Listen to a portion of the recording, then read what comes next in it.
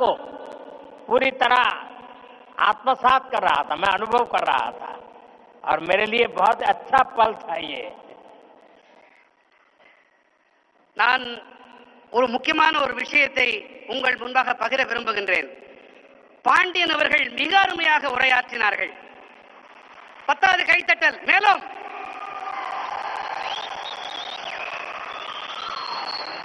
அவருடைய உரையை தமிழிலே இருந்ததால் என்னால் முழுமையாக புரிந்து கொள்ள முடியவில்லை. சிறு வயதில் நான் தமிழையும் கற்றிருக்கலாமே என்று அடிக்கடி நினைப்பதுண்டு. இன்று பாண்டியன் அவர்களுடைய உணர்வு மயமான இந்த உரை அந்த முழுமையாக அதை புரிந்து கொள்ள முடியவில்லை என்றாலும் அந்த உணர்வு என்னை தொட்டது.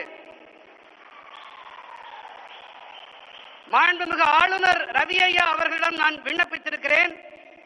பாண்டியன் அவர்கள் ஐயாவுடைய உரையை அதனை ஹிந்தி மொழியிலே அல்லது ஆங்கிலத்திலே மொழியாக்கம் செய்து எனக்கு தெரிவித்துக் கொடுக்குமாறு அவரிடம் விண்ணப்பித்திருக்கிறேன். जब मैं यहाँ मंच में आया तो मैं देख रहा था काफी किसान भाई बहन वो अपना गमछा घुमा रहे थे, तो मुझे लग रहा था कि बिहार की हवा मेरे आने से पहले पहुंच गई है. நான் இங்கே மேடையிலே வந்தபோது பல விவசாய வேளாண் குடிமக்கள் தங்களுடைய மேல் துண்டை அவர்கள் சுழற்றிக் கொண்டிருந்தார்கள். பீகாருடைய காற்று இங்கேயும் வீசுகிறதோ என்று என் மனம் அவாவியது.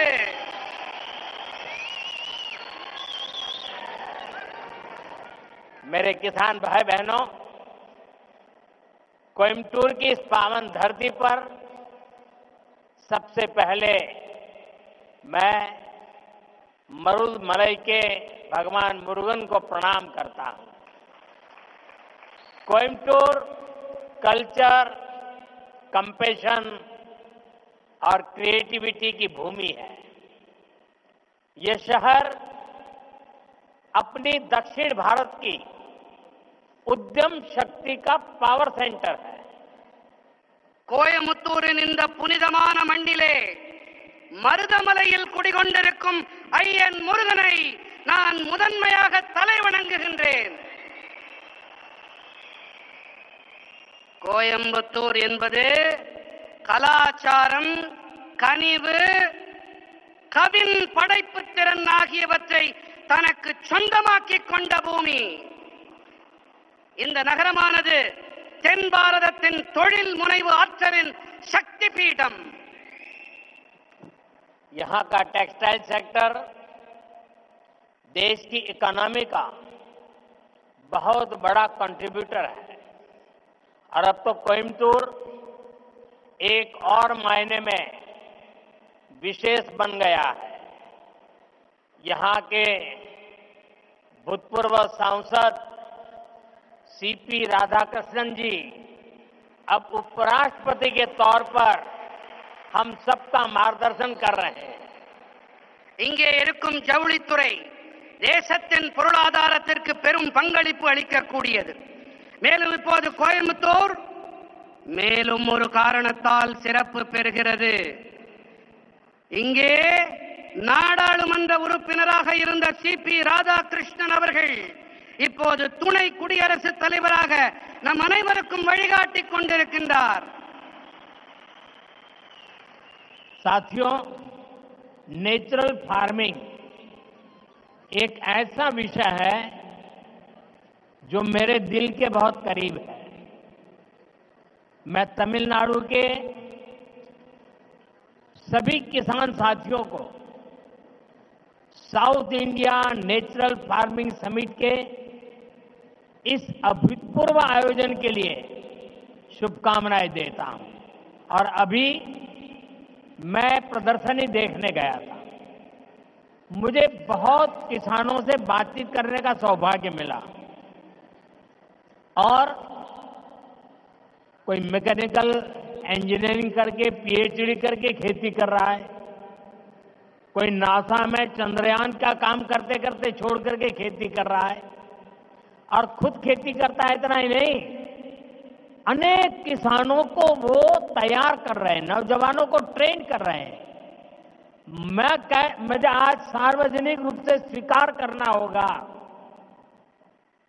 अगर मैं आज इस कार्यक्रम में न आया होता तो मैंने मेरी जिंदगी में बहुत कुछ गंवाया होता, और आज मैंने यहां आकर के बहुत कुछ सीखा है।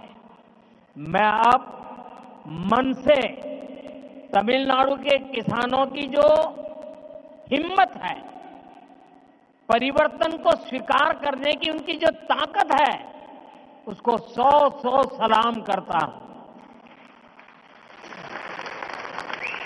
நண்பர்களே, இயற்கை விவசாயம் என்பது விசேஷமான ஒன்று. இது என் இதயத்துக்கு மிகவும் நெருக்கமானது. நான் தமிழ்நாட்டின் அனைத்து வேளாண் குடிமக்களுக்கும் நண்பர்களுக்கும் தென்னிந்திய இயற்கை விவசாய மாநாட்டின் பொருட்டு என் மனம் கனிந்த நல்வாழ்த்துக்களை தெரிவித்துக் கொள்கிறேன். அடுத்ததாக, இங்கே மேடைக்கு வருவதற்கு முன்பாக நான் அங்கே காட்சிப்படுத்தப்பட்டிருக்கும் பல்வேறு அரங்குகளை சென்று பார்த்தேன். ஒருவர் இயந்திர பொறியியலில் முனைவர் பட்டம் பெற்ற பிறகு விவசாயத்திற்கு வந்திருக்கிறார். ஒருவர் இஸ்ரோவை விட்டுவிட்டு, அந்த வேலையை விட்டுவிட்டு இங்கே வேளாண் தொழிலை புரிய வந்திருக்கின்றார். இவர்களுடைய இந்த பணி கருத்தூக்கம் அளிக்க வல்லது. இவர்கள் மட்டும் கருத்தூக்கம் தங்களுக்கு அளித்துக் கொள்ளவில்லை, இவர்கள் மற்றவர்களுக்கும் உத்வேகம் அளிக்கின்றார்கள், அவர்களுக்கும் பயிற்சி அளித்து வேளாண் தொழிலை முன்னெடுத்து செல்லுகின்றார்கள், புதிய புதிய உத்திகளையும் வழிமுறைகளையும் கைக்கொண்டு. ஒருவேளை நான் இங்கே வாராது போயிருந்தால் நான் பல விஷயங்களை தெரிந்து கொள்ளாமல் போயிருப்பேன், என்னுடைய கற்றல் குறைந்து போயிருக்கும். இந்த வேளையிலே நான் தமிழ்நாட்டின் வேளாண் பெருமக்களுக்கு என்னுடைய மனம் நிறைந்த பாராட்டுக்களை உங்களுடைய துணிச்சலுக்காக காணிக்கையாக்குகின்றேன். यहां किसान भाई बहन, एग्रीकल्चर साइंटिस्ट, इंडस्ट्री से जुड़े साथी, स्टार्टअप और इनोवेटर्स सब एक साथ जुटे हैं। मैं आप सभी का बहुत बहुत अभिनंदन करता हूं. இங்கே வேளாண் சகோதர சகோதரிகளும், விவசாய அறிவியலாளர்களும், தொழில் துறையோடு இணைந்த நண்பர்களும், ஸ்டார்ட் அப்புகளும், புதுமைகள் கண்டுபிடிப்பாளர்களும் ஒன்றாக இணைந்திருக்கின்றார்கள். நான் உங்கள் அனைவருக்கும் என் வாழ்த்துக்களை தெரிவித்துக் கொள்கின்றேன்.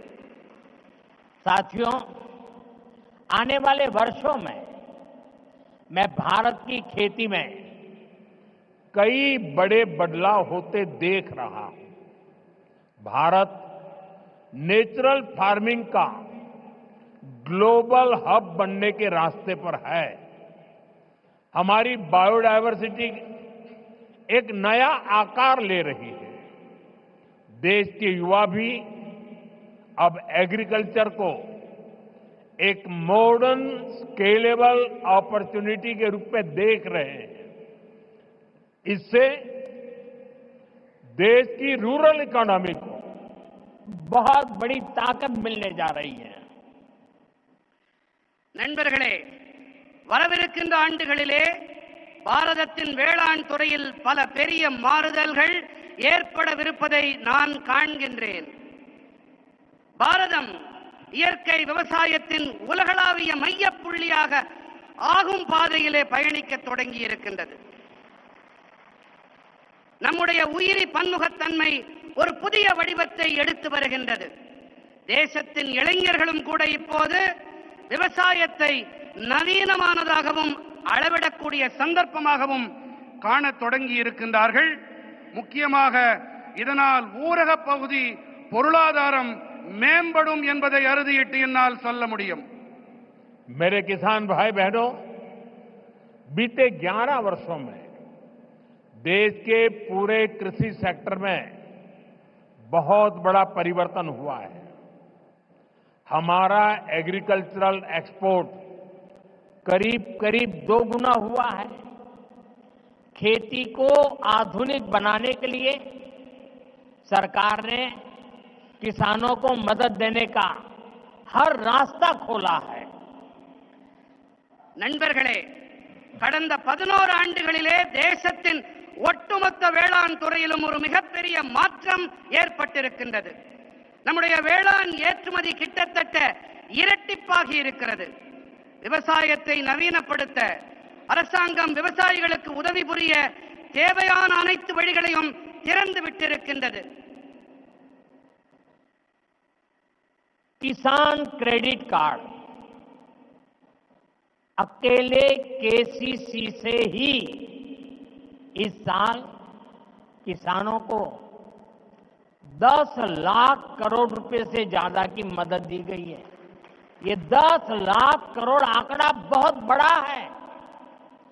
7 साल पहले पशुपालकों और मछली पालकों को केसीसी की सुविधा मिलने के बाद वो भी इसका जमकर लाभ उठा रहे हैं.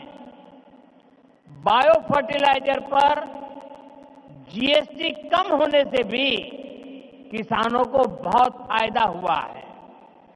விவசாயிகள் கடன் அட்டை மூலமாக மட்டுமே இந்த ஆண்டு விவசாயிகளுக்கு 10,000 கோடி ரூபாய்க்கும் அதிகமான உதவிகள் அளிக்கப்பட்டிருக்கின்றன. 7 ஆண்டுகளுக்கு முன்பாக கால்நடை பராமரிப்பாளர்களுக்கும் மீன் வளர்ப்பாளர்களுக்கும் இந்த விவசாய கடன் அட்டை வசதி கிடைத்த பிறகு அவர்களும் கூட இதனால் நிறைவான பலன்களை பெற்று வருகின்றார்கள். உயிரி உரங்கள் மீதான ஜிஎஸ்டி வரியை குறைக்கப்பட்டதாலும் விவசாயிகளுக்கு அதிக ஆதாயங்கள் கிடைத்திருக்கின்றன. साथियों, अभी कुछ ही देर पहले इसी मंच से हमने देश के किसानों को पीएम किसान सम्मान निधि की अगली किस्त जारी की है. देश के कोने कोने में किसानों को 18,000 करोड़ रुपए ट्रांसफर हुए हैं. यहां तमिलनाडु के भी लाखों किसानों के खाते में पीएम किसान सम्मान निधि के पैसे पहुंचे हैं. நண்பர்களே, இப்போது சற்று நேரம் முன்பாக இந்த மேடையிலிருந்து தேசத்தின் விவசாயிகளுக்கு பிரதம மந்திரி விவசாயிகள் கௌரவ கொடையின் அடுத்த தவணை கொண்டு சேர்க்கப்பட்டது. தேசத்தின் அனைத்து மூலைகளில் இருக்கும் விவசாயிகளுக்கும் 18,000 கோடி ரூபாய் பரிமாற்றம் செய்யப்பட்டிருக்கின்றது. இங்கே தமிழ்நாட்டிலும் கூட பல லட்சம் விவசாயிகளின் வங்கிக் கணக்குகளிலும் பிரதம மந்திரி விவசாயிகள் கௌரவ கொடை அளிக்கப்பட்டிருக்கிறது. साथियों, अब तक इस योजना के तहत देश के छोटे किसानों को 4 लाख करोड़ रुपए की राशि सीधे उनके बैंक खाते में भेजी जा चुकी है. ये राशि किसानों के खेती से जुड़े अनेक कामों को पूरा करने का माध्यम बनी है. मैं इस योजना के लाभार्थी करोड़ों किसान भाई बहनों को बहुत बहुत शुभकामनाएं देता हूं. நண்பர்களே, இதுவரை இந்த திட்டத்திற்கு உட்பட்டு தேசத்தின் சிறு விவசாயிகளுக்கு 4 லட்சம் கோடி ரூபாய்களுக்கு 4 லட்சம் கோடி ரூபாய் தொகை நேரடியாக அவர்களுடைய வங்கிக் கணக்குகளிலே செலுத்தப்பட்டாகிவிட்டது. இந்த தொகை விவசாயத்தோடு தொடர்புடைய பல்வேறு பணிகளை நிறைவேற்றிக் கொள்ளும் சாதனமாக விவசாயிகளுக்கு பயனளிக்கிறது. இந்த திட்டத்தால் பயனடைந்த கோடிக்கணக்கான விவசாயிகளுக்கு நான் என் நல்வாழ்த்துக்களை தெரிவித்துக் கொள்ளுகின்றேன். वहां पीछे 2 बालिकाएं प्ले कार्ड लेकर कब से खड़ी है, हाथ उनके थक जाएंगे. मैं सिक्योरिटी के लोगों से कहूंगा कि वो लेकर के शायद मेरे लिए लेके आई हैं, वो लेकर के मुझे दे दीजिए और आपका जो कुछ भी मैसेज होगा मैं उसको बड़ी गंभीरता से लूंगा. से कहूंगा कि वो लेकर के शायद मेरे लिए लेके आई हैं, वो लेकर के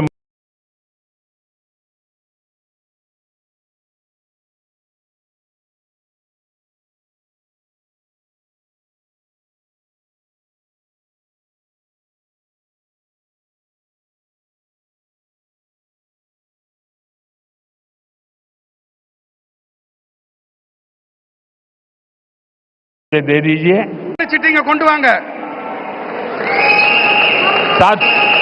साथियों, थैंक यू बेटा, आप कब से हाथ ऊपर करके खड़े थे। साथियों, கண்ணா ரொம்ப நேரமா கைய அத தூக்கிட்டே நின்னுட்டு இருந்த, ரொம்ப ரொம்ப நன்றி உனக்கு। साथियों, नेचुरल फार्मिंग का विस्तार आज 21वीं सदी की कृषि की मांग है। बीते कुछ सालों में मांग बढ़ने के कारण खेतों में एग्रीकल्चर से जुड़े कई सेक्टर्स में केमिकल्स का इस्तेमाल तेजी से बढ़ा है। நண்பர்களே, இயற்கை வேளாண்மையின் விரிவாக்கம் என்பது இன்று 21ஆம் நூற்றாண்டு வேளாண்மையின் தேவை। கடந்த சில ஆண்டுகளிலே தேவையின் அதிகரிப்பு காரணத்தாலே வயல்களிலே விவசாயத்தோடு தொடர்புடைய பல துறைகளிலே ரசாயனங்களின் பயன்பாடு விரைவாக அதிகரித்து வருகின்றது। केमिकल फर्टिलाइजर्स और पेस्टिसाइड्स के ज्यादा इस्तेमाल के कारण सॉइल फर्टिलिटी गिर रही है, सॉइल मॉइस्चर पर असर पड़ रहा है और इन सबके साथ फार्मिंग की कॉस्ट पर हर साल वो बढ़ती ही जा रही है। इसका सॉल्यूशन क्रॉप डाइवर्सिफिकेशन और नेचुरल फार्मिंग से ही संभव है। ரசாயன உரங்கள், பூச்சிக்கொல்லிகள் ஆகியவை அதிக அளவிலான பயன்படுத்தல் காரணமாக நிலத்தின் வளம் வீழ்ச்சியடைகிறது, மண்ணின் ஈரத்தன்மைக்கு பாதிப்பு ஏற்படுகிறது। மேலும் இவை அனைத்தோடு விவசாயத்தின் செலவினமும் ஒவ்வொரு ஆண்டும் அதிகரித்துக் கொண்டே இருக்கின்றது। இதற்கான தீர்வு என்னவென்று சொன்னால், பயிர்களின் பன்முகத்தன்மை மற்றும் இயற்கை வேளாண்மை மட்டுமே। साथियों, हमारी मिट्टी की फर्टिलिटी और क्रॉप में न्यूट्रिशनल रिवाइवल के लिए हमें नेचुरल फार्मिंग के रास्ते पर बढ़ना ही होगा। ये हमारा विजन भी है और हमारी जरूरत भी है। तभी जाकर हम अपनी आने वाली पीढ़ियों के लिए अपनी बायोडाइवर्सिटी को संरक्षित रख पाएंगे। நண்பர்களே, நம்முடைய மண்ணின் வளத்தை பொருட்டும் பயிர்களின் ஊட்டச்சத்தின் மீள் உயிர்ப்பின் பொருட்டும் நாம் இயற்கை வேளாண்மை பாதையிலே முன்னேறியே ஆக வேண்டும்। இதுவே நம்முடைய தொலைநோக்கு, இது நம்முடைய அத்தியாவசிய தேவையும் கூட। அப்போதுதான் நாம் நமது வரவிருக்கும் தலைமுறையினருக்கு நமது உயிரி பன்முகத்தன்மையை பாதுகாத்து அளிக்க முடியும்। नेचुरल खेती हमें क्लाइमेट चेंज, मौसम में हो रहे बदलाव का सामना करने में मदद करती है। ये हमारी मिट्टी की सेहत को स्वस्थ रख सकती है और इससे लोगों को नुकसान करने वाले केमिकल से भी बचाया जा सकता है। आज का ये आयोजन इसी दिशा में एक बहुत बड़ी भूमिका निभाने जा रहा है। இயற்கை வேளாண்மையானது சூழல் மாற்றம், பருவநிலையில் ஏற்பட்டு வரும் மாற்றத்தை எதிர்கொள்ள நமக்கு பேருதவியாக இருக்கின்றது। இது நமது மண்ணின் நலத்தையும் ஆரோக்கியமாக வைத்திருக்க உதவுகின்றது। மேலும் இதனால் மக்களுக்கு தீங்கு விளைவிக்கும் வேதிப் பொருட்களிலிருந்து தற்காத்துக் கொள்ள முடிகின்றது। இன்றைய இந்த மாநாடு இந்த திசையினிலே மிகப்பெரிய பங்களிப்பை அளிக்க இருக்கின்றது। साथियों, हमारी सरकार भारत के किसानों को नेचुरल फार्मिंग के लिए भी बहुत प्रोत्साहन दे रही है। 1 वर्ष पहले केंद्र सरकार ने national mission on natural farming की शुरुआत की थी। इससे लाखों किसान जुड़ चुके हैं। நண்பர்களே, நமது அரசாங்கம் பாரதத்தின் விவசாய பெருமக்கள் இயற்கை வேளாண்மையை மேற்கொள்ள நிறைய ஊக்கமளித்து வருகின்றது। ஓராண்டுக்கு முன்பாக மத்திய அரசு இயற்கை விவசாய தேசிய நோக்கினை தொடங்கி வைத்தது। இதன் காரணமாக லட்சோப லட்சம் விவசாயிகளால் ஒன்றிணைய முடிந்தது। इसका पॉजिटिव इम्पैक्ट खास तौर पर पूरे दक्षिण भारत पर में दिख रहा है।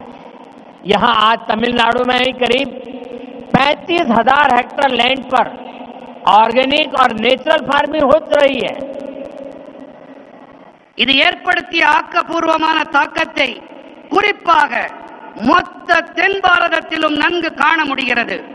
இங்கே தமிழ்நாட்டிலும் கூட சுமார் 35,000 ஹெக்டேர் அளவு நிலத்தில் இயற்கை வேளாண்மை மேற்கொள்ளப்பட்டு வருகின்றது. साथियों, नेचुरल फार्मिंग भारत का अपना स्वदेशी विचार है। यह हमने कहीं से इंपोर्ट नहीं किया है, यानी हमारी ट्रेडिशन से जन्मा है। हमारे पूर्वजों ने तपस्या करके इसको तैयार किया है और ये हमारे पर्यावरण के अनुकूल है। நண்பர்களே, இயற்கை வேளாண்மை பாரதத்தின் சொந்தமான சுதேசி கருத்து. இதை நாம் எங்கிருந்தும் யாரிடமிருந்தும் பெறவில்லை, இறக்குமதி செய்யவில்லை. அதாவது இது நமது பாரம்பரியத்தில் பிறந்தது, நம்முடைய சுற்றுச்சூழலுக்கு உவப்பானது, உகந்தது. मुझे खुशी है कि दक्षिण भारत के किसान प्राकृतिक खेती की परंपराओं जैसे पंचगव्य, जीवामृत, बीजामृत, आच्छादन आदि को निरंतर अपनाए हुए हैं। ये परंपराएं मिट्टी का स्वास्थ्य बेहतर रखती हैं, फसलों को केमिकल मुक्त रखती हैं और इनपुट कॉस्ट बहुत कम कर देती है। தென்னிந்தியாவின் விவசாயிகள் இயற்கை வழி வேளாண்மையின் பாரம்பரியங்களான பஞ்சகவ்யம், ஜீவாமிர்தம், பீஜாமிர்தம், ஆச்சாதன் போன்றவற்றை நிரந்தரமாக உள்வாங்கிக் கொண்டிருக்கின்றார்கள் என்பது எனக்கு மட்டற்ற மகிழ்ச்சியை அளிக்கிறது. साथियों, नेचुरल फार्मिंग के साथ हम अगर श्री अन्न मिलेट्स की पैदावार जोड़ते हैं तो ये भी धरती मां की रक्षा में अहम भूमिका निभाते हैं। நண்பர்களே, இயற்கை வேளாண்மையோடு கூடவே நாம் ஸ்ரீ அன்னம், அதாவது சிறுதானியங்கள் பயிர் செய்வதையும் இணைக்க வேண்டும். இவை நம்முடைய இந்த பூமி தாயின் பாதுகாப்பிற்கு சிறப்பான பங்களிப்பினை அளிக்கின்றது. तमिलनाडु में तो भगवान मुरुगन को शहद और श्री अन्न से बने तेनम तेनई मावुम उसका भोग लगाया जाता है। तमिल रीजन्स में कंबू और सामई, केरला कर्नाटका में रागी, तेलुगु भाषी राज्यों में सज्जा और जोन्ना, ये पीढ़ियों से हमारे खान पान का हिस्सा रहे हैं।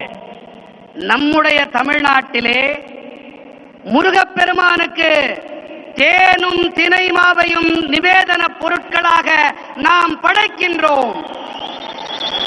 தமிழ்நாட்டிலே கம்பும் சாமையும், கேரளத்திலே ராகி, தெலுங்கு பேசும் பகுதிகளிலே சஜ்ஜா மற்றும் ஜொன்னா ஆகியவை பல தலைமுறைகளாக நம்முடைய உணவு பழக்கத்தோடு ஒன்று கலந்தவை. हमारी सरकार का प्रयास है कि हमारा ये सुपर फूड दुनिया भर के बाजारों तक पहुंचे और वैश्विक बाजार में इनकी पहुंच बढ़ाने में natural farming, chemical free farming को भी, इसकी भी बहुत बड़ी भूमिका है। इसलिए मैं समझता हूं इस समिट में इससे जुड़े प्रयासों पर भी अवश्य चर्चा होनी चाहिए। நம்முடைய அரசின் முயற்சி என்னவென்றால், நமது இந்த சூப்பர் உணவானது உலகெங்கிலும் இருக்கும் சந்தைகள் வரை சென்று சேர வேண்டும் என்பதுதான். மேலும் உலகளாவிய சந்தைகளிலும் இவற்றின் வீச்சினை அதிகரிக்க இயற்கை வேளாண்மை, ரசாயனங்கள் இல்லா வேளாண்மை ஆகியவற்றுக்கு மிகப்பெரிய பங்களிப்பு இருக்கின்றது. ஆகையினால்தான் இந்த மாநாட்டிலே இதோடு தொடர்புடைய முயற்சிகள் தொடர்பாகவும் கண்டிப்பாக விவாதங்கள் நடைபெற வேண்டும் என்று நான் விரும்புகிறேன், கருதுகிறேன். साथियों, मेरा एक आग्रह मोनोकल्चर के बजाय मल्टी कल्चर कृषि का भी रहा है। हमें इसकी प्रेरणा दक्षिण भारत के कई क्षेत्रों से मिलती है। நண்பர்களே, ஒற்றை பயிருக்கு பதிலாக பல்வகை பயிர் வேளாண்மை இருக்க வேண்டும் என்பதே என்னுடைய ஆழமான விருப்பம். இதற்கான கருத்தூக்கம், உத்வேகம் தென் பாரதத்தின் பல பகுதிகளில் இருந்து நமக்கு கிடைக்கின்றது. अगर हम केरला या कर्नाटका के हिली एरियाज में जाए तो हम मल्टी स्टोरी एग्रीकल्चर के उदाहरण दिखते हैं। एक ही खेती में नारियल, सुपारी और फ्रूट प्लांट्स होते हैं। इनके नीचे मसालों और काली मिर्च की खेती होती है। यानी छोटे से हिस्से में ही इतनी सारी चीजों को पूरी व्यवस्था बनाकर उगाया जा सकता है। यही नेचुरल फार्मिंग का भी मूल दर्शन है। நாம் கேரளம் அல்லது கர்நாடகத்தின் மலைப்பாங்கான பகுதிகளுக்கு சென்றோமேயானால் அங்கே பல்லடுக்கு வேளாண்மையை நம்மால் காண முடியும். ஒரே வயலிலே தென்னை, பாக்கு, பழமரங்கள் ஆகியவை இருக்கும். இவற்றுக்கு இடையே கீழே ஊடுபயிராக மசாலா பொருட்கள், மிளகு போன்றவை பயிர் செய்யப்படுகின்றன. அதாவது ஒரு சின்ன பகுதியிலேயே கூட இத்தனை பயிர்களுக்கும் நிறைவான ஏற்பாடுகளை செய்து பயிர் செய்விக்க முடியும். இதுதான் இயற்கை வேளாண்மையின் அடிப்படை கோட்பாடு. खेती के इस मॉडल को हमें पान इंडिया लेवल पर आगे ले जाना है। मैं राज्य सरकारों से भी कहूंगा कि वो इस पर विचार करें कि कैसे हम इन प्रैक्टिस को देश के अलग अलग भूभागों में लागू कर सकते हैं। விவசாயத்தில் இந்த மாதிரியை நாம் இந்தியா நடுக கொண்டு செல்ல விரும்புகின்றோம். இதன் மீது கவனத்தை செலுத்த வேண்டும் என்று நான் மாநில அரசுகளிடம் வேண்டிக் கொள்ளுகின்றேன். அதாவது எப்படி இந்த வழிமுறைகளை தேசத்தின் பல்வேறு பகுதிகளிலும் அமல் செய்வது என்பதை நாம் ஆராய வேண்டும். साथियों, साउथ इंडिया एग्रीकल्चर की एक लिविंग यूनिवर्सिटी रहा है। इसी भूभाग पर दुनिया के सबसे पुराने फंक्शनिंग डैम्स बने। यहाँ 13वीं सेंचुरी में कलिंग रायन कैनाल बनी। यहाँ के मंदिरों के तालाब डिसेंट्रलाइज्ड वाटर कंजर्वेशन सिस्टम का एक मॉडल बने। நண்பர்களே, தென்னிந்தியா விவசாயத்தின் ஒரு வாழும் பல்கலைக்கழகமாக இருந்து வருகின்றது. இந்த பகுதியிலே உலகத்தின் மிக பழமையான, இன்றும் கூட செயல்பட்டு வரும் அணைகள் உருவாக்கப்பட்டிருக்கின்றன. இங்கே 13ஆம் நூற்றாண்டைச் சேர்ந்த கலிங்கராயன் கால்வாய் உருவாக்கப்பட்டது. இங்கே இருக்கும் ஆலயங்களில் அமைந்த பரவலாக்கப்பட்ட நீர் பராமரிப்பு முறைகள், குளங்கள், அவை ஒரு மாதிரி ஆயின. इसी धरती ने नदियों के जल को नियंत्रित कर इसे खेती के लिए इस्तेमाल करने का मॉडल दिया। इसी धरती ने हजारों वर्ष पहले इतनी साइंटिफिक वाटर इंजीनियरिंग की है।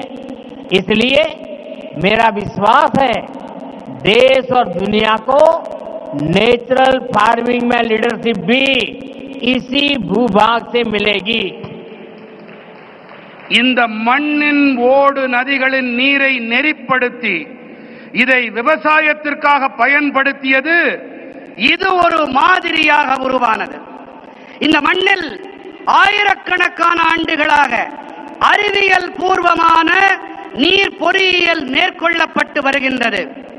அந்த வகையிலே தேசத்திலும் சரி, உலகிலும் சரி, இயற்கை வேளாண்மைக்காக தலைமை ஏற்பு என்றால் அதுவும் கூட இந்த நிலப்பகுதியிலிருந்துதான் கிடைக்கும் என்பது என்னுடைய அசையா நம்பிக்கை. साथियों, विकसित भारत के लिए एक फ्यूचरिस्टिक एग्रीकल्चर इकोसिस्टम बनाने के लिए हम सभी को एक साथ मिलकर काम करना होगा. நண்பர்களே, வளர்ச்சியடைந்த பாரதத்திற்காக வருங்கால விவசாய சூழல் அமைப்பினை உருவாக்குவதற்காக நாம் அனைவரும் இணைந்து பணிபுரிய வேண்டும். मैं देश भर के मेरे किसान भाई बहनों को, तमिलनाडु के मेरे किसान साथियों से कहूंगा कि आप 1 एकड़ 1 सीजन से शुरुआत करें. यानी आप एक सीजन में 1 एकड़ भूमि पर अपने खेत में 1 एकड़ एक कोने में नेचुरल फार्मिंग करके देखें. वहां से जो नतीजे मिलेंगे उनके आधार पर आप दूसरे साल और ज्यादा करें, तीसरे साल और ज्यादा करें और आप आगे बढ़े. நான் நம்முடைய தேசத்தின் விவசாயிகளாகட்டும், இங்கே தமிழ்நாட்டின் விவசாய பிரதிநிதிகளாக இங்கே கூடியிருக்கும் வேளாண் துறை சகோதர சகோதரிகளாகட்டும், நீங்கள் அனைவரும் 1 ஏக்கர் 1 பருவம் என்பதிலிருந்து தொடங்குங்கள். அதாவது நீங்கள் ஒரு பருவ காலத்தில் 1 ஏக்கர் நிலத்தில் இயற்கை விவசாயம் செய்வதை தொடங்குங்கள். அதிலிருந்து உங்களுக்கு என்ன பலன்கள், என்ன விளைவுகள் கிடைக்கிறதோ அதை பொறுத்து விரிவாக்கம் செய்யுங்கள் என்று நான் என்னுடைய விவசாய சகோதர சகோதரிகளிடம் கேட்டுக்கொள்ளுகின்றேன். मैं सभी साइंटिस्ट और रिसर्च इंस्टीट्यूशन से भी आग्रह करूंगा कि नेचुरल फार्मिंग को एग्रीकल्चर करिकुलम का मुख्य हिस्सा बनाएं. आप गांव में जाकर किसानों के खेत को अपने लैब बनाएं. हमें हर हाल में नेचुरल फार्मिंग को साइंस बैक्ड मूवमेंट बनाना होगा. இயற்கை விவசாயத்தை வேளாண் பாடத்திட்டத்தில் முக்கியமான பங்காக ஆக்குங்கள். கிராமங்களுக்கு சென்று விவசாயிகளின் வயல்களை உங்களுடைய பரிசோதனை கூடங்களாக ஆக்குங்கள் என்று நான் அனைத்து அறிவியலாளர்களிடமும் ஆய்வு நிறுவனங்களிடமும் வேண்டிக் கொள்ளுகின்றேன். நாம் எப்படியாவது நாம் இயற்கை விவசாயத்தை அறிவியல் சார்புடைய இயக்கமாக आक வேண்டும்.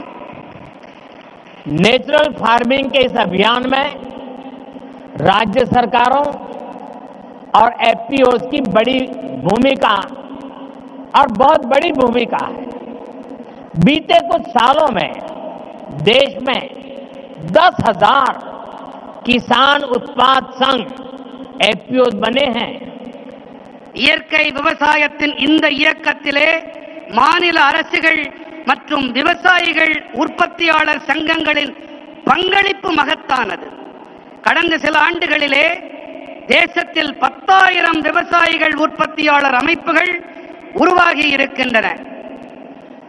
एफपीओ के सहयोग से हम किसानों के छोटे छोटे समूह क्लस्टर्स बनाए. वहीं पर सफाई, पैकिंग, प्रोसेसिंग की सुविधा दें और इनेम जैसे ऑनलाइन बाजार से सीधे जोड़े. इससे प्राकृतिक खेती से जुड़े किसानों को और लाभ होने की संभावना होगी. விவசாயிகள் உற்பத்தியாளர்கள் சங்கங்களின் உதவியோடு நாம் விவசாயிகளின் சின்ன சின்ன குழுக்களை உருவாக்கி இருக்கின்றோம். அவர்களுக்கு சுத்தப்படுத்தல், பேக்கிங், பதப்படுத்தல் வசதிகளை செய்து தர வேண்டும். மின்னணு சந்தை போன்ற இணையவழி சந்தைகளோடு நேரடியாக இணைக்க வேண்டும். இதன் வாயிலாக இயற்கை வேளாண்மையோடு இணைந்த விவசாயிகளுக்கு மேலும் லாபம் கிடைக்கும் சாத்தியக்கூறுகள் உண்டாகும்.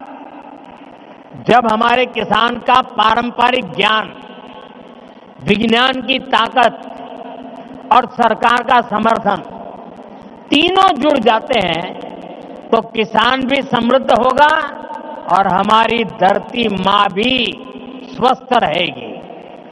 நமது விவசாயிகளின் பாரம்பரியமான ஞானம், அறிவியலின் பலம், அரசாங்கத்தின் ஆதரவு ஆகிய இந்த மூன்றும் இணையும் போது விவசாயிகளும் வளம் பெறுவார்கள், தன்னிறைவு அடைவார்கள். அதோடு கூடவே நம்முடைய பூமி தாயும் ஆரோக்கியமாக இருக்கின்றாள். साथियों, मेरा पक्का विश्वास है ये समिट और खास करके हमारे किसान भाई बहनों ने जो नेतृत्व दिया है, इस समिट से देश में नेचुरल फार्मिंग को एक नई दिशा मिलने वाली है। यहां से नए आइडियाज, नए सॉल्यूशंस निकलेंगे।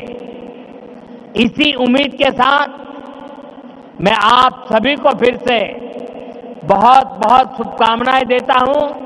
बहुत बहुत धन्यवाद। எனக்கு ஒரு நம்பிக்கை இருக்கின்றது, மிகப்பெரிய நம்பிக்கை. அது என்னவென்று சொன்னால், இங்கே ஆர்வத்தோடு இந்த மாநாட்டிலே பங்கெடுப்பதற்காக வந்திருக்கும் வேளாண் பெருமக்களும் சரி, உங்களுக்கு தலைமை ஏற்று நடத்தி கொண்டிருக்கும் இந்த தகைமையாளர்களும் சரி, இவர்கள் காரணமாக இந்த மாநாடு தேசத்தின் இயற்கை வேளாண்மைக்கு ஒரு புதிய திசையை காட்டும். இங்கிருந்து உருவாகும் புதிய கருத்துக்கள், எண்ணங்கள் மூலமாக புதிய தீர்வுகள் பிறக்கும். இந்த நம்பிக்கையோடு உங்கள் அனைவருக்கும் பல பல நல்வாழ்த்துக்களை தெரிவித்துக் கொள்கிறேன். நன்றி. मेरे साथ बोले भारत माता की, भारत माता की, भारत माता की। बहुत बहुत धन्यवाद।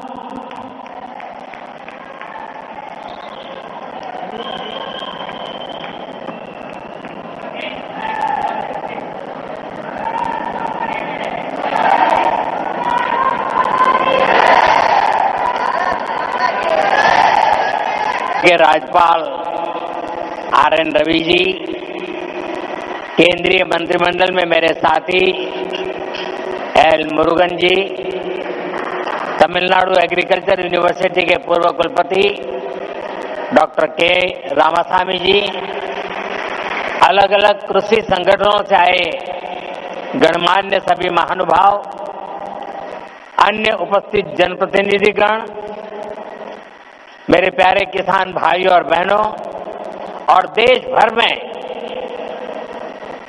डिजिटल टेक्नोलॉजी के माध्यम से लाखों किसान हमारे साथ जुड़े हुए हैं। मैं यहां से उनको भी वणक्कम कहता हूं, नमस्कार कहता हूं। और सबसे पहले मैं आपकी भी और देश भर में जमा हुए मेरे किसान भाई बहनों की भी क्षमा मांगता हूं। मुझे आने में करीब करीब 1 घंटा देरी हो गई, क्योंकि मैं आज पुट्टपर्ती में सत्य साईं बाबा के कार्यक्रम में था, लेकिन वहां कार्यक्रम थोड़ा लंबा चल गया तो मुझे आने में विलंब हुआ। आप सबको जो असुविधा हुई, देश भर में मैं देख रहा हूं काफी लोग बैठे हैं, इसके लिए मैं आप सबकी क्षमा मांगता हूं। மேடையில் வீற்றிருக்கும் தமிழ்நாட்டின் ஆளுநர் RN ரவி அவர்களே, மத்திய அமைச்சரவையின் என்னுடைய சகாவான L முருகன் அவர்களே, தமிழ்நாட்டின் வேளாண் பல்கலைக்கழகத்தின் முன்னாள் துணைவேந்தர் முனைவர் K ராமசாமி அவர்களே, பல்வேறு விவசாய அமைப்புகளை சார்ந்த மதிப்பிற்குரிய மக்களே, வந்திருக்கின்ற மக்கள் பிரதிநிதிகளே, சகோதர சகோதரிகளே, வணக்கம். வணக்கம் உங்களுக்கு மட்டுமல்ல, இங்கு டிஜிட்டல் வழியாக பல்வேறு விவசாயிகள், நாட்டு மக்கள் எல்லோரும் இதை கண்டுகொண்டிருக்கின்றார்கள். அவர்களுக்கும் இந்த நாட்டு மக்களுக்கும் என்னுடைய நல்வணக்கங்களை தெரிவித்துக் கொள்கிறேன். மேலும் உரையை துவங்குவதற்கு முன்பாக உங்கள் அனைவரிடமும் சரி, நாட்டு மக்களிடமும் சரி, குறிப்பாக விவசாயிகளிடம் நான் என்னுடைய மன்னிப்பை கோர விரும்புகின்றேன். தவிர்க்க இயலாத ஒரு நிலையாக புட்டபர்த்தியிலே எனக்கு சற்று கால தாமதம் ஆகியபடியால் இங்கே உங்களை தாமசிக்க வேண்டி வந்திருக்கிறது. அதற்காகவும் உங்கள் மன்னிப்பினை நான் கோருகின்றேன். मैं जब पांडियन जी का भाषण सुन रहा था,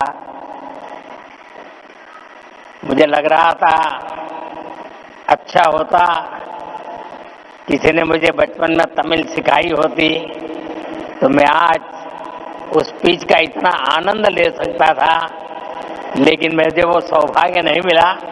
लेकिन जो कुछ मैं समझ पा रहा था, वो जली कुत्ते की बात कर रहे थे, वे कोविड के समय जो कठिनाइयां हुई उसकी चर्चा कर रहे थे। लेकिन मैंने रवि जी को कहा है कि मुझे पांडियन जी के भाषण को हिंदी या अंग्रेजी में तैयार करके भेजे, मैं इसे पढ़ना चाहूँगा।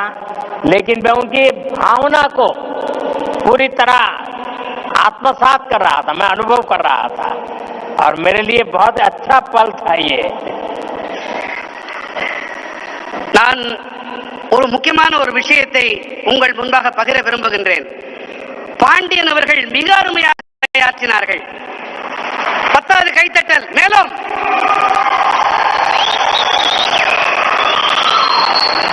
அவருடைய உரையை தமிழிலே இருந்ததால் என்னால் முழுமையாக புரிந்து கொள்ள முடியவில்லை. சிறு வயதில் நான் தமிழையும் கற்றிருக்கலாமே என்று அடிக்கடி நினைப்பதுண்டு. இன்று பாண்டியன் அவர்களுடைய உணர்வுமயமான இந்த உரை அந்த முழுமையாக அதை புரிந்து கொள்ள முடியவில்லை என்றாலும் அந்த உணர்வு என்னை தொட்டது. மாண்புமிகு ஆளுநர் ரவி ஐயா அவர்களிடம் நான் விண்ணப்பித்திருக்கிறேன். பாண்டியன் அவர்கள் ஐயாவுடைய உரையை அதனை ஹிந்தி மொழியிலே அல்லது ஆங்கிலத்திலே மொழியாக்கம் செய்து எனக்கு தருவித்துக் கொடுக்குமாறு அவரிடம் விண்ணப்பித்திருக்கிறேன். जब मैं यहाँ मंच में आया तो मैं देख रहा था काफी किसान भाई बहन वो अपना गमछा घुमा रहे थे, तो मुझे लग रहा था कि बिहार की हवा मेरे आने से पहले पहुंच गई है. நான் இங்கே மேடையிலே வந்தபோது பல விவசாய வேளாண் குடிமக்கள் தங்களுடைய மேல் துண்டை அவர்கள் சுழற்றிக் கொண்டிருந்தார்கள்.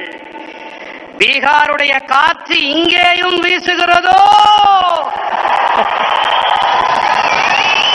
என்று என் மனம் அவாவியது.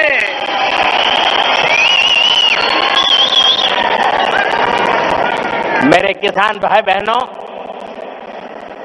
कोयम्बटूर की इस पावन धरती पर सबसे पहले मैं मरुदमलई के भगवान मुरुगन को प्रणाम करता हूं. कोयम्बटूर कल्चर, कंपैशन और क्रिएटिविटी की भूमि है. ये शहर अपनी दक्षिण भारत की उद्यम शक्ति का पावर सेंटर है. கோயம்புத்தூரின் இந்த புனிதமான மண்ணிலே மருதமலையில் குடிகொண்டிருக்கும் ஐயன் முருகனை நான் முதன்மையாக தலை வணங்குகின்றேன். கோயம்புத்தூர் என்பது கலாச்சாரம், கனிவு, கவின் படைப்பு திறன் ஆகியவற்றை தனக்கு சொந்தமாக்கிக் கொண்ட பூமி. இந்த நகரமானது தென் பாரதத்தின் தொழில் முனைவு ஆற்றலின் சக்தி பீடம். यहाँ का टेक्सटाइल सेक्टर देश की इकोनॉमी का बहुत बड़ा कंट्रीब्यूटर है, और अब तो कोयम्बटूर एक और मायने में विशेष बन गया है. यहाँ के भूतपूर्व सांसद सीपी राधाकृष्णन जी अब उपराष्ट्रपति के तौर पर हम सबका मार्गदर्शन कर रहे हैं. இங்கே இருக்கும் ஜவுளித்துறை தேசத்தின் பொருளாதாரத்திற்கு பெரும் பங்களிப்பு அளிக்கக்கூடியது. மேலும் இப்போது கோயம்புத்தூர் மேலும் ஒரு காரணத்தால் சிறப்பு பெறுகிறது. இங்கே நாடாளுமன்ற உறுப்பினராக இருந்த சிபி ராதாகிருஷ்ணன் அவர்கள் இப்போது துணை குடியரசுத் தலைவராக நம் அனைவருக்கும் வழிகாட்டிக் கொண்டிருக்கின்றார். साथियों, नेचुरल फार्मिंग एक ऐसा विषय है जो मेरे दिल के बहुत करीब है. मैं तमिलनाडु के सभी किसान साथियों को south India natural farming summit के इस अभूतपूर्व आयोजन के लिए शुभकामनाएं देता हूं। और अभी मैं प्रदर्शनी देखने गया था, मुझे बहुत किसानों से बातचीत करने का सौभाग्य मिला और कोई मैकेनिकल इंजीनियरिंग करके पीएचडी करके खेती कर रहा है, कोई नासा में चंद्रयान का काम करते करते छोड़ करके खेती कर रहा है और खुद खेती करता है। इतना ही नहीं, अनेक किसानों को वो तैयार कर रहे हैं, नौजवानों को ट्रेन कर रहे हैं। मुझे आज सार्वजनिक रूप से स्वीकार करना होगा, अगर मैं आज इस कार्यक्रम में न आया होता तो मैंने मेरी जिंदगी में बहुत कुछ गंवाया होता और आज मैंने यहां आकर के बहुत कुछ सीखा है।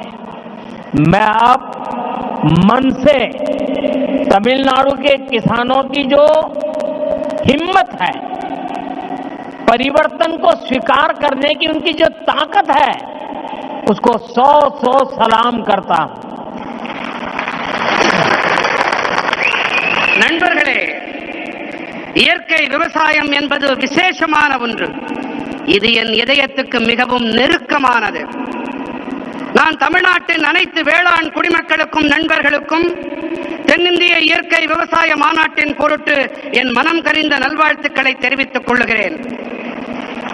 அடுத்ததாக, இங்கே மேடைக்கு வருவதற்கு முன்பாக நான் அங்கே காட்சிப்படுத்தப்பட்டிருக்கும் பல்வேறு அரங்குகளை சென்று பார்த்தேன். ஒருவர் இயந்திர பொறியியலில் முனைவர் பட்டம் பெற்ற பிறகு விவசாயத்திற்கு வந்திருக்கிறார். ஒருவர் இஸ்ரோவை விட்டுவிட்டு, அந்த வேலையை விட்டுவிட்டு இங்கே வேளாண் தொழிலை புரிய வந்திருக்கின்றார். இவர்களுடைய இந்த பணி கருத்தூக்கம் அளிக்க வல்லது. இவர்கள் மட்டும் கருத்தூக்கம் தங்களுக்கு அளித்துக் கொள்ளவில்லை, இவர்கள் மற்றவர்களுக்கும் உத்வேகம் அளிக்கின்றார்கள், அவர்களுக்கும் பயிற்சி அளித்து வேளாண் தொழிலை முன்னெடுத்து செல்லுகின்றார்கள், புதிய புதிய உத்திகளையும் வழிமுறைகளையும் கைக்கொண்டு. ஒருவேளை நான் இங்கே வாராது போயிருந்தால் நான் பல விஷயங்களை தெரிந்து கொள்ளாமல் போயிருப்பேன், என்னுடைய கற்றல் குறைந்து போயிருக்கும். இந்த வேளையிலே நான் தமிழ்நாட்டின் வேளாண் பெருமக்களுக்கு என்னுடைய மனம் நிறைந்த பாராட்டுக்களை உங்களுடைய துணிச்சலுக்காக காணிக்கையாக்குகின்றேன். यहाँ किसान भाई बहन, एग्रीकल्चर साइंटिस्ट, इंडस्ट्री से जुड़े साथी, स्टार्टअप और इनोवेटर्स सब एक साथ जुटे हैं। मैं आप सभी का बहुत बहुत अभिनंदन करता हूं। இங்கே வேளாண் சகோதர சகோதரிகளும், விவசாய அறிவியலாளர்களும், தொழில் துறையோடு இணைந்த நண்பர்களும், ஸ்டார்ட் அப்புகளும், புதுமைகள் கண்டுபிடிப்பாளர்களும் ஒன்றாக இணைந்திருக்கின்றார்கள். நான் உங்கள் அனைவருக்கும் என் வாழ்த்துக்களை தெரிவித்துக் கொள்ளுகின்றேன். साथियों, आने वाले वर्षों में मैं भारत की खेती में कई बड़े बदलाव होते देख रहा हूं। भारत नेचुरल फार्मिंग का ग्लोबल हब बनने के रास्ते पर है। हमारी बायोडायवर्सिटी एक नया आकार ले रही है। देश के युवा भी अब एग्रीकल्चर को एक मॉडर्न स्केलेबल अपॉर्चुनिटी के रूप में देख रहे हैं। इससे देश की रूरल इकोनॉमी को बहुत बड़ी ताकत मिलने जा रही है. நண்பர்களே, வரவிருக்கின்ற ஆண்டுகளிலே பாரதத்தின் வேளாண் துறையில் பல பெரிய மாறுதல்கள் ஏற்படவிருப்பதை நான் காண்கின்றேன். பாரதம் இயற்கை விவசாயத்தின் உலகளாவிய மையப்புள்ளியாக ஆகும் பாதையிலே பயணிக்க தொடங்கி இருக்கின்றது. நம்முடைய உயிரி பன்முகத்தன்மை ஒரு புதிய வடிவத்தை எடுத்து வருகின்றது.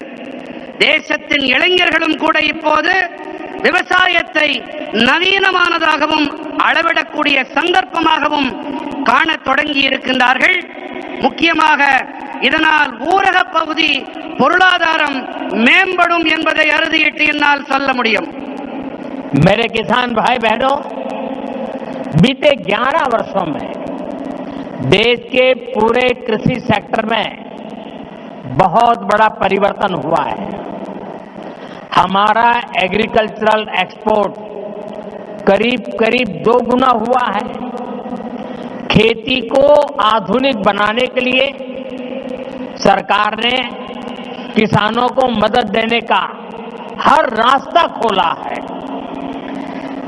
நண்பர்களே, கடந்த 11 ஆண்டுகளிலே தேசத்தின் ஒட்டுமொத்த வேளாண் துறையிலும் ஒரு மிகப்பெரிய மாற்றம் ஏற்பட்டிருக்கின்றது. நம்முடைய வேளாண் ஏற்றுமதி கிட்டத்தட்ட இரட்டிப்பாகி இருக்கிறது. விவசாயத்தை நவீனப்படுத்த அரசாங்கம் விவசாயிகளுக்கு உதவி புரிய தேவையான அனைத்து வழிகளையும் திறந்து விட்டிருக்கின்றது. किसान क्रेडिट कार्ड अकेले केसीसी से ही इस साल किसानों को 10 लाख करोड़ रुपए से ज्यादा की मदद दी गई है. ये 10 लाख करोड़ आंकड़ा बहुत बड़ा है. 7 साल पहले पशुपालकों और मछली पालकों को केसीसी की सुविधा मिलने के बाद वो भी इसका जमकर लाभ उठा रहे हैं. बायो फर्टिलाइजर पर जीएसटी कम होने से भी किसानों को बहुत फायदा हुआ है. விவசாயிகள் கடன் அட்டை மூலமாக மட்டுமே இந்த ஆண்டு விவசாயிகளுக்கு 10,000 கோடி ரூபாய்க்கும் அதிகமான உதவிகள் அளிக்கப்பட்டிருக்கின்றன.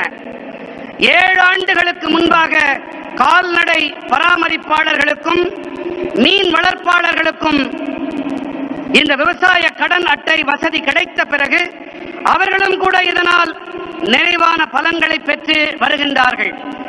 உயிரி உரங்கள் மீதான ஜிஎஸ்டி வரியை குறைக்கப்பட்டதாலும் விவசாயிகளுக்கு அதிக ஆதாயங்கள் கிடைத்திருக்கின்றன. साथियों, अभी कुछ ही देर पहले इसी मंच से हमने देश के किसानों को पीएम किसान सम्मान निधि की अगली किस्त जारी की है. देश के कोने कोने में किसानों को 18,000 करोड़ रुपए ट्रांसफर हुए हैं. यहां तमिलनाडु के भी लाखों किसानों के खाते में पीएम किसान सम्मान निधि के पैसे पहुंचे हैं. நண்பர்களே, இப்போது சற்று நேரம் முன்பாக இந்த மேடையிலிருந்து தேசத்தின் விவசாயிகளுக்கு பிரதம மந்திரி விவசாயிகள் கௌரவ கொடையின் அடுத்த தவணை கொண்டு சேர்க்கப்பட்டது. தேசத்தின் அனைத்து மூலைகளில் இருக்கும் விவசாயிகளுக்கும் 18,000 கோடி ரூபாய் பரிமாற்றம் செய்யப்பட்டிருக்கின்றது. இங்கே தமிழ்நாட்டிலும் கூட பல லட்சம் விவசாயிகளின் வங்கிக் கணக்குகளிலும் பிரதம மந்திரி விவசாயிகள் கௌரவ கொடை அளிக்கப்பட்டிருக்கிறது. साथियों, अब तक इस योजना के तहत देश के छोटे किसानों को 4 लाख करोड़ रुपए की राशि सीधे उनके बैंक खाते में भेजी जा चुकी है.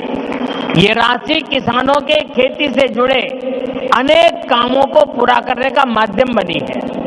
मैं इस योजना के लाभार्थी करोड़ों किसान भाई बहनों को बहुत बहुत शुभकामनाएं देता हूं. நண்பர்களே, இதுவரை இந்த திட்டத்திற்கு உட்பட்டு தேசத்தின் சிறு விவசாயிகளுக்கு 4 லட்சம் கோடி ரூபாய் தொகை நேரடியாக அவர்களுடைய வங்கிக் கணக்குகளிலே செலுத்தப்பட்டாகிவிட்டது. இந்த தொகை விவசாயத்தோடு தொடர்புடைய பல்வேறு பணிகளை நிறைவேற்றிக் கொள்ளும் சாதனமாக விவசாயிகளுக்கு பயனளிக்கிறது. இந்த திட்டத்தால் பயனடைந்த கோடிக்கணக்கான விவசாயிகளுக்கு நான் என் நல்வாழ்த்துக்களை தெரிவித்துக் கொள்ளுகின்றேன். वहां पीछे 2 बालिकाएं प्ले कार्ड लेकर कब से खड़ी है, हाथ उनके थक जाएंगे. मैं सिक्योरिटी के लोगों से कहूंगा कि वो लेकर के, शायद मेरे लिए लेके आई है, वो लेकर के मुझे दे दीजिए और आपका जो कुछ भी मैसेज होगा मैं उसको बड़ी गंभीरता से लूंगा. அங்கே கூட்டத்திலே ஒரு சிறுவன் கையிலே ஒரு பதாகையை ஏந்தி கொண்டிருக்கின்றான். அந்த குழந்தையிடமிருந்து பாதுகாப்பு அமைப்பை சேர்ந்தவர்கள் அவர்கள் அந்த பதாகையை வாங்கி கொண்டு வாருங்கள். கண்ணா, அதுல என்ன எழுதியிருக்கோ அதை நான் சீரியஸா எடுத்துக்கிறேன், அத கருத்துல கொள்றேன் அப்படிங்கறத நான் தெரிவிச்சுக்கிறேன். उसको जरा कलेक्ट करके मेरे पास पहुंचा दीजिए. அதை யாராவது கொஞ்சம் சேகரிச்சுட்டு இங்க கொண்டு வாங்க. साथियों, थैंक यू बेटा, आप कब से हाथ ऊपर करके खड़े थे. साथियों, கண்ணா ரொம்ப நேரமா கைய அதை தூக்கிட்டே நின்னுட்டு இருந்த, ரொம்ப ரொம்ப நன்றி உனக்கு. साथियों, नेचुरल फार्मिंग का विस्तार आज 21वीं सदी की कृषि की मांग है. बीते कुछ सालों में मांग बढ़ने के कारण खेतों में एग्रीकल्चर से जुड़े कई सेक्टर्स में केमिकल्स का इस्तेमाल तेजी से बढ़ा है. நண்பர்களே, இயற்கை வேளாண்மையின் விரிவாக்கம் என்பது இன்று 21ஆம் நூற்றாண்டு வேளாண்மையின் தேவை. கடந்த சில ஆண்டுகளிலே தேவையின் அதிகரிப்பு காரணத்தாலே வயல்களிலே விவசாயத்தோடு தொடர்புடைய பல துறைகளிலே ரசாயனங்களின் பயன்பாடு விரைவாக அதிகரித்து வருகின்றது. केमिकल फर्टिलाइजर्स और पेस्टिसाइड्स के ज्यादा इस्तेमाल के कारण सॉइल फर्टिलिटी गिर रही है, सॉइल मॉइस्चर पर असर पड़ रहा है और इन सबके साथ फार्मिंग की कॉस्ट पर हर साल वो बढ़ती ही जा रही है. इसका सॉल्यूशन क्रॉप डाइवर्सिफिकेशन और नेचुरल फार्मिंग से ही संभव है. ரசாயன உரங்கள், பூச்சிக்கொல்லிகள் ஆகியவை அதிக அளவிலான பயன்படுத்தல் காரணமாக நிலத்தின் வளம் வீழ்ச்சியடைகிறது, மண்ணின் ஈரத்தன்மைக்கு பாதிப்பு ஏற்படுகிறது. மேலும் இவை அனைத்தோடு விவசாயத்தின் செலவினமும் ஒவ்வொரு ஆண்டும் அதிகரித்துக் கொண்டே இருக்கின்றது. இதற்கான தீர்வு என்னவென்று சொன்னால் பயிர்களின் பன்முகத்தன்மை மற்றும் இயற்கை வேளாண்மை மட்டுமே. साथियों, हमारी मिट्टी की फर्टिलिटी और क्रॉप में न्यूट्रिशनल रिवाइवल के लिए हमें नेचुरल फार्मिंग के रास्ते पर बढ़ना ही होगा. ये हमारा विजन भी है और हमारी जरूरत भी है. तभी जाकर हम अपनी आने वाली पीढ़ियों के लिए अपनी बायोडाइवर्सिटी को संरक्षित रख पाएंगे. நண்பர்களே, நம்முடைய மண்ணின் வளத்தை பொருட்டும் பயிர்களின் ஊட்டச்சத்தின் மீள் உயிர்ப்பின் பொருட்டும் நாம் இயற்கை வேளாண்மை பாதையிலே முன்னேறியே ஆக வேண்டும். இதுவே நம்முடைய தொலைநோக்கு, இது நம்முடைய அத்தியாவசிய தேவையும் கூட. அப்போதுதான் நாம் நமது வரவிருக்கும் தலைமுறையினருக்கு நமது உயிரி பன்முகத்தன்மையை பாதுகாத்து அளிக்க முடியும். नेचुरल खेती हमें क्लाइमेट चेंज, मौसम में हो रहे बदलाव का सामना करने में मदद करती है. ये हमारी मिट्टी की सेहत को स्वस्थ रख सकती है और इससे लोगों को नुकसान करने वाले केमिकल से भी बचाया जा सकता है. आज का ये आयोजन इसी दिशा में एक बहुत बड़ी भूमिका निभाने जा रहा है. இயற்கை வேளாண்மையானது சூழல் மாற்றம், பருவநிலையில் ஏற்பட்டு வரும் மாற்றத்தை எதிர்கொள்ள நமக்கு பேருதவியாக இருக்கின்றது. இது நமது மண்ணின் நலத்தையும் ஆரோக்கியமாக வைத்திருக்க உதவுகின்றது. மேலும் இதனால் மக்களுக்கு தீங்கு விளைவிக்கும் வேதிப் பொருட்களிலிருந்து தற்காத்துக் கொள்ள முடிகின்றது.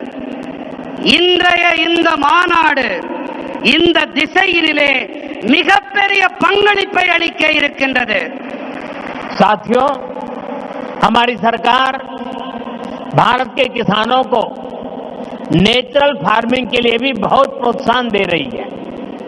एक वर्ष पहले केंद्र सरकार ने national mission on natural farming की शुरुआत की थी. इससे लाखों किसान जुड़ चुके हैं. நண்பர்களே, நமது அரசாங்கம் பாரதத்தின் விவசாய பெருமக்கள் இயற்கை வேளாண்மையை மேற்கொள்ள நிறைய ஊக்கமளித்து வருகின்றது. ஓராண்டுக்கு முன்பாக மத்திய அரசு இயற்கை விவசாய தேசிய நோக்கினை தொடங்கி வைத்தது. இதன் காரணமாக லட்சோப லட்சம் விவசாயிகளால் ஒன்றிணைய முடிந்தது. इसका पॉजिटिव इम्पैक्ट खास तौर पर पूरे दक्षिण भारत पर में दिख रहा है. यहां आज तमिलनाडु में ही करीब 35,000 हेक्टेयर लैंड पर ऑर्गेनिक और नेचुरल फार्मिंग हो रही है. இது ஏற்படுத்திய ஆக்கப்பூர்வமான தாக்கத்தை குறிப்பாக மொத்த தென் பாரதத்திலும் நன்கு காண முடிகிறது. இங்கே தமிழ்நாட்டிலும் கூட சுமார் 35,000 ஹெக்டேர் அளவு நிலத்தில் இயற்கை வேளாண்மை மேற்கொள்ளப்பட்டு வருகின்றது. साथियों, नेचुरल फार्मिंग भारत का अपना स्वदेशी विचार है. ये हमने कहीं से इंपोर्ट नहीं किया है, यानी हमारी ट्रेडिशन से जन्मा है. हमारे पूर्वजों ने तपस्या करके इसको तैयार किया है और ये हमारे पर्यावरण के अनुकूल है. நண்பர்களே, இயற்கை வேளாண்மை பாரதத்தின் சொந்தமான சுதேசி கருத்து. இதை நாம் எங்கிருந்தும் யாரிடமிருந்தும் பெறவில்லை, இறக்குமதி செய்யவில்லை. அதாவது இது நமது பாரம்பரியத்தில் பிறந்தது, நம்முடைய சுற்றுச்சூழலுக்கு உவப்பானது, உகந்தது.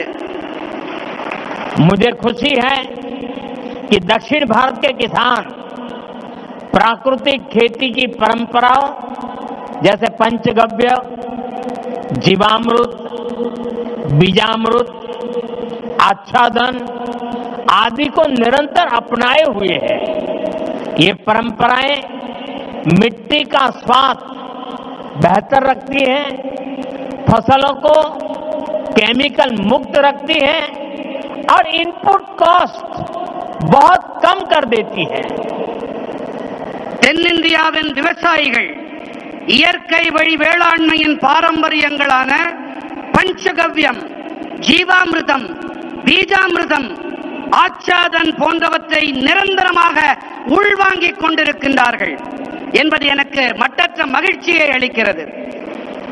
साथियों, नेचुरल फार्मिंग के साथ हम अगर श्री अन्न मिलेट्स की पैदावार जोड़ते हैं तो ये भी धरती मां की रक्षा में अहम भूमिका निभाते हैं. நண்பர்களே, இயற்கை வேளாண்மையோடு கூடவே நாம் ஸ்ரீ அன்னம், அதாவது சிறுதானியங்கள் பயிர் செய்வதையும் இணைக்க வேண்டும். இவை நம்முடைய இந்த பூமித்தாயின் பாதுகாப்பிற்கு சிறப்பான பங்களிப்பினை அளிக்கின்றது. तमिलनाडु में तो भगवान मुरुगन को शहद और श्री अन्न से बने तेनम तेनई मावुम उसका भोग लगाया जाता है. तमिल रीजन्स में कंबू और सामई, केरला कर्नाटका में रागी, तेलुगु भाषी राज्यों में सज्जा और जोन्ना ये पीढ़ियों से हमारे खान पान का हिस्सा रहे हैं. நம்முடைய தமிழ்நாட்டிலே முருகப்பெருமானுக்கு தேனும் தினைமாவையும் நிவேதன பொருட்களாக நாம் படைக்கின்றோம். தமிழ்நாட்டிலே கம்பும் சாமையும், கேரளத்திலே ராகி, தெலுங்கு பேசும் பகுதிகளிலே சஜ்ஜா மற்றும் ஜொன்னா ஆகியவை பல தலைமுறைகளாக நம்முடைய உணவு பழக்கத்தோடு ஒன்று கலந்தவை. हमारी सरकार का प्रयास है कि हमारा ये सुपर फूड दुनिया भर के बाजारों तक पहुंचे और वैश्विक बाजार में इनकी पहुंच बढ़ाने में natural farming, chemical free farming को भी इसकी भी बहुत बड़ी भूमिका है. इसलिए मैं समझता हूं इस समिट में इससे जुड़े प्रयासों पर भी अवश्य चर्चा होनी चाहिए. நம்முடைய அரசின் முயற்சி என்னவென்றால் நமது இந்த சூப்பர் உணவானது உலகெங்கிலும் இருக்கும் சந்தைகள் வரை சென்று சேர வேண்டும் என்பதுதான். மேலும் உலகளாவிய சந்தைகளிலும் இவற்றின் வீச்சினை அதிகரிக்க இயற்கை வேளாண்மை, ரசாயனங்கள் இல்லா வேளாண்மை ஆகியவற்றுக்கு மிகப்பெரிய பங்களிப்பு இருக்கின்றது. ஆகையினால்தான் இந்த மாநாட்டிலே இதோடு தொடர்புடைய முயற்சிகள் தொடர்பாகவும் கண்டிப்பாக விவாதங்கள் நடைபெற வேண்டும் என்று நான் விரும்புகிறேன், கருதுகிறேன். साथियों, मेरा एक आग्रह मोनोकल्चर के बजाय मल्टी कल्चर कृषि का भी रहा है. हमें इसकी प्रेरणा दक्षिण भारत के कई क्षेत्रों से मिलती है. நண்பர்களே, ஒற்றை பயிருக்கு பதிலாக பல்வகை பயிர் வேளாண்மை இருக்க வேண்டும் என்பதே என்னுடைய ஆழமான விருப்பம். இதற்கான கருத்தூக்கம், உத்வேகம் தென் பாரதத்தின் பல பகுதிகளில் இருந்து நமக்கு கிடைக்கின்றது. अगर हम केरला या कर्नाटका के हिली एरियाज में जाए तो हम मल्टी स्टोरी एग्रीकल्चर के उदाहरण दिखते हैं. एक ही खेती में नारियल, सुपारी और फ्रूट प्लांट्स होते हैं. इनके नीचे मसालों और काली मिर्च की खेती होती है. यानी छोटे से हिस्से में ही इतनी सारी चीजों को पूरी व्यवस्था बनाकर उगाया जा सकता है. यही नेचुरल फार्मिंग का भी मूल दर्शन है. நாம் கேரளம் அல்லது கர்நாடகத்தின் மலைப்பாங்கான பகுதிகளுக்கு சென்றோமேயானால் அங்கே பல்லடுக்கு வேளாண்மையை நம்மால் காண முடியும். ஒரே வயலிலே தென்னை, பாக்கு, பழமரங்கள் ஆகியவை இருக்கும். இவற்றுக்கு இடையே கீழே ஊடுபயிராக மசாலா பொருட்கள், மிளகு போன்றவை பயிர் செய்யப்படுகின்றன. அதாவது ஒரு சின்ன பகுதியிலேயே கூட இத்தனை பயிர்களுக்கும் நிறைவான ஏற்பாடுகளை செய்து பயிர் செய்விக்க முடியும். இதுதான் இயற்கை வேளாண்மையின் அடிப்படை கோட்பாடு. खेती के इस मॉडल को हमें पान इंडिया लेवल पर आगे ले जाना है. मैं राज्य सरकारों से भी कहूंगा कि वो इस पर विचार करें कि कैसे हम इन प्रैक्टिस को देश के अलग अलग भूभागों में लागू कर सकते हैं. விவசாயத்தில் இந்த மாதிரியை நாம் இந்தியா நடுக கொண்டு செல்ல விரும்புகின்றோம். இதன் மீது கவனத்தை செலுத்த வேண்டும் என்று நான் மாநில அரசுகளிடம் வேண்டிக் கொள்ளுகின்றேன். அதாவது எப்படி இந்த வழிமுறைகளை தேசத்தின் பல்வேறு பகுதிகளிலும் அமல் செய்வது என்பதை நாம் ஆராய வேண்டும். साथियों, साउथ इंडिया एग्रीकल्चर की एक लिविंग यूनिवर्सिटी रहा है. इसी भूभाग पर दुनिया के सबसे पुराने फंक्शनिंग डैम्स बने. यहाँ 13th सेंचुरी में कलिंग रायन कैनाल बनी.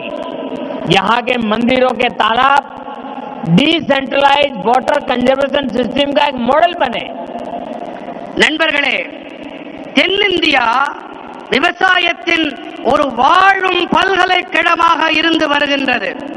இந்த பகுதியிலே உலகத்தின் மிக பழமையான, இன்றும் கூட செயல்பட்டு வரும் அணைகள் உருவாக்கப்பட்டிருக்கின்றன. இங்கே 13ஆம் நூற்றாண்டைச் சேர்ந்த கலிங்கராயன் கால்வாய் உருவாக்கப்பட்டது. இங்கே இருக்கும் ஆலயங்களில் அமைந்த பரவலாக்கப்பட்ட நீர் பராமரிப்பு முறைகள், குளங்கள், அவை ஒரு மாதிரி ஆயின. इसी धरती ने नदियों के जल को नियंत्रित कर इसे खेती के लिए इस्तेमाल करने का मॉडल दिया. इसी धरती ने हजारों वर्ष पहले इतनी साइंटिफिक वाटर इंजीनियरिंग की है.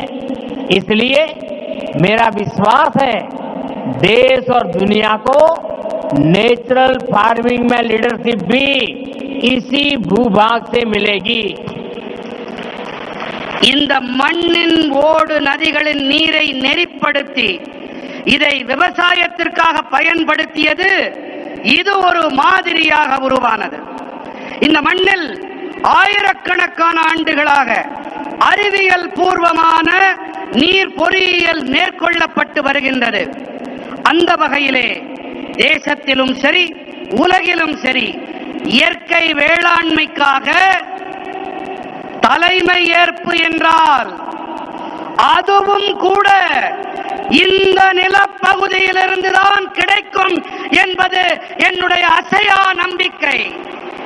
साथियों, विकसित भारत के लिए एक फ्यूचरिस्टिक एग्रीकल्चर इकोसिस्टम बनाने के लिए हम सभी को एक साथ मिलकर काम करना होगा.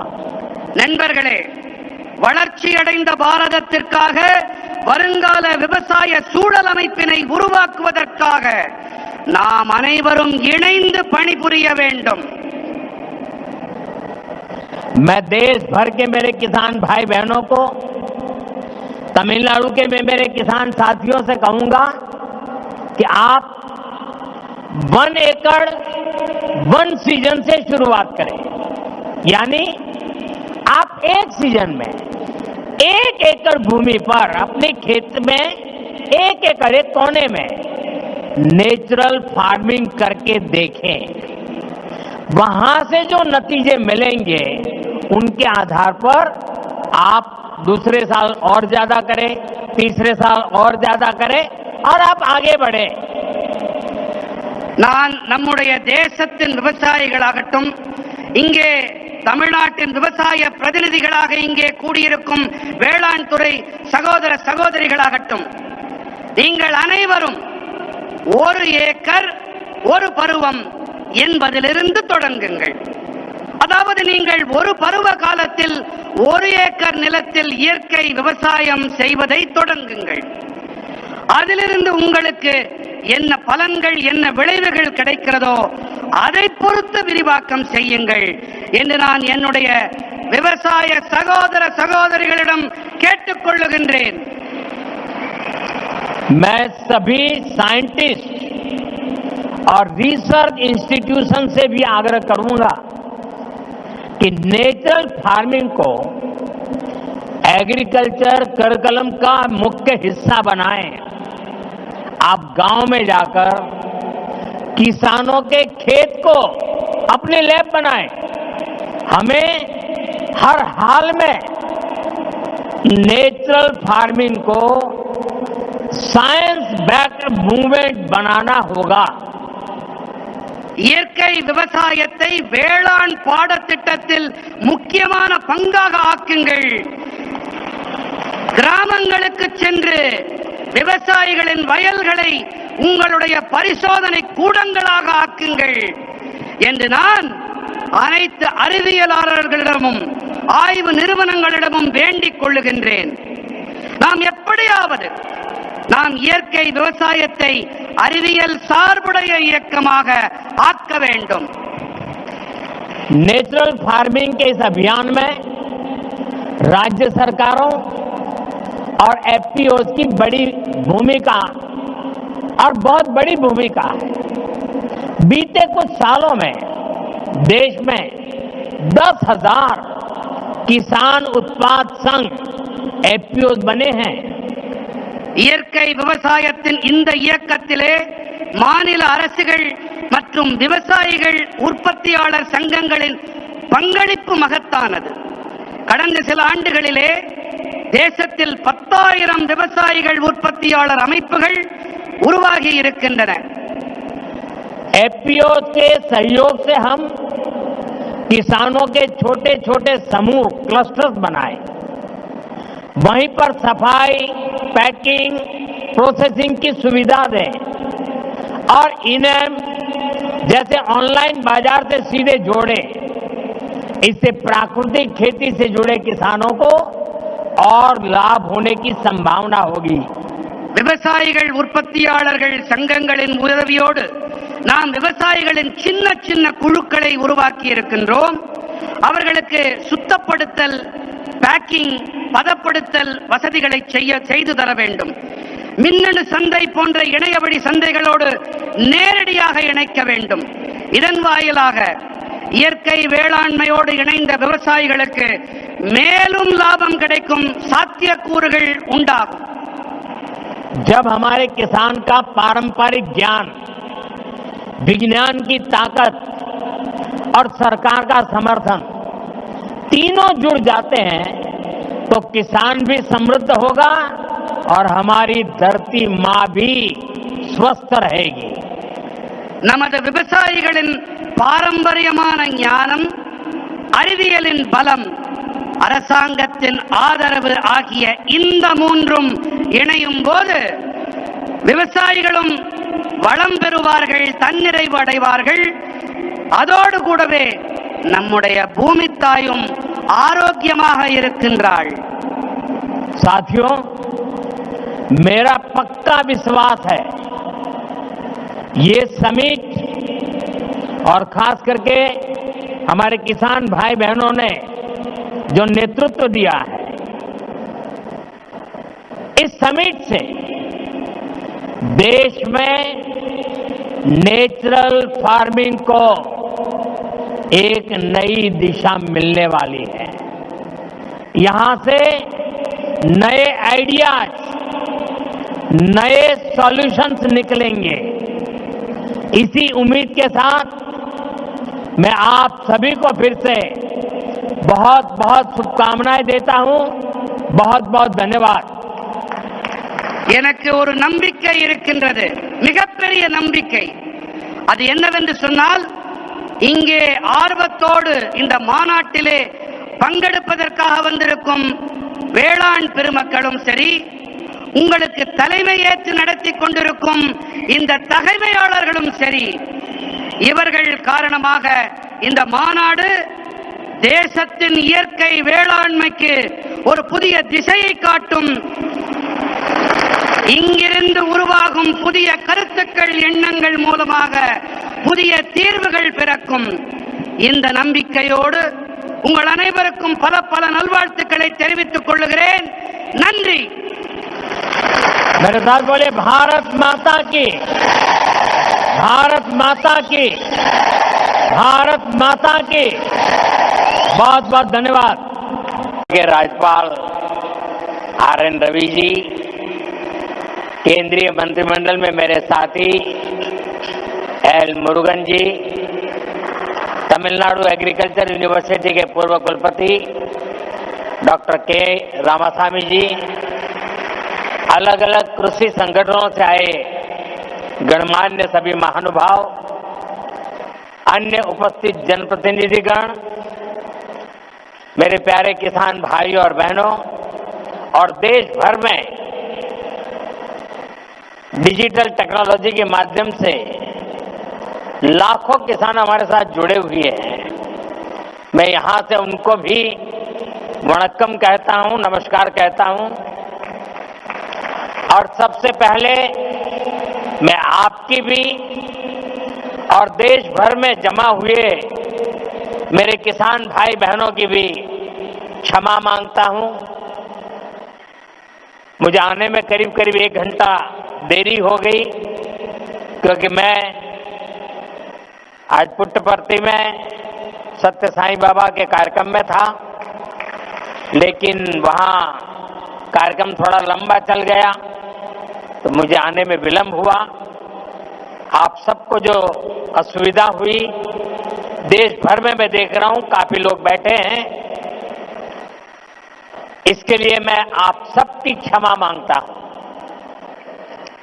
மேடையில் வீற்றிருக்கும் தமிழ்நாட்டின் ஆளுநர் RN ரவி அவர்களே, மத்திய அமைச்சரவையின் என்னுடைய சகாவான L முருகன் அவர்களே, தமிழ்நாட்டின் வேளாண் பல்கலைக்கழகத்தின் முன்னாள் துணைவேந்தர் முனைவர் K ராமசாமி அவர்களே, பல்வேறு விவசாய அமைப்புகளை சார்ந்த மதிப்பிற்குரிய மக்களே, வந்திருக்கின்ற மக்கள் பிரதிநிதிகளே, சகோதர சகோதரிகளே, வணக்கம். வணக்கம் உங்களுக்கு மட்டுமல்ல, இங்கு டிஜிட்டல் வழியாக பல்வேறு விவசாயிகள், நாட்டு மக்கள் எல்லோரும் இதை கண்டுகொண்டிருக்கின்றார்கள். அவர்களுக்கும் இந்த நாட்டு மக்களுக்கும் என்னுடைய நல்வணக்கங்களை தெரிவித்துக் கொள்கிறேன். மேலும் உரையை துவங்குவதற்கு முன்பாக உங்கள் அனைவரிடமும் சரி, நாட்டு மக்களிடமும் சரி, குறிப்பாக விவசாயிகளிடம் நான் என்னுடைய மன்னிப்பை கோர விரும்புகின்றேன். தவிர்க்க இயலாத ஒரு நிலையாக புட்டபர்த்தியிலே எனக்கு சற்று கால தாமதம் ஆகியபடியால் இங்கே உங்களை தாமசிக்க வேண்டி வந்திருக்கிறது. அதற்காகவும் உங்கள் மன்னிப்பினை நான் கோருகின்றேன். मैं जब पांडियन जी का भाषण सुन रहा था, मुझे लग रहा था अच्छा होता किसी ने मुझे बचपन में तमिल सिखाई होती तो मैं आज उस स्पीच का इतना आनंद ले सकता था, लेकिन मुझे वो सौभाग्य नहीं मिला। लेकिन जो कुछ मैं समझ पा रहा था वो जलीकुट्टे की बात कर रहे थे, वे कोविड के समय जो कठिनाइयां हुई उसकी चर्चा कर रहे थे। लेकिन मैंने रवि जी को कहा है कि मुझे पांडियन जी के भाषण को हिंदी या अंग्रेजी में तैयार करके भेजे, मैं इसे पढ़ना चाहूँगा। लेकिन मैं उनकी भावना को पूरी तरह आत्मसात कर रहा था, मैं अनुभव कर रहा था और मेरे लिए बहुत अच्छा पल था ये।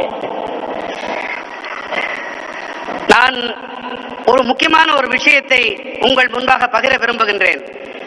பாண்டியன் அவர்கள் மிக அருமையாக உரையாற்றினார்கள். 10வது கைத்தட்டல். மேலும்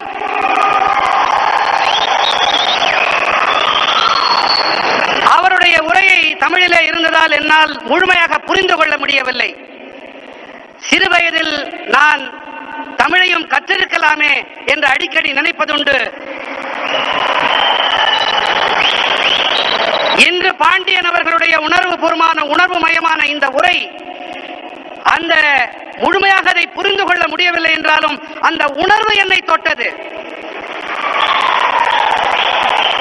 மாண்புமிகு ஆளுநர் ரவி ஐயா அவர்களிடம் நான் விண்ணப்பித்திருக்கிறேன்.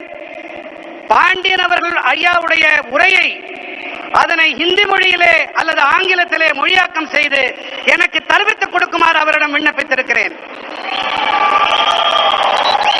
जब मैं यहाँ मंच पे आया तो मैं देख रहा था काफी किसान भाई बहन वो अपना गमछा घुमा रहे थे, तो मुझे लग रहा था कि बिहार की हवा मेरे आने से पहले पहुंच गई है. நான் இங்கே மேடையிலே வந்தபோது பல விவசாய வேளாண் குடிமக்கள் தங்களுடைய மேல் துண்டை அவர்கள் சுழற்றிக் கொண்டிருந்தார்கள். பீகாருடைய காற்று இங்கேயும் வீசுகிறதோ என்று என் மனம் அவாவியது.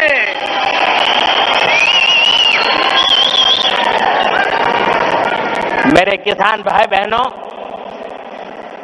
कोयम्बटूर की इस पावन धरती पर सबसे पहले मैं मरुदमलई के भगवान मुरुगन को प्रणाम करता हूं. कोयम्बटूर कल्चर, कंपैशन और क्रिएटिविटी की भूमि है. ये शहर अपनी दक्षिण भारत की उद्यम शक्ति का पावर सेंटर है. கோயம்புத்தூரின் இந்த புனிதமான மண்ணிலே மருதமலையில் குடிகொண்டிருக்கும் ஐயன் முருகனை நான் முதன்மையாக தலை வணங்குகின்றேன். கோயம்புத்தூர் என்பது கலாச்சாரம், கனிவு, கவின் படைப்பு திறன் ஆகியவற்றை தனக்கு சொந்தமாக்கிக் கொண்ட பூமி. இந்த நகரமானது தென் பாரதத்தின் தொழில் முனைவு ஆற்றலின் சக்தி பீடம். यहाँ का टेक्सटाइल सेक्टर देश की इकोनॉमी का बहुत बड़ा कंट्रीब्यूटर है और अब तो कोयम्बटूर एक और मायने में विशेष बन गया है. यहाँ के भूतपूर्व सांसद सीपी राधाकृष्णन जी अब उपराष्ट्रपति के तौर पर हम सबका मार्गदर्शन कर रहे हैं. இங்கே இருக்கும் ஜவுளித்துறை தேசத்தின் பொருளாதாரத்திற்கு பெரும் பங்களிப்பு அளிக்கக்கூடியது. மேலும் இப்போது கோயம்புத்தூர் மேலும் ஒரு காரணத்தால் சிறப்பு பெறுகிறது. இங்கே நாடாளுமன்ற உறுப்பினராக இருந்த சிபி ராதாகிருஷ்ணன் அவர்கள் இப்போது துணை குடியரசுத் தலைவராக நம் அனைவருக்கும் வழிகாட்டிக் கொண்டிருக்கின்றார். साथियों, नेचुरल फार्मिंग एक ऐसा विषय है जो मेरे दिल के बहुत करीब है। मैं तमिलनाडु के सभी किसान साथियों को south India natural farming summit के इस अभूतपूर्व आयोजन के लिए शुभकामनाएं देता हूं। और अभी मैं प्रदर्शनी देखने गया था, मुझे बहुत किसानों से बातचीत करने का सौभाग्य मिला और कोई मैकेनिकल इंजीनियरिंग करके पीएचडी करके खेती कर रहा है, कोई नासा में चंद्रयान का काम करते करते छोड़ करके खेती कर रहा है और खुद खेती करता है। इतना ही नहीं, अनेक किसानों को वो तैयार कर रहे हैं, नौजवानों को ट्रेन कर रहे हैं। मुझे आज सार्वजनिक रूप से स्वीकार करना होगा, अगर मैं आज इस कार्यक्रम में न आया होता तो मैंने मेरी जिंदगी में बहुत कुछ गंवाया होता और आज मैंने यहां आकर के बहुत कुछ सीखा है। मैं अब मन से तमिलनाडु के किसानों की जो हिम्मत है, परिवर्तन को स्वीकार करने की उनकी जो ताकत है, उसको 100 सलाम करता हूं। நண்பர்களே, இயற்கை விவசாயம் என்பது விசேஷமான ஒன்று. இது என் இதயத்துக்கு மிகவும் நெருக்கமானது. நான் தமிழ்நாட்டின் அனைத்து வேளாண் குடிமக்களுக்கும் நண்பர்களுக்கும் தென்னிந்திய இயற்கை விவசாய மாநாட்டின் பொருட்டு என் மனம் கனிந்த நல்வாழ்த்துக்களை தெரிவித்துக் கொள்கிறேன். அடுத்ததாக, இங்கே மேடைக்கு வருவதற்கு முன்பாக நான் அங்கே காட்சிப்படுத்தப்பட்டிருக்கும் பல்வேறு அரங்குகளை சென்று பார்த்தேன். ஒருவர் இயந்திர பொறியியலில் முனைவர் பட்டம் பெற்ற பிறகு விவசாயத்திற்கு வந்திருக்கிறார். ஒருவர் இஸ்ரோவை விட்டுவிட்டு, அந்த வேலையை விட்டுவிட்டு இங்கே வேளாண் தொழிலை புரிய வந்திருக்கின்றார். இவர்களுடைய இந்த பணி கருத்தூக்கம் அளிக்க வல்லது. இவர்கள் மட்டும் கருத்தூக்கம் தங்களுக்கு அளித்துக் கொள்ளவில்லை, இவர்கள் மற்றவர்களுக்கும் உத்வேகம் அளிக்கின்றார்கள், அவர்களுக்கும் பயிற்சி அளித்து வேளாண் தொழிலை முன்னெடுத்து செல்லுகின்றார்கள், புதிய புதிய உத்திகளையும் வழிமுறைகளையும் கைக்கொண்டு. ஒருவேளை நான் இங்கே வாராது போயிருந்தால் நான் பல விஷயங்களை தெரிந்து கொள்ளாமல் போயிருப்பேன், என்னுடைய கற்றல் குறைந்து போயிருக்கும். இந்த வேளையிலே நான் தமிழ்நாட்டின் வேளாண் பெருமக்களுக்கு என்னுடைய மனம் நிறைந்த பாராட்டுக்களை உங்களுடைய துணிச்சலுக்காக காணிக்கையாக்குகின்றேன். यहाँ किसान भाई बहन, एग्रीकल्चर साइंटिस्ट, इंडस्ट्री से जुड़े साथी, स्टार्टअप और इनोवेटर्स सब एक साथ जुटे हैं। मैं आप सभी का बहुत बहुत अभिनंदन करता हूं। இங்கே வேளாண் சகோதர சகோதரிகளும் விவசாய அறிவியலாளர்களும் தொழில்துறையோடு இணைந்த நண்பர்களும் ஸ்டார்ட் அப்புகளும் புதுமைகள் கண்டுபிடிப்பாளர்களும் ஒன்றாக இணைந்திருக்கின்றார்கள். நான் உங்கள் அனைவருக்கும் என் வாழ்த்துக்களை தெரிவித்துக் கொள்கின்றேன். साथियों, आने वाले वर्षों में मैं भारत की खेती में कई बड़े बदलाव होते देख रहा हूं। भारत नेचुरल फार्मिंग का ग्लोबल हब बनने के रास्ते पर है। हमारी बायोडायवर्सिटी एक नया आकार ले रही है। देश के युवा भी अब एग्रीकल्चर को एक मॉडर्न स्केलेबल अपॉर्चुनिटी के रूप में देख रहे हैं। इससे देश की रूरल इकोनॉमी को बहुत बड़ी ताकत मिलने जा रही है.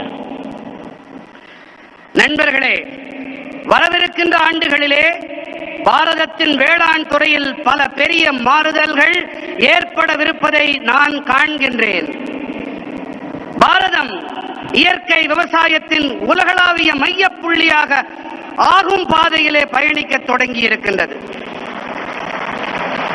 நம்முடைய உயிரி பன்முகத்தன்மை ஒரு புதிய வடிவத்தை எடுத்து வருகின்றது.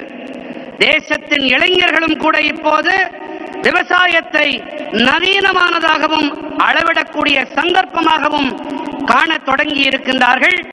முக்கியமாக இதனால் ஊரக பகுதி பொருளாதாரம் மேம்படும் என்பதை அறுதியிட்டு என்னால் சொல்ல முடியும். मेरे किसान भाई बहनों, बीते 11 वर्षों में देश के पूरे कृषि सेक्टर में बहुत बड़ा परिवर्तन हुआ है. हमारा एग्रीकल्चरल एक्सपोर्ट करीब करीब 2 गुना हुआ है. खेती को आधुनिक बनाने के लिए सरकार ने किसानों को मदद देने का हर रास्ता खोला है. நண்பர்களே, கடந்த 11 ஆண்டுகளிலே தேசத்தின் ஒட்டுமொத்த வேளாண் துறையிலும் ஒரு மிகப்பெரிய மாற்றம் ஏற்பட்டிருக்கின்றது. நம்முடைய வேளாண் ஏற்றுமதி கிட்டத்தட்ட இரட்டிப்பாகி இருக்கிறது. விவசாயத்தை நவீனப்படுத்த அரசாங்கம் விவசாயிகளுக்கு உதவி புரிய தேவையான அனைத்து வழிகளையும் திறந்து விட்டிருக்கின்றது. किसान क्रेडिट कार्ड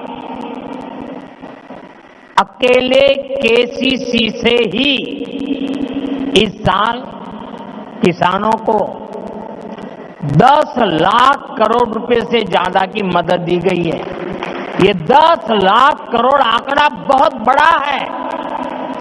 7 साल पहले पशुपालकों और मछली पालकों को केसीसी की सुविधा मिलने के बाद वो भी इसका जमकर लाभ उठा रहे हैं. बायो फर्टिलाइजर पर जीएसटी कम होने से भी किसानों को बहुत फायदा हुआ है. விவசாயிகள் கடன் அட்டை மூலமாக மட்டுமே இந்த ஆண்டு விவசாயிகளுக்கு 10,000 கோடி ரூபாய்க்கும் அதிகமான உதவிகள் அளிக்கப்பட்டிருக்கின்றன. 7 ஆண்டுகளுக்கு முன்பாக கால்நடை பராமரிப்பாளர்களுக்கும் மீன் வளர்ப்பாளர்களுக்கும் இந்த விவசாய கடன் அட்டை வசதி கிடைத்த பிறகு அவர்களும் கூட இதனால் நிறைவான பலன்களை பெற்று வருகின்றார்கள். உயிரி உரங்கள் மீதான ஜிஎஸ்டி வரியை குறைக்கப்பட்டதாலும் விவசாயிகளுக்கு அதிக ஆதாயங்கள் கிடைத்திருக்கின்றன. साथियों, अभी कुछ ही देर पहले इसी मंच से हमने देश के किसानों को पीएम किसान सम्मान निधि की अगली किस्त जारी की है. देश के कोने कोने में किसानों को 18,000 करोड़ रुपए ट्रांसफर हुए हैं. यहां तमिलनाडु के भी लाखों किसानों के खाते में पीएम किसान सम्मान निधि के पैसे पहुंचे हैं. நண்பர்களே, இப்போது சற்று நேரம் முன்பாக இந்த மேடையிலிருந்து தேசத்தின் விவசாயிகளுக்கு பிரதம மந்திரி விவசாயிகள் கௌரவ கொடையின் அடுத்த தவணை கொண்டு சேர்க்கப்பட்டது. தேசத்தின் அனைத்து மூலைகளில் இருக்கும் விவசாயிகளுக்கும் 18,000 கோடி ரூபாய் பரிமாற்றம் செய்யப்பட்டிருக்கின்றது. இங்கே தமிழ்நாட்டிலும் கூட பல லட்சம் விவசாயிகளின் வங்கிக் கணக்குகளிலும் பிரதம மந்திரி விவசாயிகள் கௌரவ கொடை அளிக்கப்பட்டிருக்கிறது.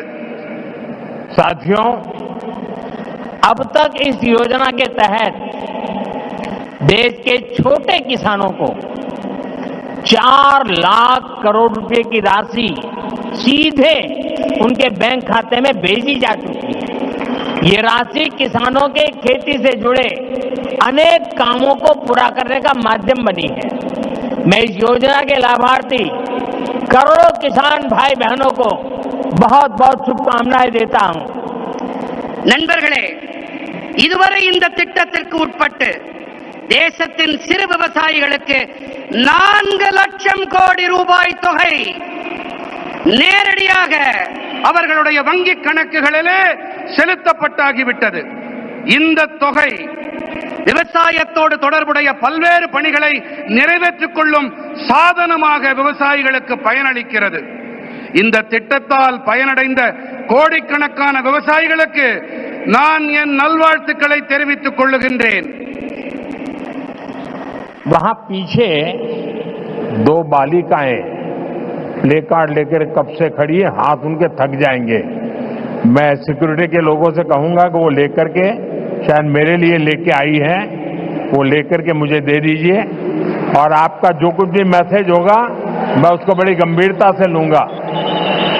அங்கே கூட்டத்திலே ஒரு சிறுவன் கையிலே ஒரு பதாகையை ஏந்தி கொண்டிருக்கின்றான். அந்த குழந்தையிடமிருந்து பாதுகாப்பு அமைப்பை சேர்ந்தவர்கள் அவர்கள் அந்த பதாகையை வாங்கி கொண்டு வாருங்கள். கண்ணா, அதுல என்ன எழுதியிருக்கோ அதை நான் சீரியஸா எடுத்துக்கிறேன், அதை கருத்துல கொள்றேன் அப்படிங்கறத நான் தெரிவிச்சுக்கிறேன். उसको जरा कलेक्ट करके मेरे पास पहुंचा दीजिए. அதை யாராவது கொஞ்சம் சேகரிச்சுட்டு இங்க கொண்டு வாங்க. साथियों, थैंक यू बेटा, आप कब से हाथ ऊपर करके खड़े थे. साथियों, கண்ணா ரொம்ப நேரமா கைய அதை தூக்கிட்டே நின்னுட்டு இருந்த, ரொம்ப ரொம்ப நன்றி உனக்கு. साथियों, नेचुरल फार्मिंग का विस्तार आज 21वीं सदी की कृषि की मांग है.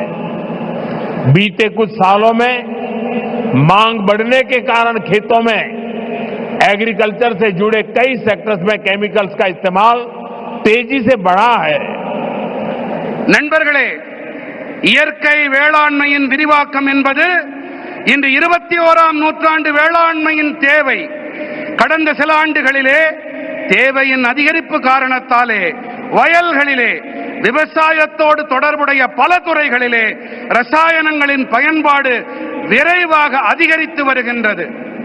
केमिकल फर्टिलाइजर्स और पेस्टिसाइड्स के ज्यादा इस्तेमाल के कारण सॉइल फर्टिलिटी गिर रही है, सॉइल मॉइस्चर पर असर पड़ रहा है और इन सबके साथ फार्मिंग की कॉस्ट पर हर साल वो बढ़ती ही जा रही है. इसका सॉल्यूशन क्रॉप डाइवर्सिफिकेशन और नेचुरल फार्मिंग से ही संभव है. ரசாயன உரங்கள், பூச்சிக்கொல்லிகள் ஆகியவை அதிக அளவிலான பயன்படுத்தல் காரணமாக நிலத்தின் வளம் வீழ்ச்சியடைகிறது, மண்ணின் ஈரத்தன்மைக்கு பாதிப்பு ஏற்படுகிறது. மேலும் இவை அனைத்தோடு விவசாயத்தின் செலவினமும் ஒவ்வொரு ஆண்டும் அதிகரித்துக் கொண்டே இருக்கின்றது. இதற்கான தீர்வு என்னவென்று சொன்னால், பயிர்களின் பன்முகத்தன்மை மற்றும் இயற்கை வேளாண்மை மட்டுமே. साथियों, हमारी मिट्टी की फर्टिलिटी और क्रॉप में न्यूट्रिशनल रिवाइवल के लिए हमें नेचुरल फार्मिंग के रास्ते पर बढ़ना ही होगा.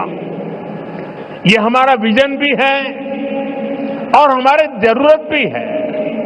तभी जाकर हम अपनी आने वाली पीढ़ियों के लिए अपनी बायोडायवर्सिटी को संरक्षित रख पाएंगे.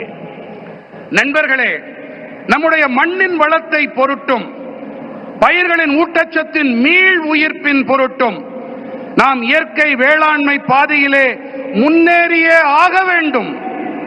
இதுவே நம்முடைய தொலைநோக்கு, இது நம்முடைய அத்தியாவசிய தேவையும் கூட.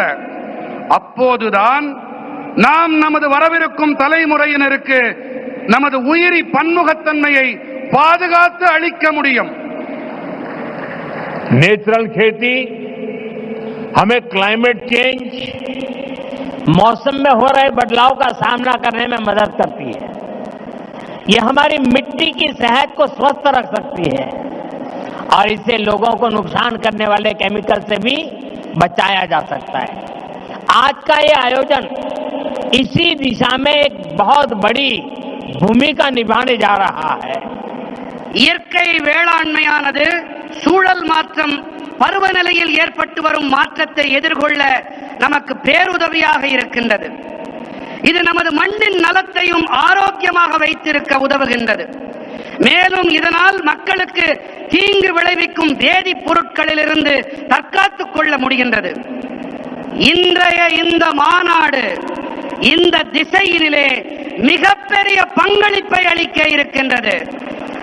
साथियों, हमारी सरकार भारत के किसानों को नेचुरल फार्मिंग के लिए भी बहुत प्रोत्साहन दे रही है. एक वर्ष पहले केंद्र सरकार ने national mission on natural farming की शुरुआत की थी। इससे लाखों किसान जुड़ चुके हैं। நண்பர்களே, நமது அரசாங்கம் பாரதத்தின் விவசாய பெருமக்கள் இயற்கை வேளாண்மையை மேற்கொள்ள நிறைய ஊக்கமளித்து வருகின்றது. ஓராண்டுக்கு முன்பாக மத்திய அரசு இயற்கை விவசாய தேசிய நோக்கினை தொடங்கி வைத்தது. இதன் காரணமாக லட்சோப லட்சம் விவசாயிகளால் ஒன்றிணைய முடிந்தது. इसका पॉजिटिव इम्पैक्ट खास तौर पर पूरे दक्षिण भारत पर में दिख रहा है। यहां आज तमिलनाडु में ही करीब 35,000 हेक्टेयर लैंड पर ऑर्गेनिक और नेचुरल फार्मिंग हो रही है। இது ஏற்படுத்திய ஆக்கப்பூர்வமான தாக்கத்தை குறிப்பாக மொத்த தென் பாரதத்திலும் நன்கு காண முடிகிறது. இங்கே தமிழ்நாட்டிலும் கூட சுமார் 35,000 ஹெக்டேர் அளவு நிலத்தில் இயற்கை வேளாண்மை மேற்கொள்ளப்பட்டு வருகின்றது. साथियों, नेचुरल फार्मिंग भारत का अपना स्वदेशी विचार है। यह हमने कहीं से इंपोर्ट नहीं किया है, यानी हमारी ट्रेडिशन से जन्मा है। हमारे पूर्वजों ने तपस्या करके इसको तैयार किया है और ये हमारे पर्यावरण के अनुकूल है। நண்பர்களே, இயற்கை வேளாண்மை பாரதத்தின் சொந்தமான சுதேசி கருத்து. இதை நாம் எங்கிருந்தும் யாரிடமிருந்தும் பெறவில்லை, இறக்குமதி செய்யவில்லை. அதாவது இது நமது பாரம்பரியத்தில் பிறந்தது, நம்முடைய சுற்றுச்சூழலுக்கு உவப்பானது, உகந்தது. मुझे खुशी है कि दक्षिण भारत के किसान प्राकृतिक खेती की परंपराओं जैसे पंचगव्य, जीवामृत, बीजामृत, आच्छादन आदि को निरंतर अपनाए हुए हैं। ये परंपराएं मिट्टी का स्वास्थ्य बेहतर रखती हैं, फसलों को केमिकल मुक्त रखती हैं और इनपुट कॉस्ट बहुत कम कर देती है। தென்னிந்தியாவின் விவசாயிகள் இயற்கை வழி வேளாண்மையின் பாரம்பரியங்களான பஞ்சகவ்யம், ஜீவாமிர்தம், பீஜாமிர்தம், ஆச்சாதன் போன்றவற்றை நிரந்தரமாக உள்வாங்கிக் கொண்டிருக்கின்றார்கள் என்பது எனக்கு மட்டற்ற மகிழ்ச்சியை அளிக்கிறது. साथियों, नेचुरल फार्मिंग के साथ हम अगर श्री अन्न मिलेट्स की पैदावार जोड़ते हैं तो ये भी धरती मां की रक्षा में अहम भूमिका निभाते हैं।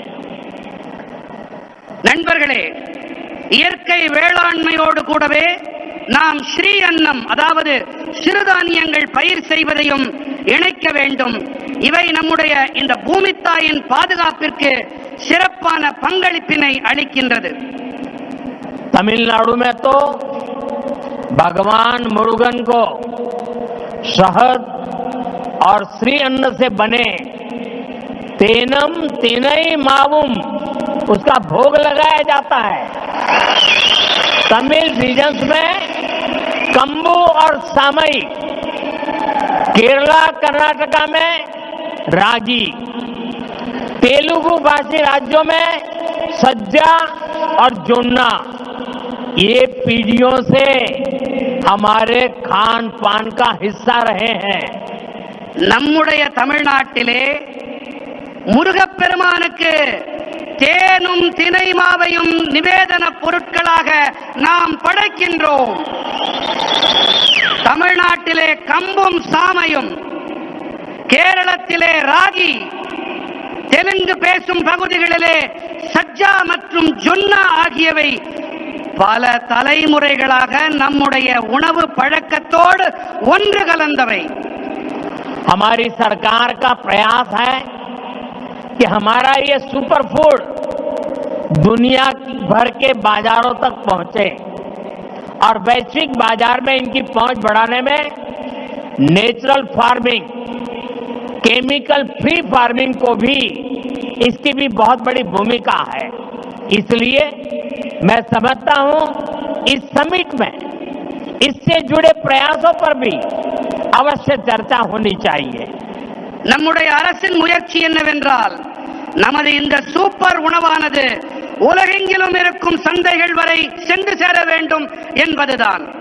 மேலும் உலகளாவிய சந்தைகளிலும் இவற்றின் வீச்சினை அதிகரிக்க இயற்கை வேளாண்மை, ரசாயனங்கள் இல்லா வேளாண்மை ஆகியவற்றுக்கு மிகப்பெரிய பங்களிப்பு இருக்கின்றது. ஆகையினால்தான் இந்த மாநாட்டிலே இதோடு தொடர்புடைய முயற்சிகள் தொடர்பாகவும் கண்டிப்பாக விவாதங்கள் நடைபெற வேண்டும் என்று நான் விரும்புகிறேன், கருதுகிறேன். साथियों, मेरा एक आग्रह मोनोकल्चर के बजाय मल्टी कल्चर कृषि का भी रहा है। हमें इसकी प्रेरणा दक्षिण भारत के कई क्षेत्रों से मिलती है। நண்பர்களே, ஒற்றை பயிருக்கு பதிலாக பல்வகை பயிர் வேளாண்மை இருக்க வேண்டும் என்பதே என்னுடைய ஆழமான விருப்பம். இதற்கான கருத்தூக்கம், உத்வேகம் தென் பாரதத்தின் பல பகுதிகளில் இருந்து நமக்கு கிடைக்கின்றது. अगर हम केरला या कर्नाटका के हिली एरियाज में जाए तो हम मल्टी स्टोरी एग्रीकल्चर के उदाहरण दिखते हैं। एक ही खेती में नारियल, सुपारी और फ्रूट प्लांट्स होते हैं। इनके नीचे मसालों और काली मिर्च की खेती होती है। यानी छोटे से हिस्से में ही इतनी सारी चीजों को पूरी व्यवस्था बनाकर उगाया जा सकता है। यही नेचुरल फार्मिंग का भी मूल दर्शन है। நாம் கேரளம் அல்லது கர்நாடகத்தின் மலைப்பாங்கான பகுதிகளுக்கு சென்றோமேயானால் அங்கே பல்லடுக்கு வேளாண்மையை நம்மால் காண முடியும். ஒரே வயலிலே தென்னை, பாக்கு, பழமரங்கள் ஆகியவை இருக்கும். இவற்றுக்கு இடையே கீழே ஊடுபயிராக மசாலா பொருட்கள், மிளகு போன்றவை பயிர் செய்யப்படுகின்றன. அதாவது ஒரு சின்ன பகுதியிலேயே கூட இத்தனை பயிர்களுக்கும் நிறைவான ஏற்பாடுகளை செய்து பயிர் செய்விக்க முடியும். இதுதான் இயற்கை வேளாண்மையின் அடிப்படை கோட்பாடு.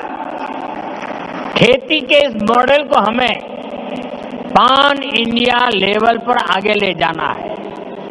मैं राज्य सरकारों से भी कहूंगा कि वो इस पर विचार करें कि कैसे हम इन प्रैक्टिस को देश के अलग अलग भूभागों में लागू कर सकते हैं। விவசாயத்தில் இந்த மாதிரியை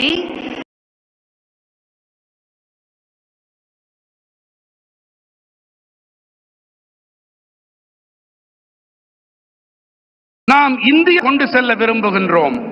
இதன் மீது கவனத்தை செலுத்த வேண்டும்.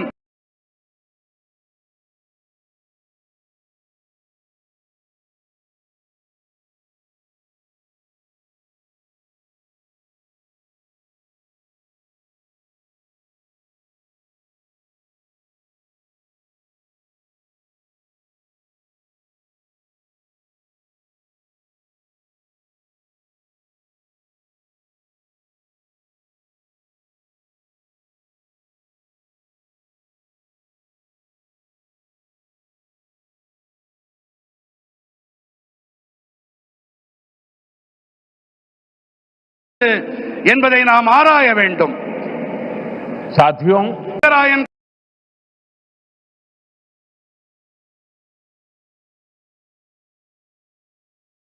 கால்வாய் உருவாக்கப்பட்டது.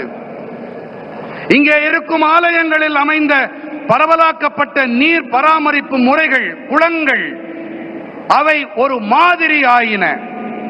इसी धरती ने नदियों के जल को नियंत्रित कर इसे खेती के लिए इस्तेमाल करने का मॉडल दिया। इसी धरती ने हजारों वर्ष पहले इतनी साइंटिफिक वाटर इंजीनियरिंग की है। इसलिए मेरा विश्वास है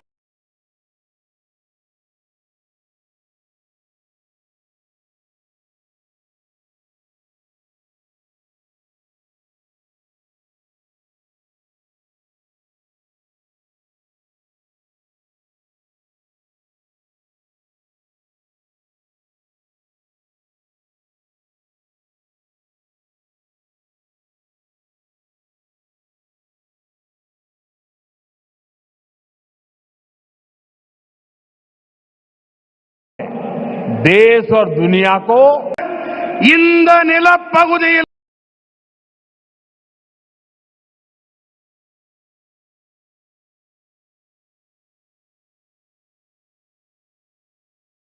இந்த நிலப்பகுதியிலிருந்துதான் கிடைக்கும் என்பது என்னுடைய அசையா நம்பிக்கை.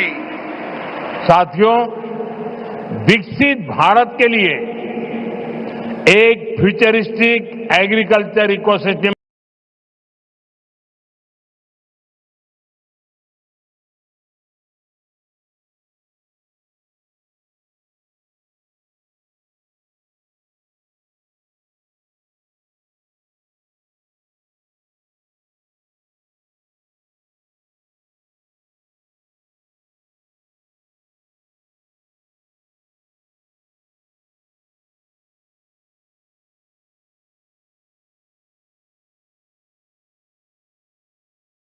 बनाने के लिए हम सभी को फ्यूचर के देखें. वहां से जो नतीजे मिलेंगे को उनके आधार पर आप दूसरे साल और ज्यादा करें, तीसरे साल और ज्यादा करें और आप आगे बढ़े. நான் आधार पर आप दूसरे साल और ज्यादा करें, तीसरे साल और ज्यादा करें और आप आगे बढ़े. நான் நம்முடைய தேசத்தின் விவசாயிகளாகட்டும், இங்கே தமிழ்நாட்டின் விவசாய பிரதிநிதிகளாக இங்கே கூடியிருக்கும் வேளாண் துறை சகோதர சகோதரிகளாகட்டும், நீங்கள் அனைவரும் ஒரு ஏக்கர் ஒரு பருவம் என்பதிலிருந்து தொடங்குங்கள். அதாவது நீங்கள் ஒரு பருவ காலத்தில் ஒரு ஏக்கர் நிலத்தில் இயற்கை விவசாயம் செய்வதை தொடங்குங்கள்.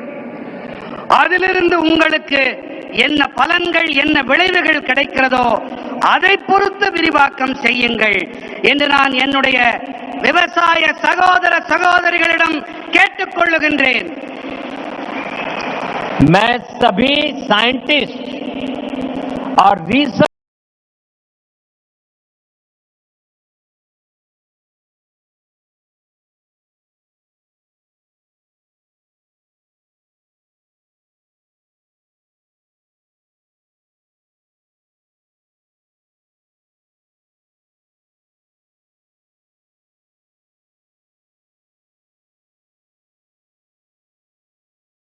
इंस्टीट्यूशन से भी உங்களுடைய பரிசோதனை கூடங்களாக ஆக்குங்கள்.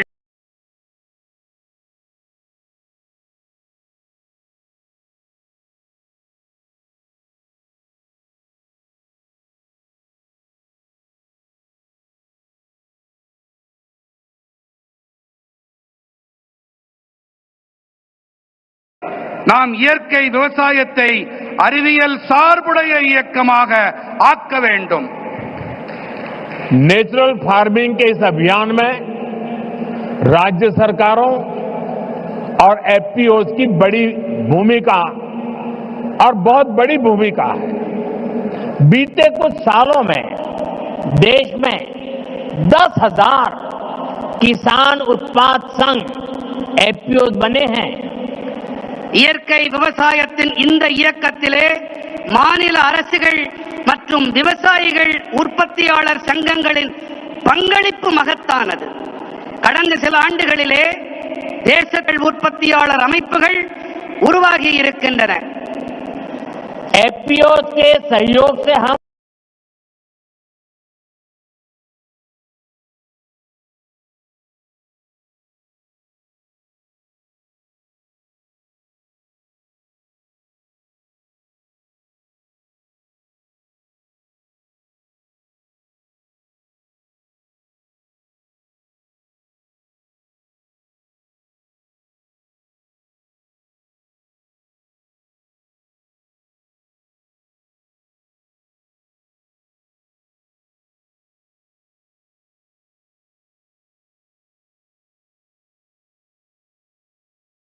இணைக்க வேண்டும்.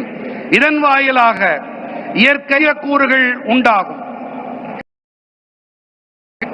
जब हमारे किसान का पारंपरिक ज्ञान, विज्ञान की ताकत और सरकार का समर्थन तीनों जुड़ जाते हैं तो किसान भी समृद्ध होगा और हमारी धरती मां भी स्वस्थ रहेगी।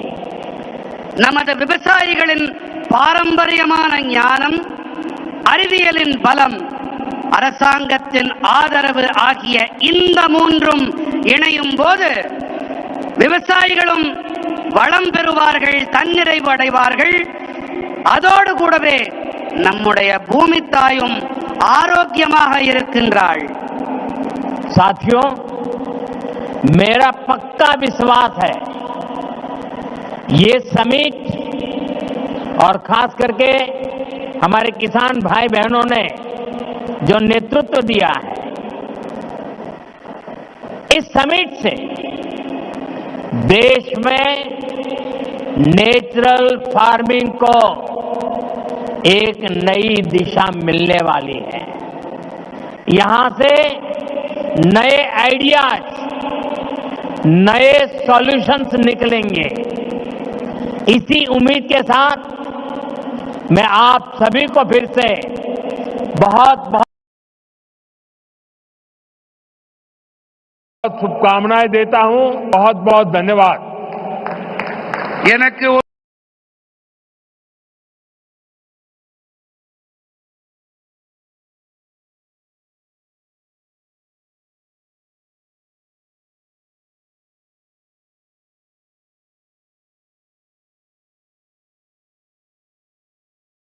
தலைமை ஏற்று நடத்தி கொண்டிருக்கும் இந்த தகைமையாளர்களும் சரி, இவர்கள் காரணமாக இந்த மாநாடு தேசத்தின் இயற்கை வேளாண்மைக்கு ஒரு புதிய திசையை காட்டும்.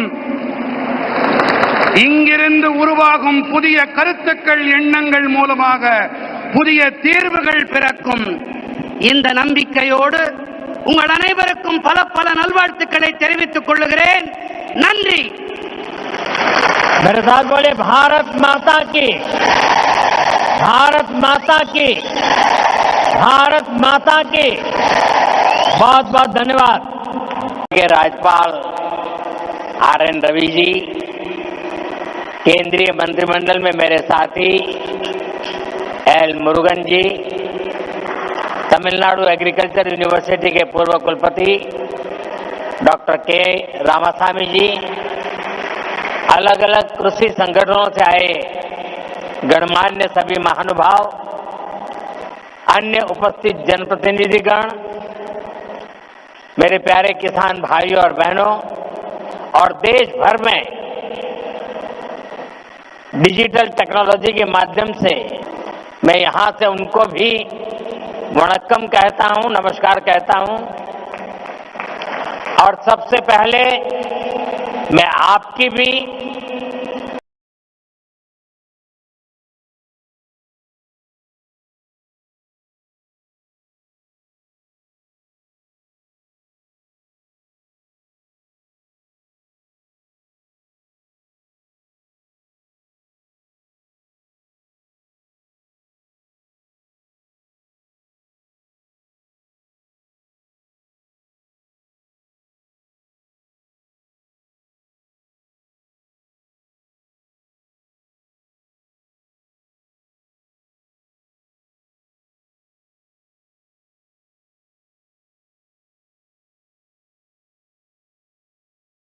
और देश भर में जमा हुए की முருகன் பாய், தமிழ்நாட்டின் வேளாண் பல்கலைக்கழகத்தின் முன்னாள் துணைவேந்தர் முனைவர் K ராமசாமி அவர்களே, பல்வேறு விவசாய அமைப்புகளை சார்ந்த மதிப்பிற்குரிய மக்களே, வந்திருக்கின்ற மக்கள் பிரதிநிதிகளே, சகோதர சகோதரிகளே, வணக்கம்.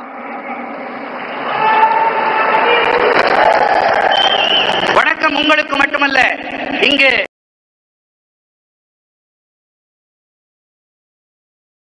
டிஜிட்டல் வழியாக அவர்களுக்கும் இந்த நாட்டு மக்களுக்கும் என்னுடைய நல்வணக்கங்களை தெரிவித்துக் கொள்கிறேன். மேலும் உரையை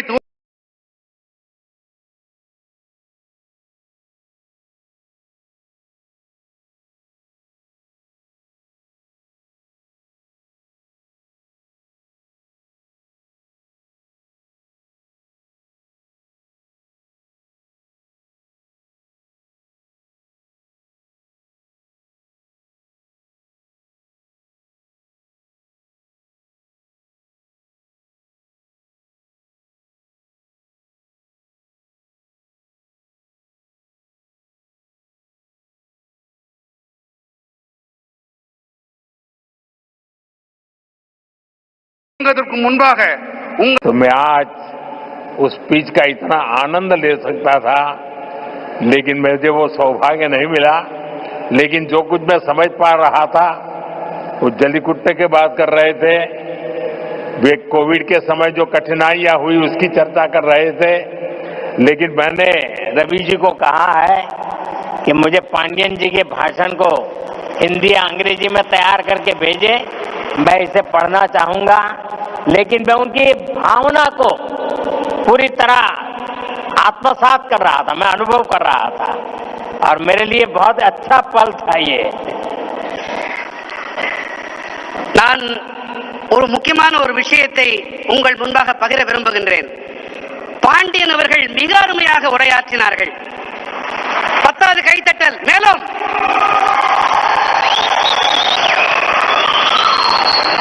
அவருடைய உரையை தமிழிலே இருந்ததால் என்னால் முழுமையாக புரிந்து கொள்ள முடியவில்லை. சிறுவயதில் நான் தமிழையும் கற்றிருக்கலாமே என்று அடிக்கடி நினைப்பதுண்டு. இன்று பாண்டியன் அவர்களுடைய உணர்வுபூர்வமான உணர்வுமயமான இந்த உரை அந்த முழுமையாக அதை புரிந்து கொள்ள முடியவில்லை என்றாலும் அந்த உணர்வு என்னை தொட்டது. மாண்புமிகு ஆளுநர் ரவி ஐயா அவர்களிடம் நான்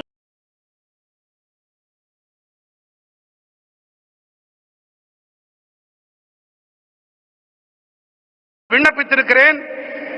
பாண்டியன் அவர்கள் ஐயாவுடைய உரையை काफी किसान भाई बहन वो अपना गमछा घुमा रहे थे, तो मुझे लग रहा था कि बाहर की हवा मेरे आने से पहले पहुंच गई है। நான் இங்கே மேடையில் பல விவசாய வேளாண் குடிமக்கள் தங்களுடைய மேல் துண்டை அவர்கள் சுழற்றிக் கொண்டிருந்தார்கள். தங்களுடைய மேல் துண்டை அவர்கள் சுழற்றிக் கொண்டிருந்தார்கள். பீகாருடைய காற்று இங்கேயும் வீசுகிறதோ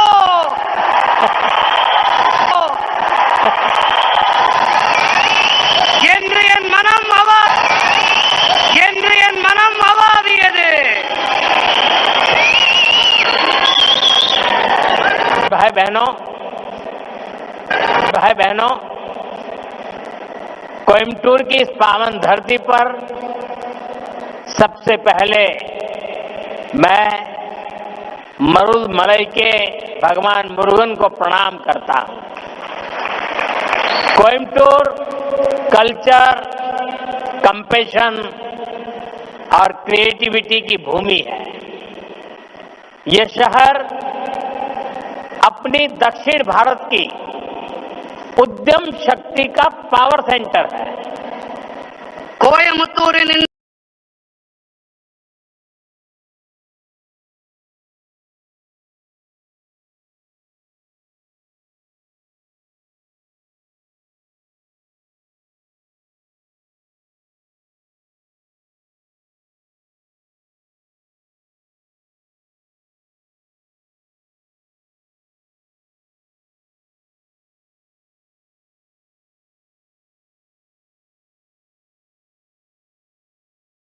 புனிதமான மண்ணிலே कोयम्बटूर एक और मायने में विशेष बन गया है। यहाँ के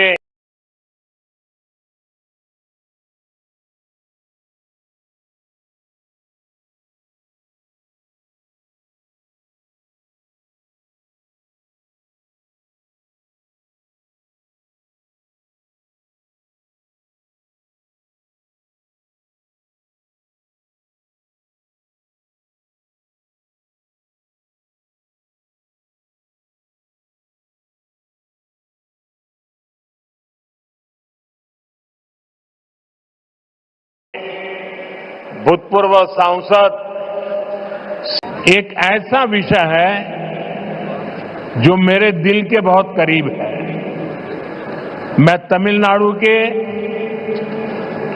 सभी किसान साथियों को साउथ इंडिया नेचुरल किसान साथियों को south India natural farming summit के इस अभूतपूर्व आयोजन के लिए शुभकामनाएं देता हूं।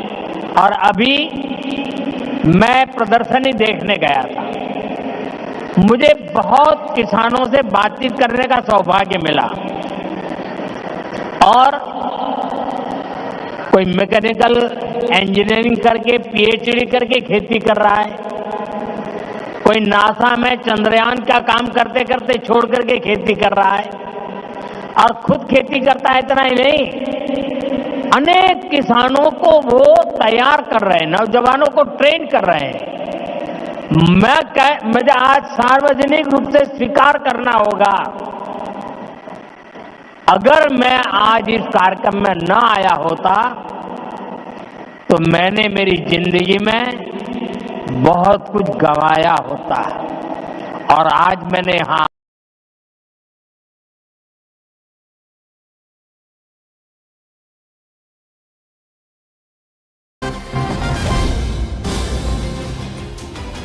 Now, a day after Shashi Tharoor, Congress leader, praised Prime Minister Narendra Modi for his speech, Congress is irked again. In the latest, Congress leader Sandeep Dixit has now said that he has never seen Shashi Tharoor praising the Congress and is only criticizing Pandit Nehru. Further adding that it seems Tharoor is in Congress only for a parliamentary ticket. He also said that if you do not stand with the Congress ideology and instead stand with an ideology that is opposed to it, then staying in the Congress is not appropriate.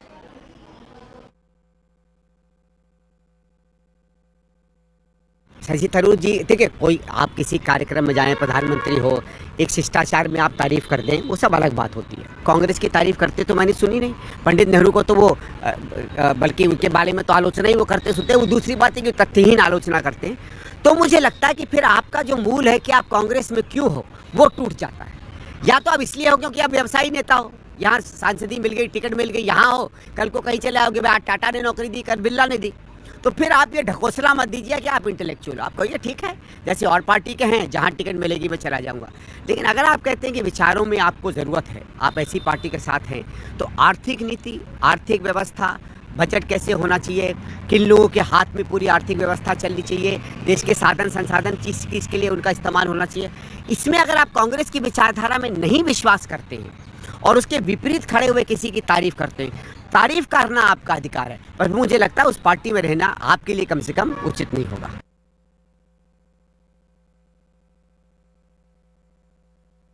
नहीं, मुझे तो उस speech में कोई ऐसी तारीफ की नज़र नहीं आ रही थी, किस चीज़ के लिए तारीफ की जा सकती है। मुझे लगता है प्रधानमंत्री को बहुत सारी बातों का जवाब देना चाहिए। वो एक न्यूज़पेपर के इवेंट पे गए थे, तो उनको बताना चाहिए कि उनको निष्पक्ष पत्रकारिता से क्या दिक्कत है। उनको तो वहाँ पर बोलना चाहिए था कि वो सच बोलने वालों और दिखाने वालों से क्यों इतना चिढ़ते हैं, उनके ऊपर एफआईआर क्यों कराते हैं। मुझे तो कोई तारीफ का कारण नहीं नज़र आया, पता नहीं उनको कैसे नज़र आ गया। मुझे तारीफ का कोई कारण नहीं नज़र आया और मैं तो उस स्पीच की, मुझे तो बहुत ही निम्न स्तरीय स्पीच लगी। वहाँ पर भी जाकर वो कांग्रेस को कोस रहे। प्रधानमंत्री सोते जागते उठते बैठते सिर्फ कांग्रेस के बारे में सोचते हैं, ये बड़ी अद्भुत बात है। Now, it's not just praise that has come in from Shashi Tharoor, who of course recently has become infamous in the Congress party for praising the president, but it's also what he is praising. So Shashi Tharoor actually went on X to say that the Prime Minister's speech dedicated to the part about overturning Macaulay's 200-year legacy of slave mentality is what Tharoor has praised. Now, not just the praise, but even what he is praising is possibly irking the Congress party, because this is not the overall world view of the Congress party. It is more a world view of the BJP and the RSS in India. Prime Minister Modi had appealed for a 10-year national mission to restore pride in India's heritage, languages and knowledge systems. Pallavi Ghosh is also joining us. Pallavi, possibly not just the praise, but the part that Shashi Tharoor has picked to praise also would be irking the Congress. So there have been a couple of statements which have come in from Shashi Tharoor in the last couple of weeks. One, you remember that article he wrote about against dynasty and how entitlement is something which is not acceptable in politics. That didn't go down well with the Congress. His other praise of Mr. L.K. Advani actually evoked an official response coming in from Pawan Khera against something which didn't go down well.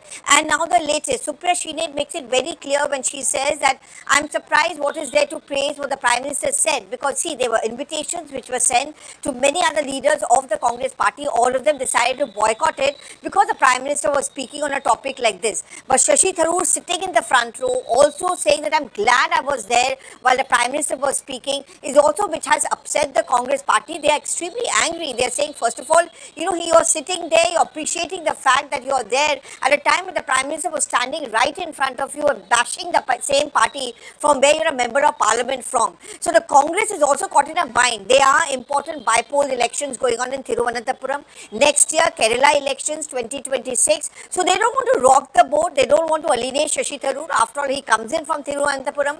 Also, he has a substantial amount of traction as far as the young urban voters are concerned. This is the compulsion of the Congress party. Why they are not taking any action? Shashi Tharoor goads them. His own argument is that I am sidelined and left out by my own political party. And just because I belong to one political party does not mean that we cannot have our own opinions in favor of our own country. And this is not it, Pallavi. Just last week, Shashi Tharoor had written an editorial about how dynasty-based parties, family-based parties are not good for India. And that seems to be a direct attack on the Gandhi Parivar.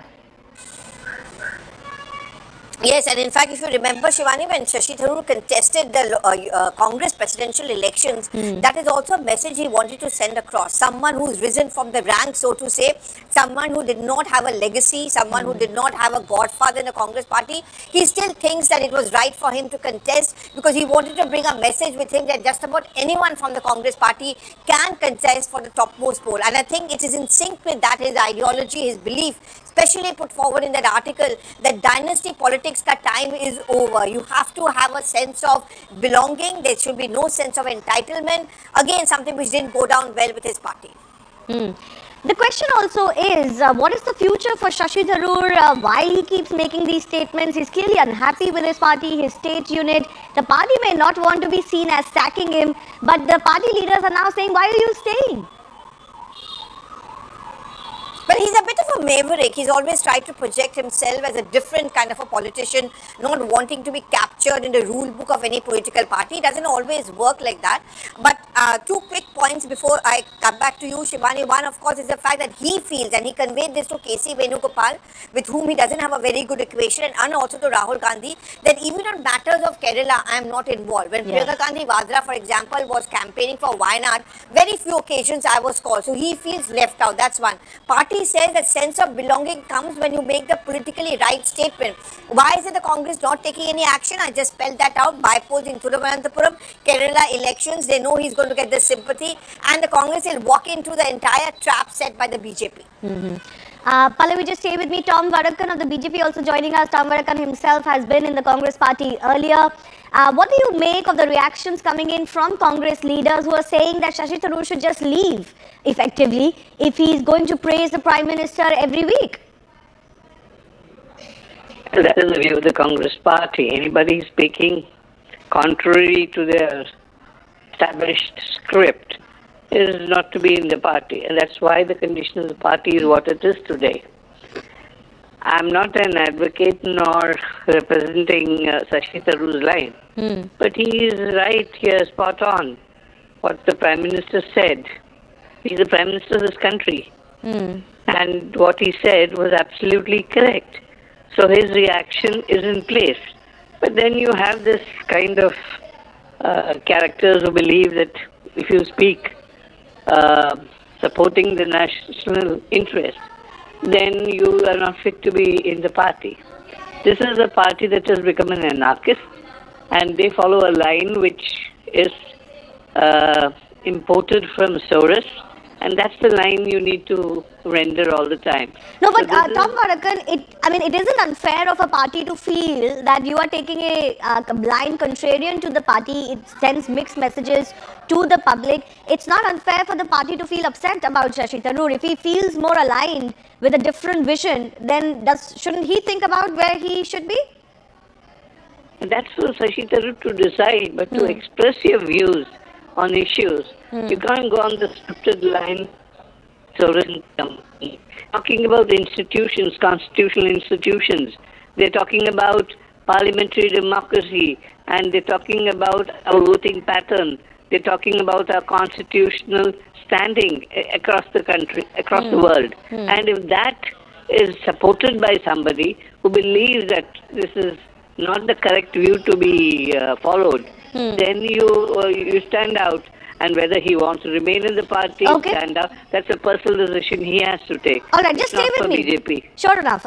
Tom Madigan, just stay with me. I'm getting a Congress reaction. Rashid Alvi of the Congress party is also joining us. Rashid Alvi, why is the Congress so unnerved or nervous every time Shashi Tharoor says something praising the Prime Minister? The Prime Minister is of the entire country. Why is Prime Minister's praise considered anti-Congress?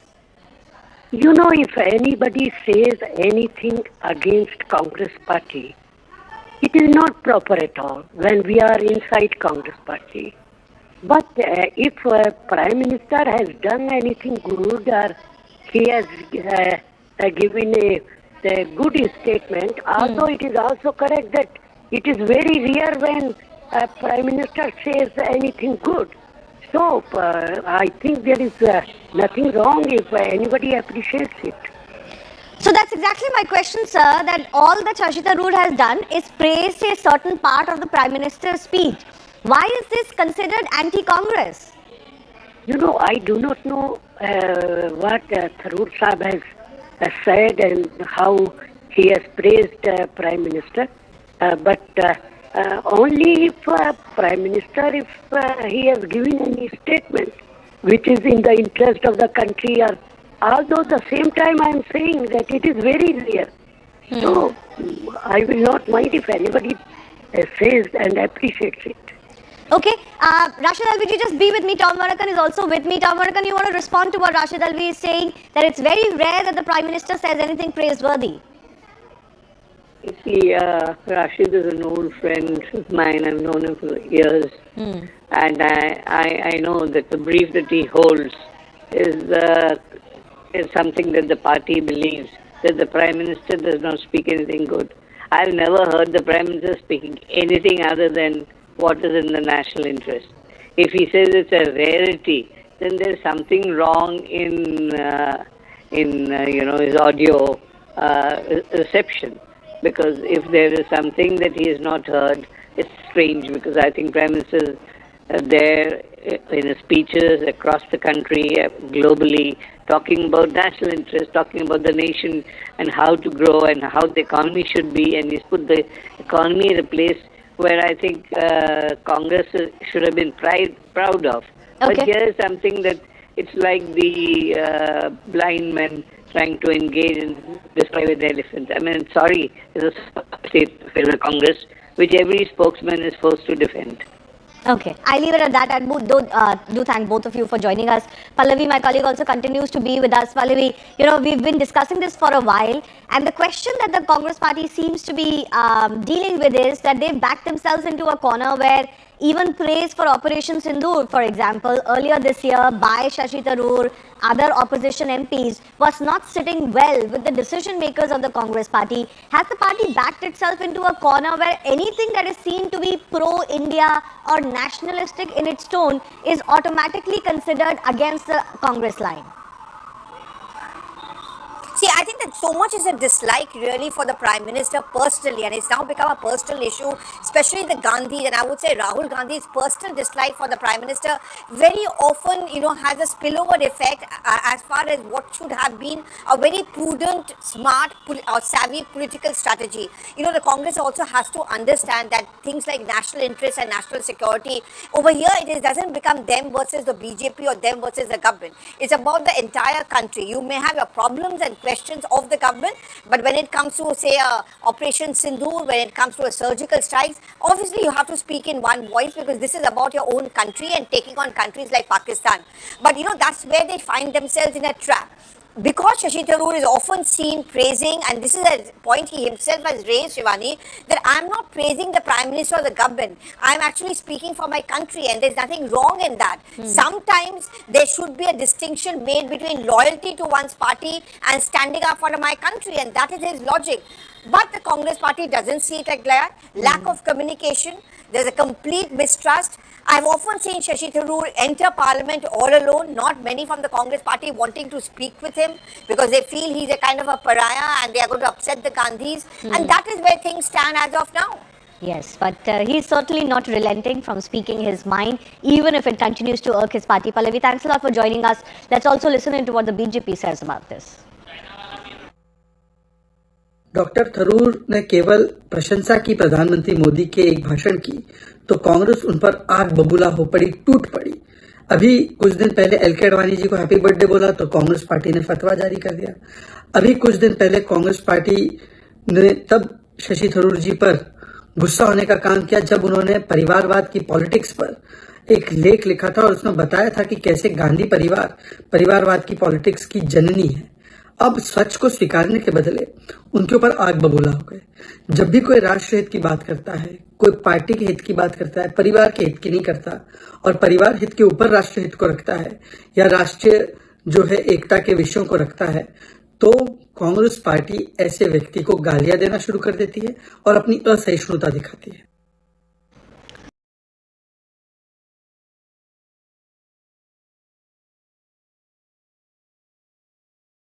I request Shashi Tharoor ji to initiate the process. Thank you very much, Mr. Chairman. I rise today in opposition to the Disaster Management Amendment Bill 2024 moved by the Honourable Minister because it is a disaster. So I'd like to elucidate our perspective on the legislation we had great expectations of, but which appears to have been taken out of the oven half-baked and rushed into this hallowed chamber, clamouring to be passed. That this bill is even being debated in Parliament is miraculous because, as several of my colleagues in the opposition pointed out in the first week of August, 1st of August 24, when the Honourable Minister of State introduced this bill, this legislation was brought under entry 23 of the concurrent list of the Constitution. Now, Mr. Speaker, you don't have to be a constitutional expert to realise that social security and social insurance, employment and unemployment, which is the subject of entry 23, does not even remotely cover disaster management. It's another matter that had the government actually tried legislating on the issue of unemployment, unemployment in India might not be in such disastrous shape. But chalo, par chalenge koi nahi, we will carry on, sir. But anyway, here we are with the Speaker, with a bill hurried into Parliament on a constitutionally untenable, federally unviable ground, and with a host of other drawbacks that diminish even the little imagination and innovation that the centre has sought to display. Now, before the Treasury benches accuse the opposition of opposing just for the sake of it, let me reassure them that I find myself in agreement with the rationale for this bill that the Minister has just explained. Sir, in my first parliamentary term, I was the convener of the Parliamentary Forum on Disaster Management, which has since been abolished by the NDA government. Yes, the Disaster Management Act of 2005 was in need of rigorous reform. And yes, there is a pressing need to streamline our sprawling and scattered disaster management framework, which, despite the best of intentions, ends up causing inordinate delays in the worst moments, failing to rescue our fellow Indians caught up in disasters. Now, we see, and he's right to say, human lives, infrastructure, Mother Nature, all of these things are affected by disasters. But we need, sir, we as MPs from Kerala understand this very well. Yet far from strengthening and making effective our crisis management mechanisms, and far from bringing, as the Minister has just promised, more clarity and convergence to our prevailing disaster management instruments and institutions, it actually exacerbates the problem, saddling us with an ill-thought-out, overlapping and convoluted distribution of powers amongst the authorities and committees it envisages or retains from the current Act. The net result is a greater centralization of the Disaster Management Act 2005 and a top-down approach that will create a chain of command so complicated and heavy that it may collapse under its own weight before even mitigating, much less preventing, any horrific disaster like the landslides in Wayanad, which were the most devastating landslides in Kerala's history.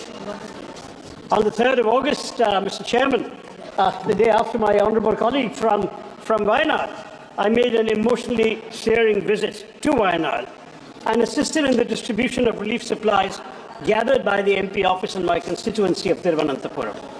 Picking my way through the rubble to view the destruction of Mundakai, Churulmala and Puncherimattam, I beheld massive JCBs rumbling, where till 5 days previously, lavishly green hilly villages had sprawled beneath great blue skies. at a hospital suffused with the anguish of countless Indians whose homes and dreams were pulverized by bombardment of rocks and boulders in the early hours of 30th July, I met a young survivor who had endured inconceivable horrors. Just 8 years old, sir. She had lost her father, mother, brother, sister, grandfather and grandmother, and sustained numerous injuries from broken bones to a heavily bruised face. As I saw her propped up in bed, immersed in a coloring book, a desolation gripped me, sir. We should have been able to predict better what was to come, prepare for it, and even to prevent it. But we failed at all of these. The wails of Wayanad and the scenes of devastation and despair that greeted me there and my colleagues who have been there and in the relief camps will forever haunt me. All of us together owed it to the more than 480 people who perished in Wayanad and an equally staggering number who were grievously injured to ensure that no Indian citizen in any part of our country ever again has to endure such a gruesome fate. But this bill, I'm afraid, does not guarantee that. Right off the bat, this bill promises, as I mentioned, greater clarity and convergence in the roles of authorities and committees working in the field of disaster management. But in reality, it confuses and complicates and typically just concentrates power in the hands of the central government.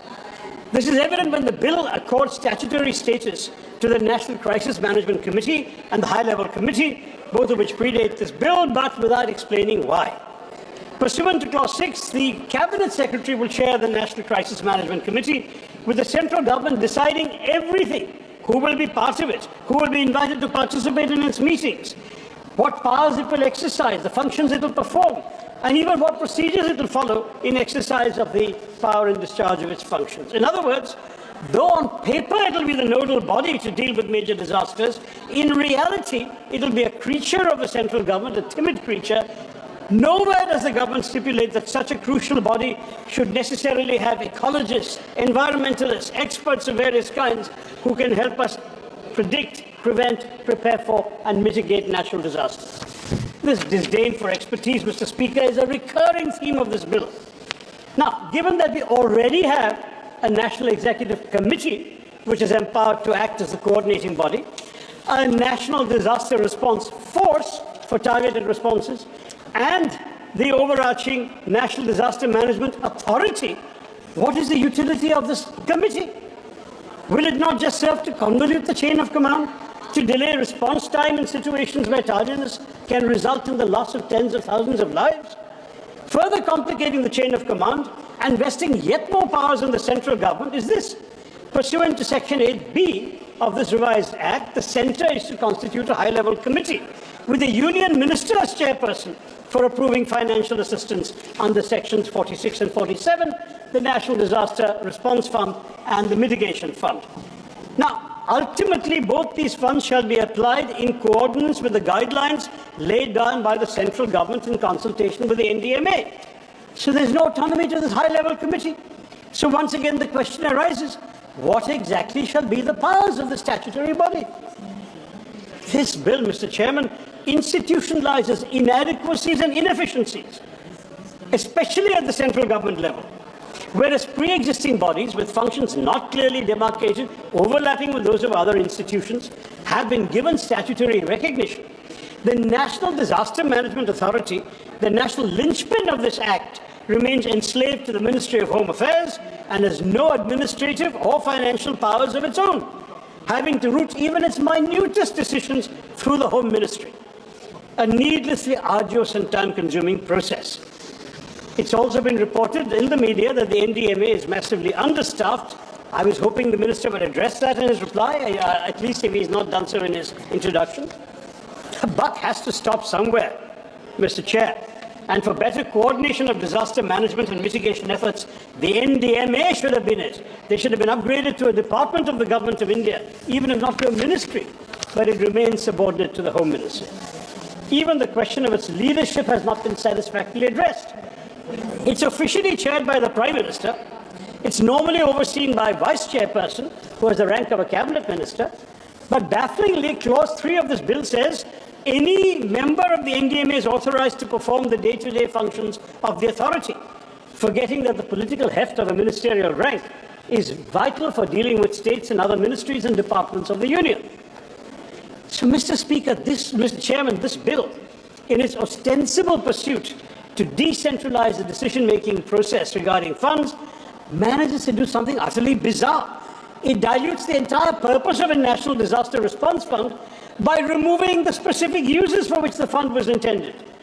One of the most pressing criticisms of the old Act was the excessive centralization of fund allocation. Many of our states have complained about this, especially when disasters are categorized as severe. The debilitating human cost of such a disaster demands from the center a sense of urgency, completely absent in the proposed framework.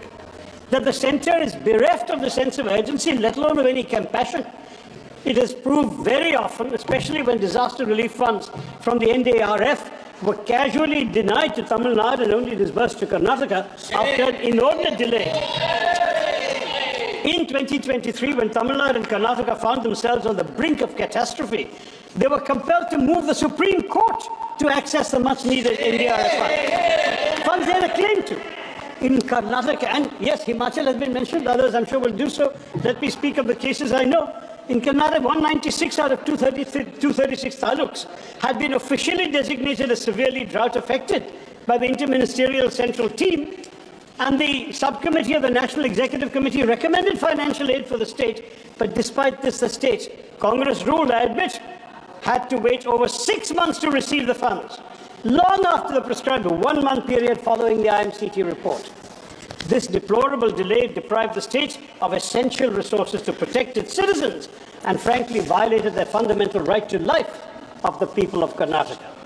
Tamil Nadu suffered a similar fate as well, especially in the aftermath of Cyclone Michang, when there was a complete dearth of necessary funds and the central government was indifferent.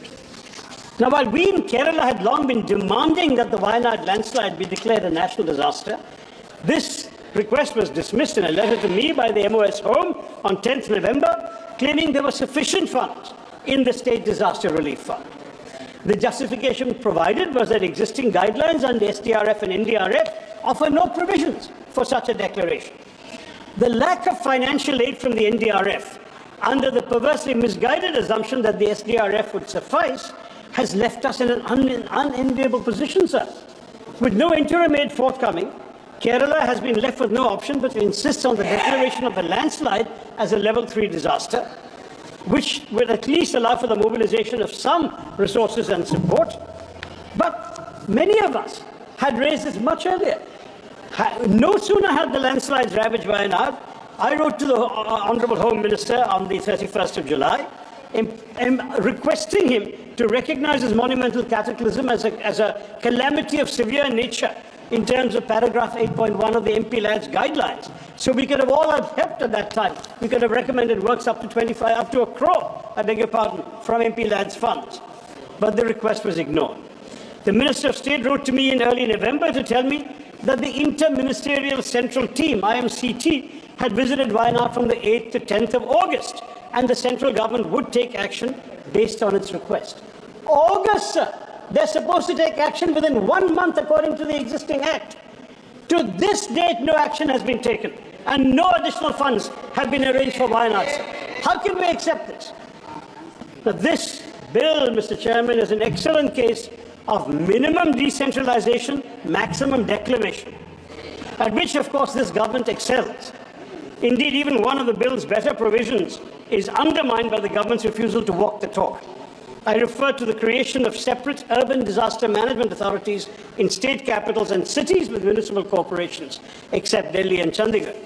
This has been introduced to foster greater coordination than what is possible under the disaster management authorities in our big urban centres. But even while it takes a step which otherwise I would have applauded, the centre fails to provide for any necessary financial devolution, without which this measure will be toothless, sir. While the government appears to have recognized that district administrations across India should tackle emerging threats on their own terms and in line with local conditions, it has overlooked the dismal fact that in our country, the total municipal expenditure accounts for barely 0.79% of GDP. Paise kahan hai? Given that this bill focuses on disaster risk reduction rather than post-disaster management, it's crucial that the government realize that urban local bodies need to be financially empowered.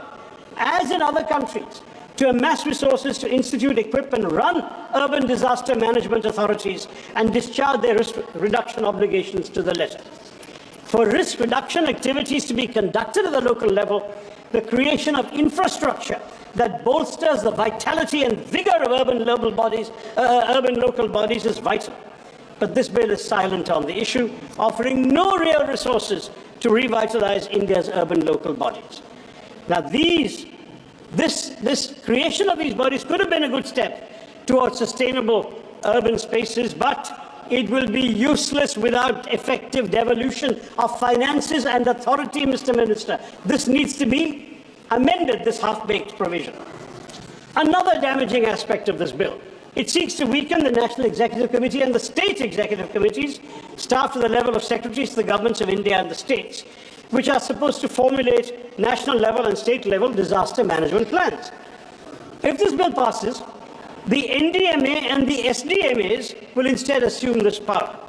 At the same time, these committees will remain the coordinating bodies for relief, rehabilitation, and reconstruction during and after natural disasters, saddling them in effect with the responsibility for exercising disaster management plans that they did not formulate. So you've got to execute something that you did not actually come up with. This flies in the complete logic of the original purpose of these committees, which was to foster greater collaboration amongst various ministries of the union and state governments. Federalism, cooperative federalism. Where is the cooperative federalism here? So the bill's major weakness has throughout been its inability to innovate on institutional mechanisms to deal with disaster risk. Although it achieves coordination for greater risk management, it offers no clarity on how to achieve such coordination in practice amongst a wide range of institutions, split both vertically and horizontally, and including non-government, private, and civil society elements. By the way, Mr. Chairman, and the Minister has not noted this, disaster relief, rehabilitation, and reconstruction is still not a justiciable right in India. The Indian state has for far too long undertaken relief measures as an obligation, not a duty. It must discharge that duty in fulfillment of its citizens' inviolable rights. This has been an issue for years, but the bill would have been an opportunity to fix it, because we are learning lessons from what hasn't worked in the earlier version. You have instead squandered it, Mr. Minister. You will, of course, carry out relief assistance up to your whims, your political expediencies. You may provide ex gratia compensation. You may provide relief items, compensation for destruction of houses, etc., destruction of boats, fishing equipment, farming equipment, etc. But all of this will vary from place to place, and it must change. Disaster relief must be a fundamental right of all Indian citizens. It's also important, so one important negative factor of this bill that testifies to its lack of imagination, creativity, and reluctance to accept the bleak realities of our environment. On 25th of July, the Honourable Minister of State for Science and Technology and Earth Sciences told this House that the government has no plans to classify coastal erosion or heat waves as notified disasters under the Disaster Management Act 2005. Now, this is crazy. We need to expand the list of notified disasters given our own experience since the Act was passed in 2005. To this day, the disasters eligible for assistance under the NDRF remain limited to cyclones, floods, droughts, earthquakes, landslides, and so on. Coastal erosion and heat waves are conspicuously absent. This narrow, outdated definition of disaster stands in contrast to the growing global consensus that recognizes coastal erosion and heat waves as climate-related disasters. The devastating impacts of these calamities on ecosystems, on human health, are no longer matters of debate, sir. My own constituency has lost 65 square kilometers to coastal erosion since I became the MP. I've said in this House and in a letter to the Prime Minister, if we had lost 1 inch to the Chinese, we would have made it a national issue. We have lost 65 kilometers to natural disasters. We don't seem to care. I'm sorry, sir. According to the All India Meteorological Department, 2024 has witnessed already a staggering 536 heat wave days, the highest in nearly 14 years, and between 2013 and 2022, Heat waves and sunstrokes claimed more than 10,000 lives. And yet, the government obstinately refuses to acknowledge this disaster looming over us. The Disaster Management Act was passed over 19 years ago. It might not have anticipated that climate change would get so bad and that coastal erosion and heat waves would transmogrify into such a formidable challenge in the future. But why not this bill? If this bill has learned any lessons in the last 19 years, they should show them here. Why could it not devise a mechanism to grapple with this burgeoning crisis? Though the Disaster Management Act's definition of a disaster is actually broad enough to encompass climate-induced events, its statutory list remains static and unimaginative. It obstinately ignores the realities that our citizens are enduring, sir. This is a dangerous oversight, as the impacts of such events, widespread loss of life, destruction of livelihoods, are no less severe than the devastation wrought by floods or earthquakes. In failing to adapt, we risk exposure to avoidable calamities. The government demonstrates its indifference to the plight of those numerous Indians who perished because of heat stroke or lost their homes and livelihoods to coastal erosion. Therefore, the NDMA needs to enhance its capacity to prevent climate change from becoming disasters, such as unprecedented landslides in Wayanad's case, heat waves and storms. Let's not forget, sir, that amongst the primary contributors to the Wayanad calamity were a host of issues, not just excessive rainfall, as the Home Minister mentioned. These were widespread deforestation, with 62% of Wayanad's forests having disappeared since 1950, ceaseless soil erosion, made more relentless by rainwater seeping into loose topsoil, which reduces soil cohesion and contributes to landslides, and soil piping, the formation of underground tunnels because of subsurface soil erosion. I won't go on, sir, but the fact I want to say very simply is that climate change is worsening the situation, especially with more flash floods and landslips being triggered by merciless, ruthless monsoons. With the warming of the Arabian Sea creating deep cloud systems which result in brief spells of ruthlessly intense rainfall, Kerala will be yet more vulnerable to landslides. We must take stock of these facts, uncomfortable though they may be, and seek to confront them head on. Okay, sir. Thank you. Sir, I will wrap up. I just need 2 minutes for one last point, sir. We wanted this bill. We wanted it to be imaginative and innovative. But we have seen none of that. We have not seen financial administrative preparedness. Instead, it is just a testament of the government's insistence to rush it through Parliament. But let me ask the Honourable Minister in all earnestness, what good will bulldozing this bill through Parliament do if it cannot prevent another Wayanad? Where are the provisions for disaster prevention, like landslide mapping, coastal protection measures? It will not do India and Indians any good merely to create a framework that does not actually devolve any powers upon the states, upon local urban bodies, upon self-government units in our country. Thank you, sir. What is needed, sir? 1 minute. Stricter streamlining of a scattered policy framework. There is far too many authorities and bureaucratic muddles. An end to the concentration of powers in the centre's hands. A genuine attempt to learn from our failures at navigating past disasters and keep up with the challenging realities of climate change. A revised bill should allow for expertise, independent of committees, streamline and clarify the role of the body. Next speaker, Sri Trivendra Singh Rawat ji. Given, please conclude. It should also give MPs a right to be heard. 1 second. I'm just finishing. It should make disaster relief a legal right, revive the parliamentary forum on disaster management to give the MPs' views a chance to be heard. And this bill does not have any of these qualities. Therefore, it must be returned to the drawing board, and I urge the Minister to withdraw the bill. Thank you very much, Sanjay. Sri Trivendra Singh Rawat ji, next speaker. धन्यवाद अध्यक्ष जी।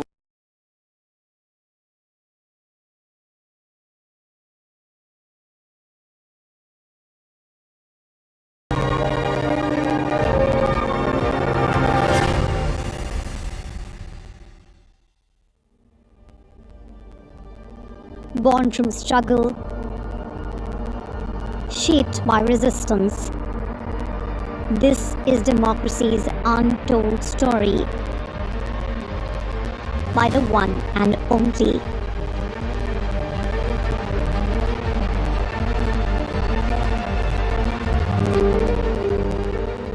Hello, Ranjan. How are you? Very good. How are you, Dr. Tharoor? Not too bad. Not too Has bad. your phone stopped ringing? The phone has not stopped ringing, but it's on silent. Okay, great.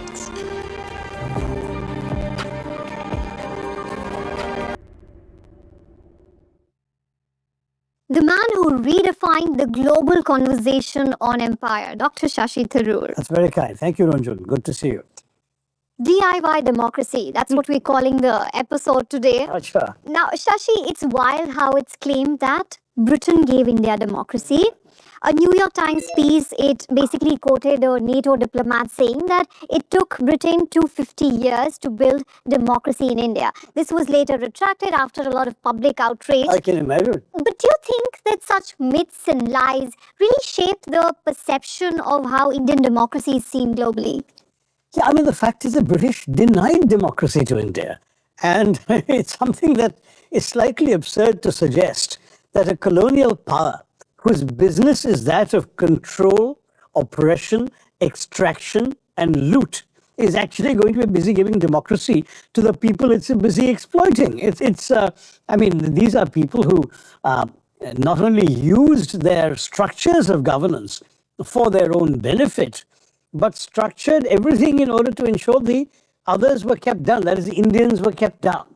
The racism, explicitly part of the system, literally signs saying Indians and dogs not allowed, clubs in which Indians were never given membership, the residential segregation, the so-called 7 lines where the whites lived and the black town where the Indians lived, the ways in which the administrative structure was so completely skewed, all authority in the hands of white people, all the subservience on the part of Browns are to come as supplicants, please sir, can I have this, can I do that? You know that they actually had to be, for an Indian to sit down in front of an Englishman, he had to have a particular certificate given to very few exalted Indians. They had a permission to sit on a chair in front of an Englishman.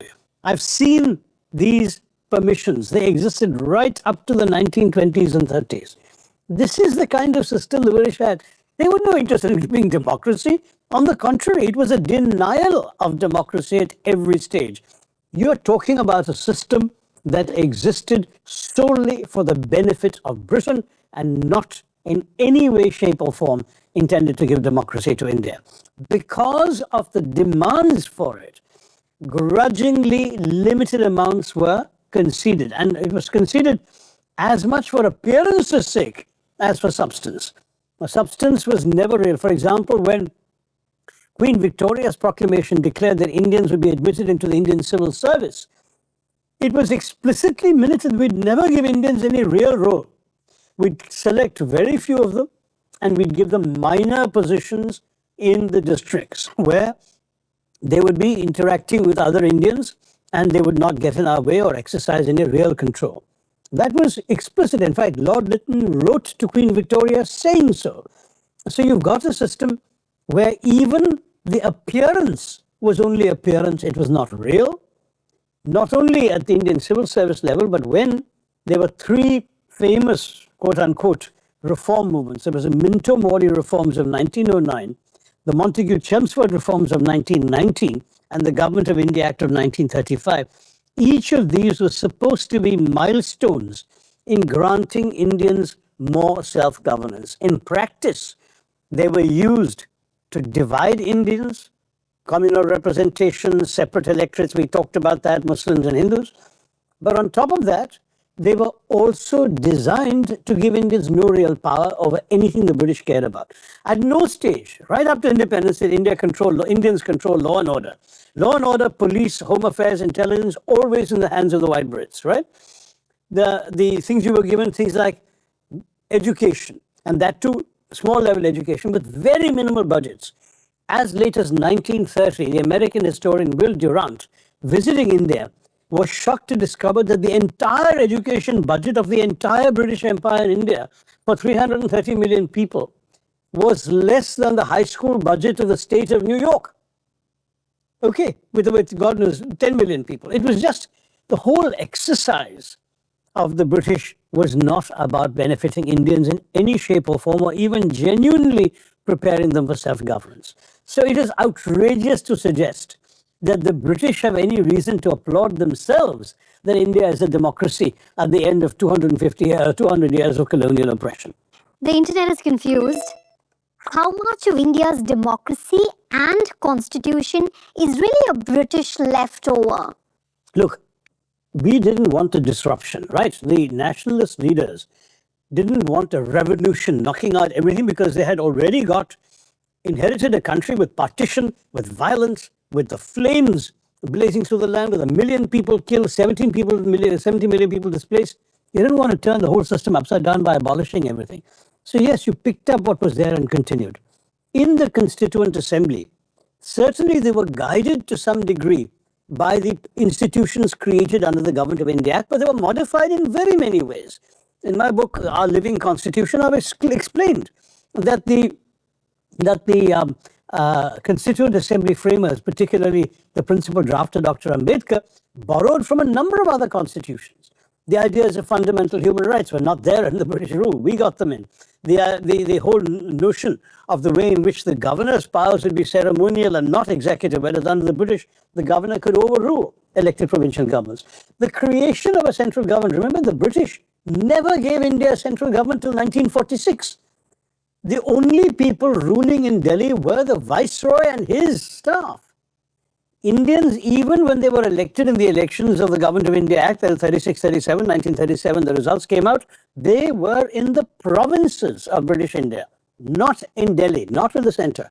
The first interim government of not independent yet, but to be independent India, 1946, the interim government. So you're looking at a system where everything had to be invented from scratch.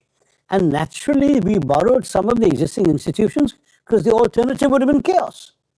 There is a British member of parliament by the name of Robert Chenrick who says that former colonies should thank Britain for leaving behind a world-class governance. Should we be thanking Britain? Thank you for coming to my home, breaking the place, beating up my family, murdering some people, even pushing people into dark cellars and keeping them locked up, sending some away, far, far away from my home. Thank you for coming and doing all of that. And then when you go behind I should be grateful that you've at least rebuilt the roof and you've not completely smashed the door. Thank you very much. What is this? We should be grateful to Britain after I've just described to you how they treated our people for 2 centuries. What should we be grateful to Britain for? I'm sorry. The fact is, every country, including Britain, was not a democracy 200 years ago. Nor was India. But countries evolved by themselves into democracies. And so would India have. There are very many countries that at different times in different ways became democratic without having to go through the great blessing of being oppressed, enslaved and colonized. I think we would have done fine. Thank you. The British introduced the parliamentary system here, but was that really democracy? Only 1 in 6 adults could vote. Then there was also the communal seat reservation. Was that democracy or a watered-down version of it? It was not democracy. To begin with, the 1/6 is only in the last election. In the very first, as I told you, there were 3 sets of reforms. Minto Moli, there was practically no electoral system. They were just very, very minimal token representations and they had no powers. Montagu Chelmsford was a kind of diarchy system where in the provinces they had some powers and they had no powers in the centre. And even in the provinces, the British controlled all that mattered, as I mentioned to you, including law and order, police and all of that. And the Indians were given some portfolios like education. Then you come to 35 Government of India Act, which was a little more substantive, where you did have an election in which you could allow Indians to actually run the provincial governments. First time. Never happened earlier. Now, this 1937 onwards lasted 2 years because in 1939 the Congress governments all resigned in protest against the British going into the Second World War without consulting them.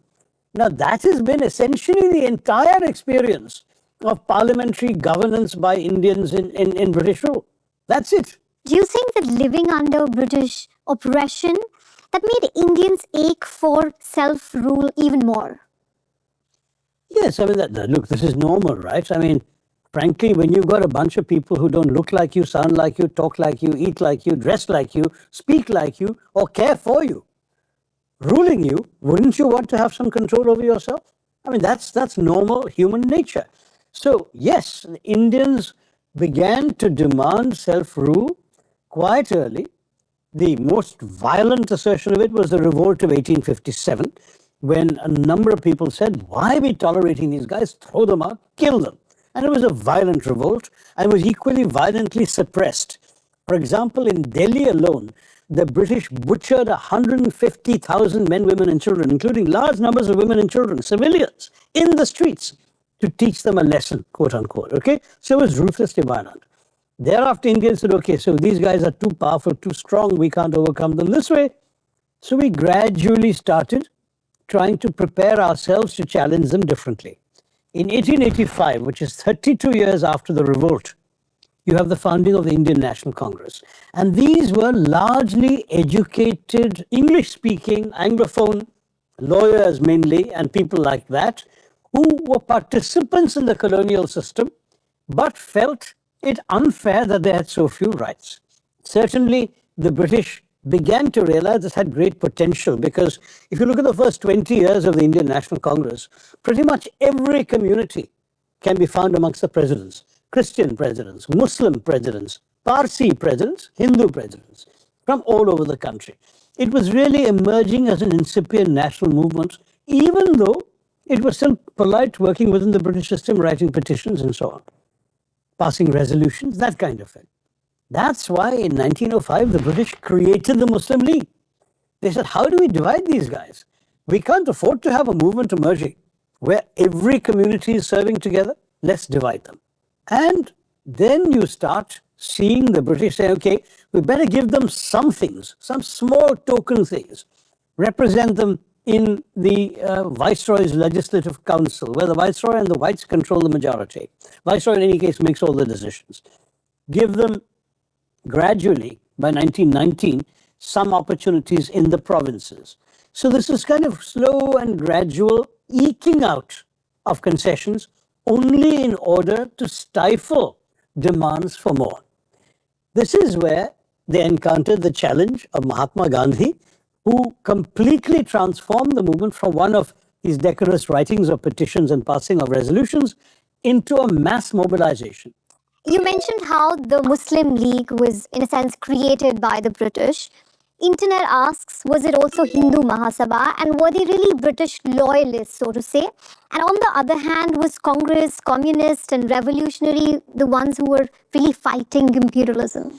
It's a more complicated saga than all of that. The Muslim League was started by the British, but acquired a certain momentum of its own. And at one point, it cooperated with the Congress. In fact, there is a famous Lucknow Pact of 1916, where Jinnah, who was leading the Muslim League, also came to the Congress. And in fact, for many years, he was in both organizations. Sarojini Naidu famously called him the ambassador of Hindu-Muslim unity. And right into the 1920s, you will find examples of the same individual presiding over the Congress and presiding over the Muslim League. So it was not that there was a complete cleavage between the two. When Gandhiji's mass mobilization began to succeed, Jinnah became very uncomfortable. First, he was uncomfortable because he didn't like the method. He's a lawyer himself. He preferred to do things through resolutions and petitions and speeches, votes in the Legislative Council. That was his preferred thing. He thought this kind of mass agitation was not right, would lead to anarchy. That was a sort of method opposition.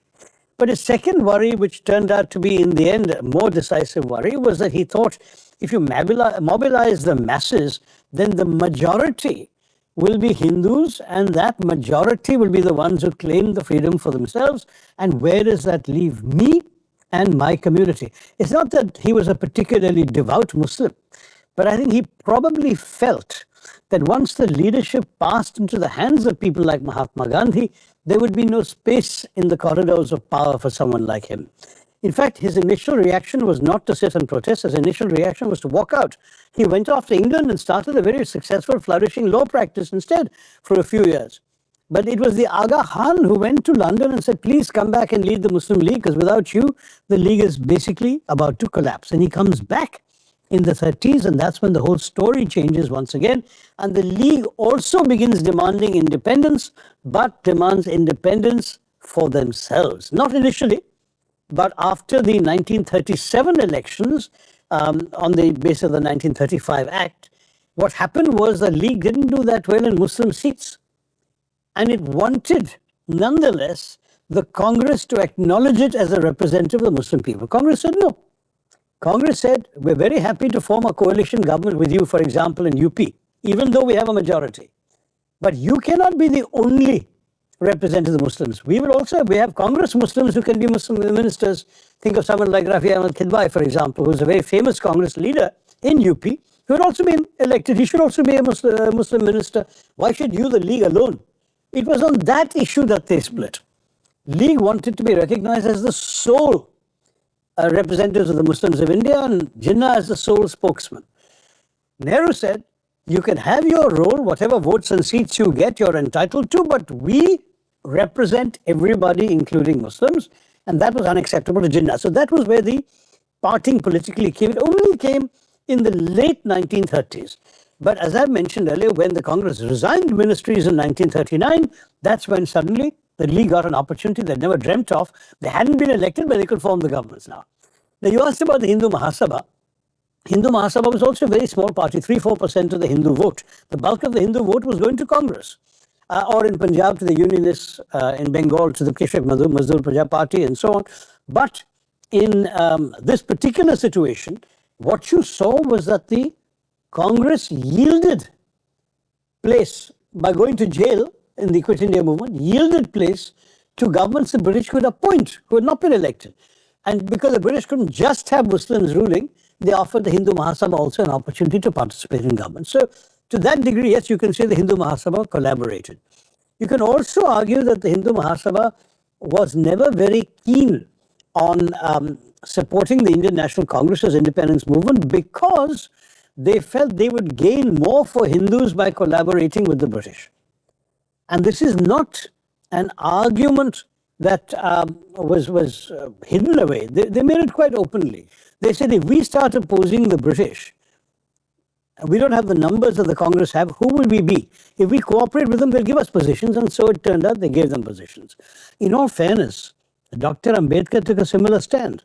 He said, if we support the Indian National Congress's efforts, they will come to power, the upper caste Hindus will come to power, what will happen to the Dalits? If we work with the Brits, we can perhaps shore up the position of the Dalits first before we win independence. So he was actually a member of the Viceroy's Legislative Council. He was a very influential member for labor rights, women's rights, and so on. He did a lot for the people he could help through collaboration with the British. And that is the story. There were people who worked with the British and within the British system as well. We can't honestly claim that every Indian was fighting for freedom. Many were working within the British rule system as well. Shashi, there's this constant debate online about the armed resistance of Bhagat Singh versus Satyagraha, which is the non-violence movement of Gandhi. Do you think that the British played both the sides just to keep Indians, well, distracted and divided? No, I can't say they played both the sides. They oppressed both the sides, but in different ways. The people who committed violence, they actually hanged. They killed. So Bhagat Singh was hanged even though he was a bright young man of 22. He was killed. Whereas the ones who were non-violent, like Mahatma Gandhi, were arrested, punished, beaten with lathis. Someone like Lala Lajpat Rai were beaten so severely he died from the beating. And would you say both sides, Bhagat Singh and Gandhi, they were both impactful? Because there's this constant debate of, well, who did better? See, Bhagat Singh was a very young man. He had a very short impact. And he captured the imagination of the people, and there was a lot of demands that he should not be hanged and so on. And one of the things that he was remarkable for was the quality of his intellect, the letters he wrote in prison, which are, by the way, published and available. You should read them. They're very, very impressive. He was a remarkable figure, and in many ways, given how short his life was, he looms larger in the imagination today than almost anybody else from that revolutionary tendency. But there was always a revolutionary tendency, and in fact, the most famous occurred after the death of Bhagat Singh, because that was the Netaji Subhash Chandra Bose's rebellion against the British during the war. During World War II, when the Congress leaders were going to jail, Subhash Chandra Bose escaped from Calcutta.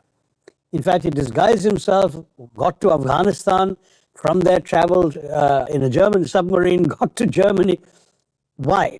Because he said, right now is not a time to sit in jail, it's a time to fight the British by using their enemies. You know, the old slogan that the enemy of my enemy is my friend, that was his principle. So he went to Germany and he actually enlisted the support of Hitler's government in order to oppose the British. Now, in Western Europe, he didn't have that much of a role he could play. So the Germans transported him to Southeast Asia, where the Japanese, allies of Germany, had been making major inroads by capturing large parts of Malaya and Singapore. And in the process, they had captured many Indian soldiers fighting in the British Army and made them prisoners. So the idea was that Netaji would go to these soldiers, speak to them with nationalist fervor, and encourage them to enlist in an Indian national army that would physically fight for India's independence. And that he did. And the Indian National Army was a very inspiring movement. It was completely secular. It was, for the first time, a significant attempt to have armed rebellion against the British. Even at the end of the war, there was one celebrated incident, the so-called naval mutiny. It wasn't just a mutiny. Indian sailors on board some warships in Bombay port overthrew their officers and captured the ships, and they turned the guns, the cannons on the ships, towards the city and fired at British installations in the port. It revealed to the British that the task of suppressing the Indian nationalist movement was no longer going to be about lathi charges on non-violent protesters. They had now seen the Indian National Army raising guns. They had seen the Indian naval mutiny turning cannons on them. And the question was, tomorrow, who else might pick up a weapon? And how long can we keep these guys down without augmenting our troops, our soldiers, and our weaponry to suppress them? But who are we at this point? Britain is a shattered country at the end of the Second World War. The country is lying in ruins from German bombing. The economy has taken up pulverizing. They have had to borrow money from the Americans and even from India in order to survive to fight the war. Where are they going to get the resources from to send, say, another 1 million soldiers to India? They can't. They don't. And the people are exhausted. The soldiers are exhausted. They're looking forward to demobilization. You're not going to be able to retain the army you've got rather than adding to it. So the British definitely had to ask themselves also this. If the price of continuing to rule India is that we need more soldiers, more weapons, and more force, is it worth it? Can we manage it? And this is a country exhausted by war, so they undoubtedly took that also into account when the Labour government of Clement Attlee said we will give India independence. It was Gandhiji's mass movement and the discontent of the public. It was the Indian National Army and the armed rebellion by them, and it was also the naval mutiny and the perception that India could not be held without force. All of these things came together in the British decision, in their complete exhaustion at the end of the Second World War, to say, okay, you have your independence, we're getting out of here. It's also said that the Quit India movement was the key to India's freedom. Now the British, they were exhausted by the World War II, they were also broke, and they had already sort of promised to decolonize. Do you think India's independence was more about the British just being too tired? No, that was part of it. The Quit India movement, as I mentioned to you in our conversation over partition, in the end, actually turned out to be the thing that made partition possible, because all the Indian leaders went to jail, the ones who wanted a united India, and the Muslim League had a free hand to be able to create the conditions that gave them a chance to increase their membership, to win the next election and to demand partition successfully. So the Quit India movement, to my mind, with all the benefit of hindsight, is what made partition inevitable. It's not something that made freedom inevitable as such. Now, I know many will disagree with me. This is not a popular view, but this is partly my view. I think what made freedom inevitable was all these factors that I mentioned to you. And certainly, you're right, the exhaustion at the end of the war. This is a tired country, a broke country, a wounded, bleeding, and rubble-strewn country with rationing going on in Britain. This is not a country with so much of extra money they could go and keep India oppressed. There's one true or false here. Someone sent us the question. Hitler is the reason for India's independence. No, only to that extent that Hitler's war against Britain, or Britain's war against Hitler, resulted in colossal destruction, colossal expense, colossal debt, and colossal economic failure for the British. So why do you think Churchill lost the election of 1945? Precisely because the British had been exhausted and ruined by the war. They had won the war thanks to American involvement and help, but they were exhausted, weakened, and broke. So yes, I mean, the fact is that to that degree, Hitler made it difficult for Britain to continue the way they had. Look, at the end of the First World War, Britain was just as rich and powerful as at the beginning. At the end of the Second World War, it was not that same story. It was the opposite. They were completely a shadow of what they were in 1939. So lots of factors in India's freedom. Yeah. It could be, the British getting broke after the World War II, several freedom fighter movement within the country. For you, which one stands out? I think they all come in together. I still believe that Gandhiji's role in capturing the imagination of the nation, mobilizing ordinary people in villages and streets, people who didn't have the vote, because to have the vote under the British, as I said to you, only 10%, not even 1/6, 10% of Indians had the vote. 30 million people could vote in a population of 330 million people in India. And those 30 million all had property or income or educational qualifications, nobody else.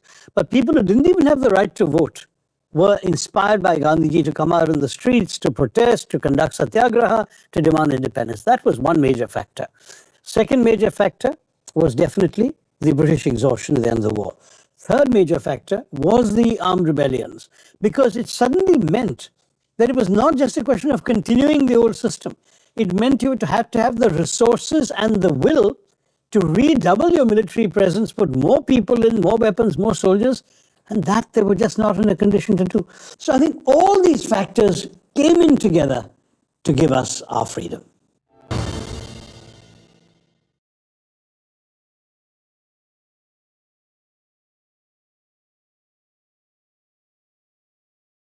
Hello and welcome to First Post. With me is Dr. K.V. Subramanian. He is an executive director at the IMF, the International Monetary Fund. Before that, he was the chief economic advisor to the government of India. Apart from being an accomplished economist, he is also an author, and his latest book has come out. It's called India at 100, Envisioning Tomorrow's Economic Powerhouse. Dr. Subramanian, very good to see you. So good to be with you here talking, Palki. Congratulations on the book. Thank you. And let's start this conversation with your own story. You had a modest beginning. I believe that your father had to abandon his education because of financial hardships, and that is where you started from, and you've made it to where you have. In a lot of ways, it mirrors the growth of India's middle class post-liberalization, post-1991. How would you say the economic reforms some 30 years ago impacted your growth and your personal story? So it's true, Palki, and I'm glad you brought it up. My father lost his father when he was 7 years old, and he could only go to school, finish school. He wanted to study more, but he couldn't, and therefore he made sure that me and my younger brother were two siblings. He gave us, education and ensure that I was the first person in our entire clan to go to university. So in that sense, it's been quite it's really nice. Every time I actually, am able to contribute, I think of him, because it's in some sense living his dreams as well. So in that sense, I think the liberalization was a very, very, I would say, seminal moment. I remember reading about liberalization, sitting in the reading room at IIT Kanpur, and in fact, that was my first exposure really to economics, and drew me into economics. And I think there is absolutely no doubt, if you look at the macroeconomic level, it's made a big difference. I'll share a telling statistic. If you looked at the GDP per capita that India had in 1947 and now, it's identical.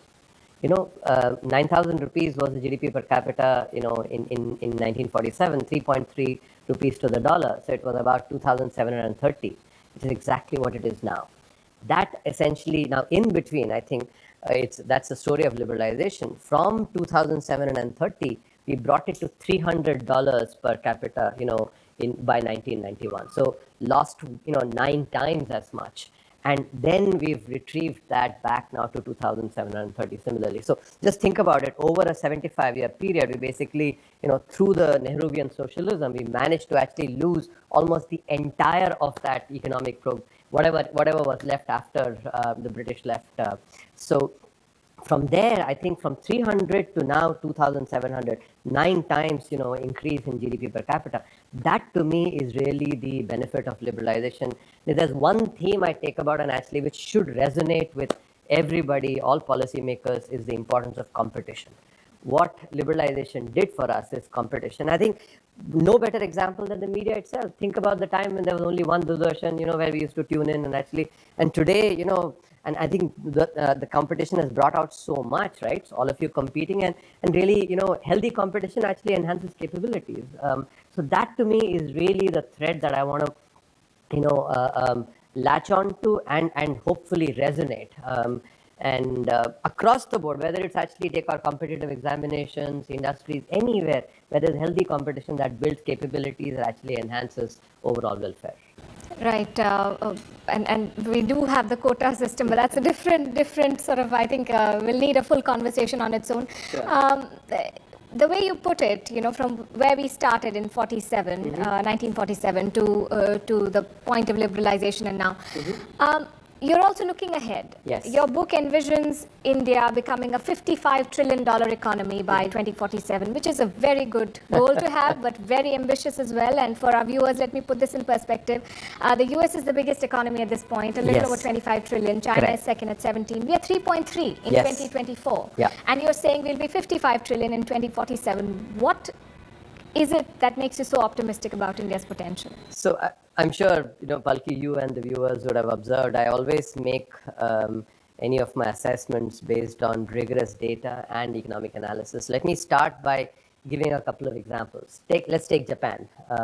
From 1970 to 1995, a 25-year period, the Japanese economy actually grew in nominal GDP dollar terms by 25.6 times. In 1970, its GDP was 220 billion.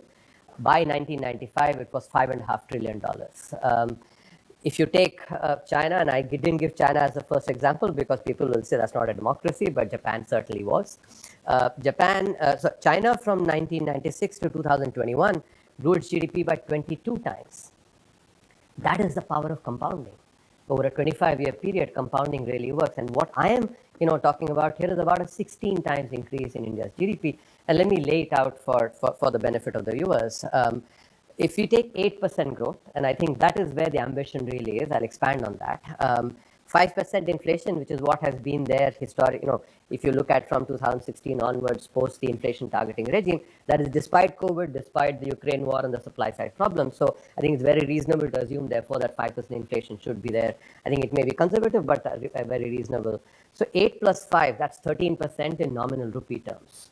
Now, I estimate based on, the difference, change in inflation, that the rate of depreciation of the rupee going forward will be less than 1%. It has been about 3.5% historically, but I'll come to and I'll explain why. In the book, I estimate it's 1%. Now, because depreciation reduces the value in dollar terms compared to rupees, you have to subtract that 1%. So 13 minus 1 makes it 12%.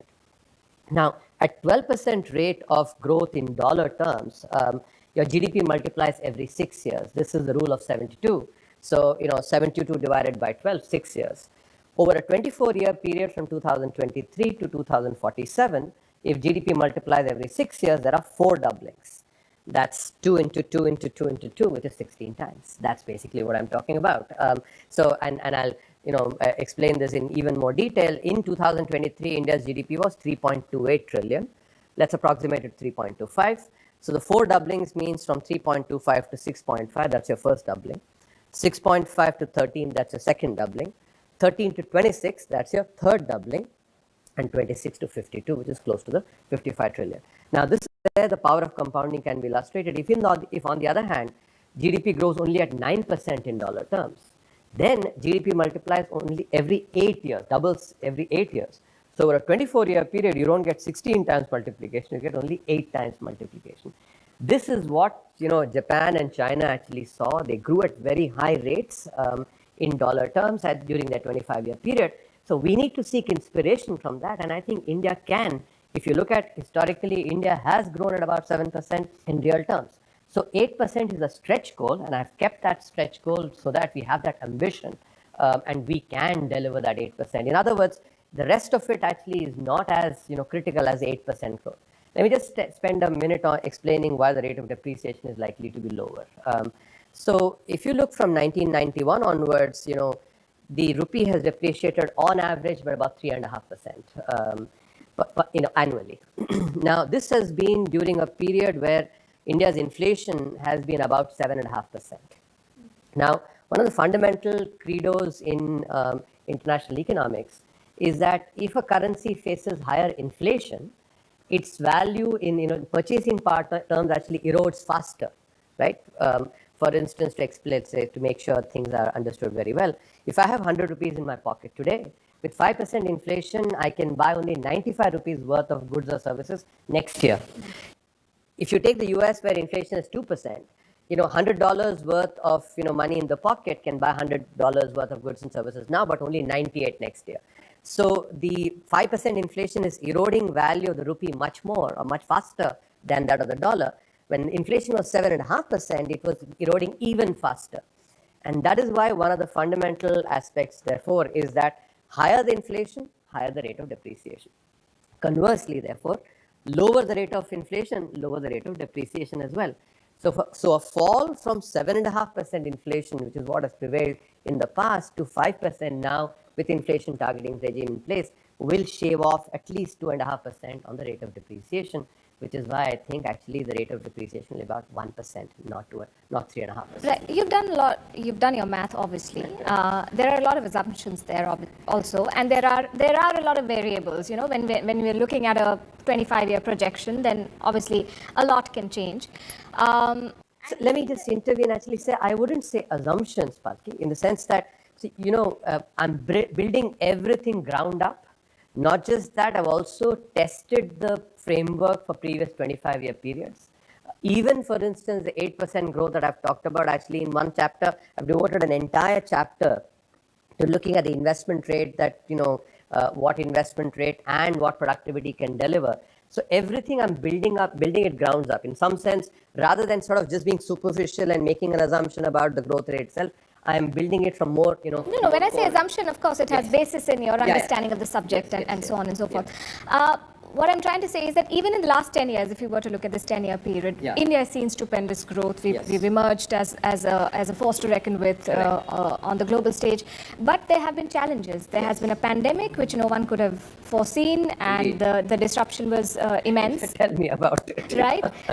There have been 2 wars, 32 conflicts at last count that we've seen across the world. We've seen climate crises, we've seen geopolitical tensions. Indeed. So there are challenges. As we, as a country, chase this 55 trillion target, what, according to you, is the biggest threat to India's economic ambitions? No, I think that's a very good question, Palki. Let me again draw on the example that I gave you, of Japan.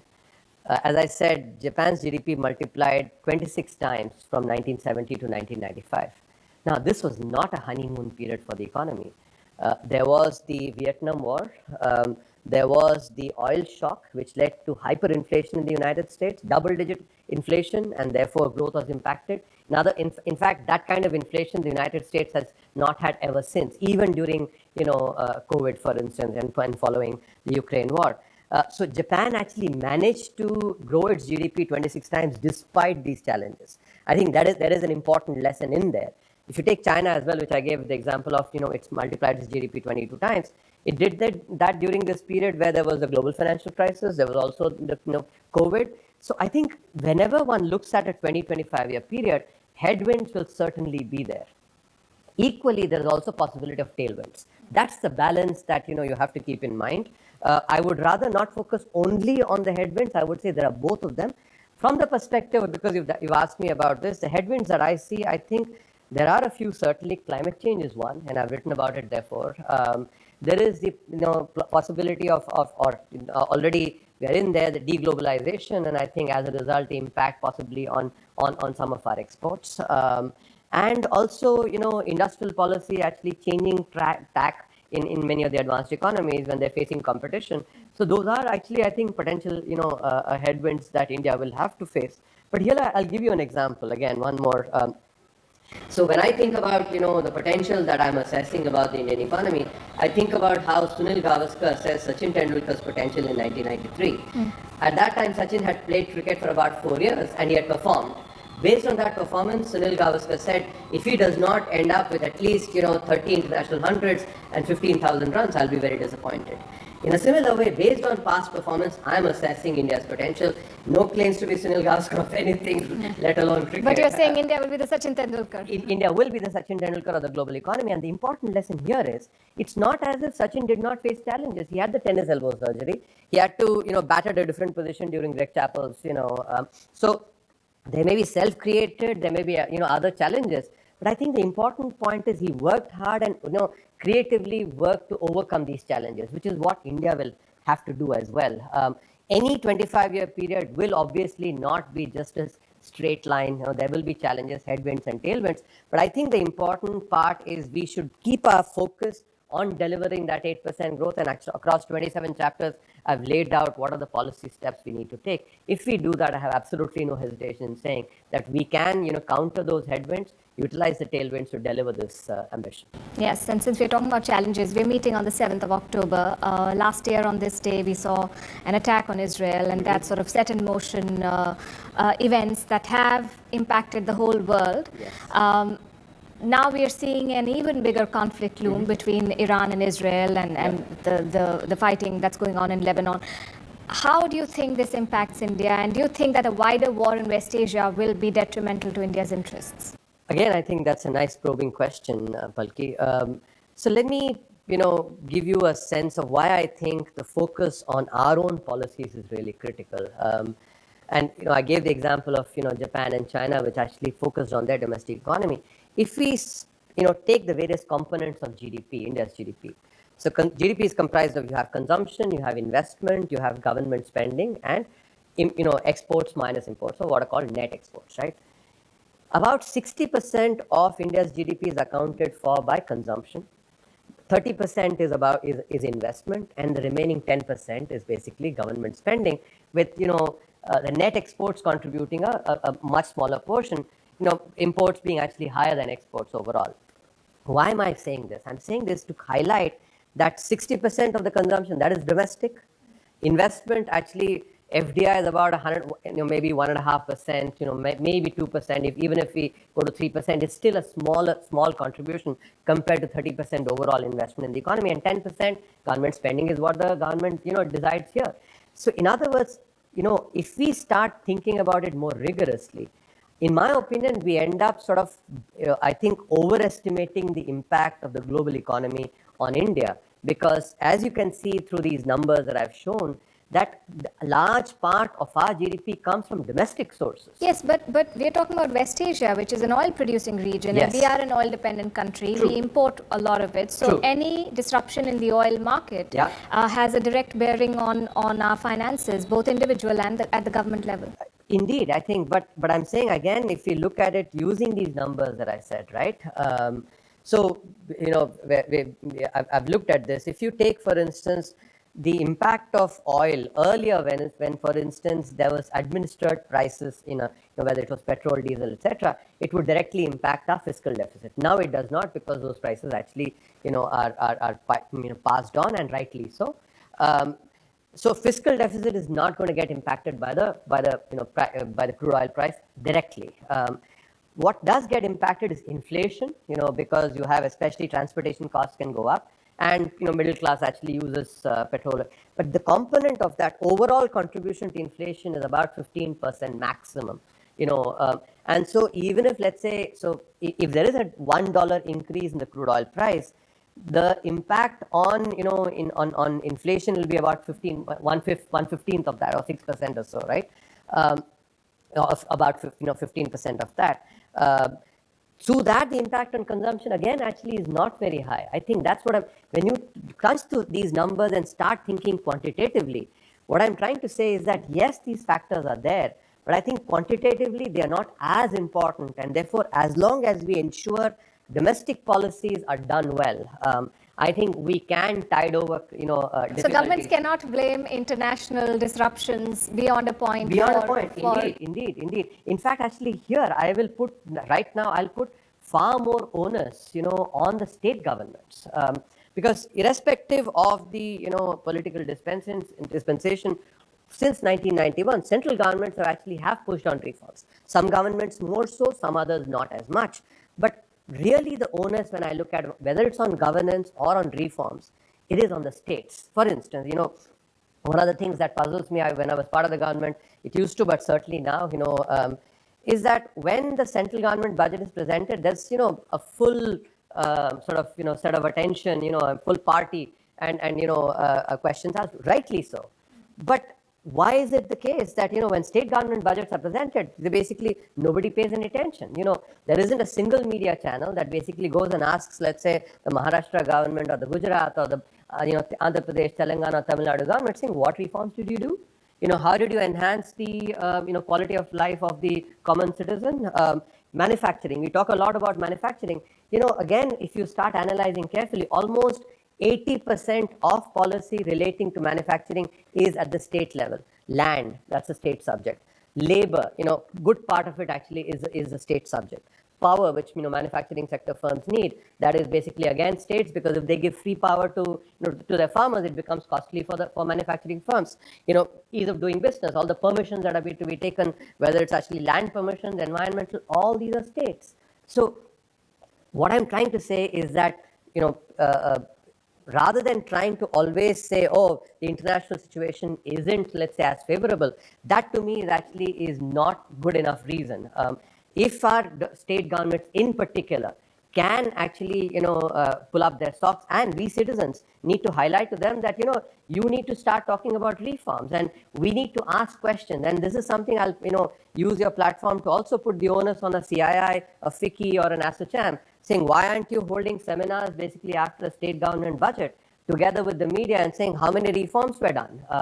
What is it? This is really critical because states now need to start delivering on reforms, and that is what will be really critical for us to be able to achieve some of these goals. That's a point well taken. I suppose regional platforms do highlight it, but we could obviously do more. At the same time, I have to say that when the economy does well and the credit goes to the central government, when the economy is flagging or there are challenges, the flag also goes to the central government. That's how it works.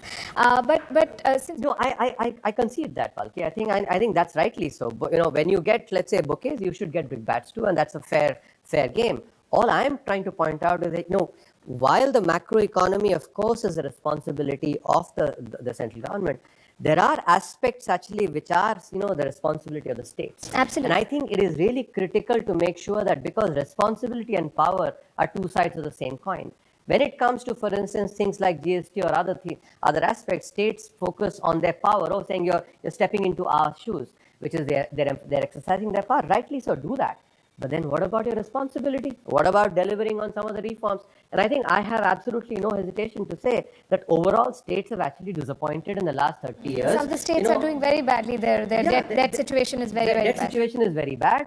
But it is also because, we all people, we get the governments that we actually deserve. If we don't put the attention on the states, actually on asking them questions, the right questions, they will continue to do what they've been doing. Yes, I think there's a lot that can be done in that sphere. We're talking about reforms. We talked about liberalization. You also spoke about deglobalization. That is what a lot of countries in the world are also now looking at. Looking at India, do you think the reforms and the opening up have made us more vulnerable to external shocks, or do you think that's the only way we could have grown? So, this is an aspect of economics and general business itself. Risk and return go together. If basically we want zero risk, then we can only get the risk-free rate, which is deposits in banks, etc. In general, if we have to generate higher return in the form of higher GDP growth, etc., we have to take some well-managed risk. I'm not saying basically throw caution to the winds, but zero risk is not the way to go actually. And there'll be some exposure to obviously global factors, and I think Indian economy has become more integrated. But as I was explaining earlier as well, by sort of decomposing the various aspects of GDP, clearly the impact of the global economy on us in terms of in the direct manner is not as much. Yes, sentiments actually, and maybe in here as well, I think people overread the sentiments because they do not sort of analyze it in this manner, saying if 60% consumption, 60% is consumption, 30% is investment, and 10% is government spending, all of which are, mostly domestic, then it's maybe we're actually overreading the sentiment aspect. So I think there are some risks, undeniably, but as I spoke using the examples of, other countries, or Japan or China or even India, the way we actually encountered COVID, for instance, and the way we've come out of that, I think is indeed commendable. So there is enough evidence actually globally and in India itself that we should be able to tackle these challenges with sensible policy. You're based in the US now, and in less than a month from now, the US is going to vote for its next president. It's being called a very tight race between Donald Trump and Kamala Harris. Do you think the outcome of that election will have a bearing on India's economic policy? Very marginally, I think. If we, look at the governments in the two different spectrums, each one of them emphasizes different aspects. But overall, I think the simple fact remains that the US and India are natural economic partners. Of course, both countries are democracies. We are the largest democracy. They're the oldest democracy. So there's clearly a natural alliance there. And I think, mutual interest there is what governs these relationships. And I think if you look at over the last 8 years across two different governments, the strength of the relationship has only grown. So I don't see much of a risk on that dimension. Even if it's Donald Trump, who has been fairly critical of India's economic policy, although he says good things about the Prime Minister of India, he's raised the issue of tariffs on imports in India. Do you think a Trump presidency potentially will put us at more risk? I think the way what I'm trying to say is, while there might be some aspects where they may actually focus on, there'll be others where actually there'll be benefits. And I think it is true that the earlier Trump administration had focused on some of these aspects of tariffs, etc. But equally, there were also, other aspects where there was far more cooperation too. So I think, net, there will be actually not as much impact, in my opinion, irrespective of whichever administration that, I'm a firm believer actually, like, if you remember, cricket captains, if you ask them actually a day before the match, they'll say, ask them a question about the opposition, they'll say that we are focusing on our team. That is basically what is my message. We should be focusing on our team. And I think extraneous factors should not be really driving much of our, responses. China, our neighbor, has been going through a slowdown, and after brazening it out and not admitting that there was a problem, Beijing finally seems to be doing something. We've seen some interventions, some stimulus measures in the recent past, and the debate is still on whether that's going to be enough. Do you think it's enough what they've done so far, and do you see China coming out of this slump in the near future? So one of the aspects, and I think there's been a lot written on this already, is that there are some structural aspects that I think are at the heart of what we are seeing in China. And I think a key part of that is the demographic change that in the next 25, 30 years, I think their working population is likely to decline significantly. Also, if you look at even in their growth phase, their GDP growth was far more investment driven. It hasn't been as much consumption driven. And I think the demographic change will only exacerbate some of those aspects. So I think the aspects that the Chinese economy actually right now encounters is more structural. And one would have to wait and see, how the responses come about, because I think these kind of stimuluses, I don't think really address the structural problems. They are, they're sort of temporary solutions that potentially can help in the in the interim, but without a fix on some of the structural problems, I think long-term growth we'll have to wait and watch. I'm actually not as sanguine about the impact of the policy response, because the optimal policy response would be one that focuses on some of the structural problems. And how do you see the approach of the current leadership, both in terms of how they deal with the issue of wealth at home, big corporate players, that the Chinese government, their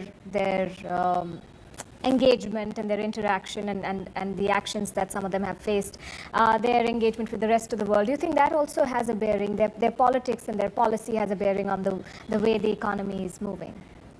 As an economist, actually, I'm generally averse to talking about domestic politics itself. You're trying to ask me about international politics. I don't really have much of an opinion on their politics. But I think all I will say is that the economic aspects are what I think need focus at this point in time. But in any country, I guess the politics and the economics do combine. Fair enough. That was a clear steering clear of the question, but that's fine. Do you think India stands to gain from China's slump in any way? I think that's been the China plus aspect that has been talked about. India definitely has the potential, and India is benefiting from it, but we can do more. Is it? How? Yes, if you look at, for instance, manufacturing sector growth.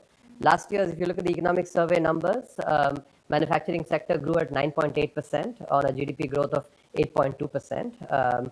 So if you look at semiconductors, for instance, there's been significant growth there. But I think, as I said, actually we can do more. We are, a country that can actually provide an equal sort of replacement for China. And I think that's where, therefore, the focus needs to be on far more on policy. Especially if you look at manufacturing, as I said, labor laws, which were passed in 2020. I think, it's high time now that the subordinate legislation is passed. States need to focus, especially land. I think whenever one talks about, when I talk to people who actually want to start a manufacturing firm, they always lament about how difficult it is actually, and how involved and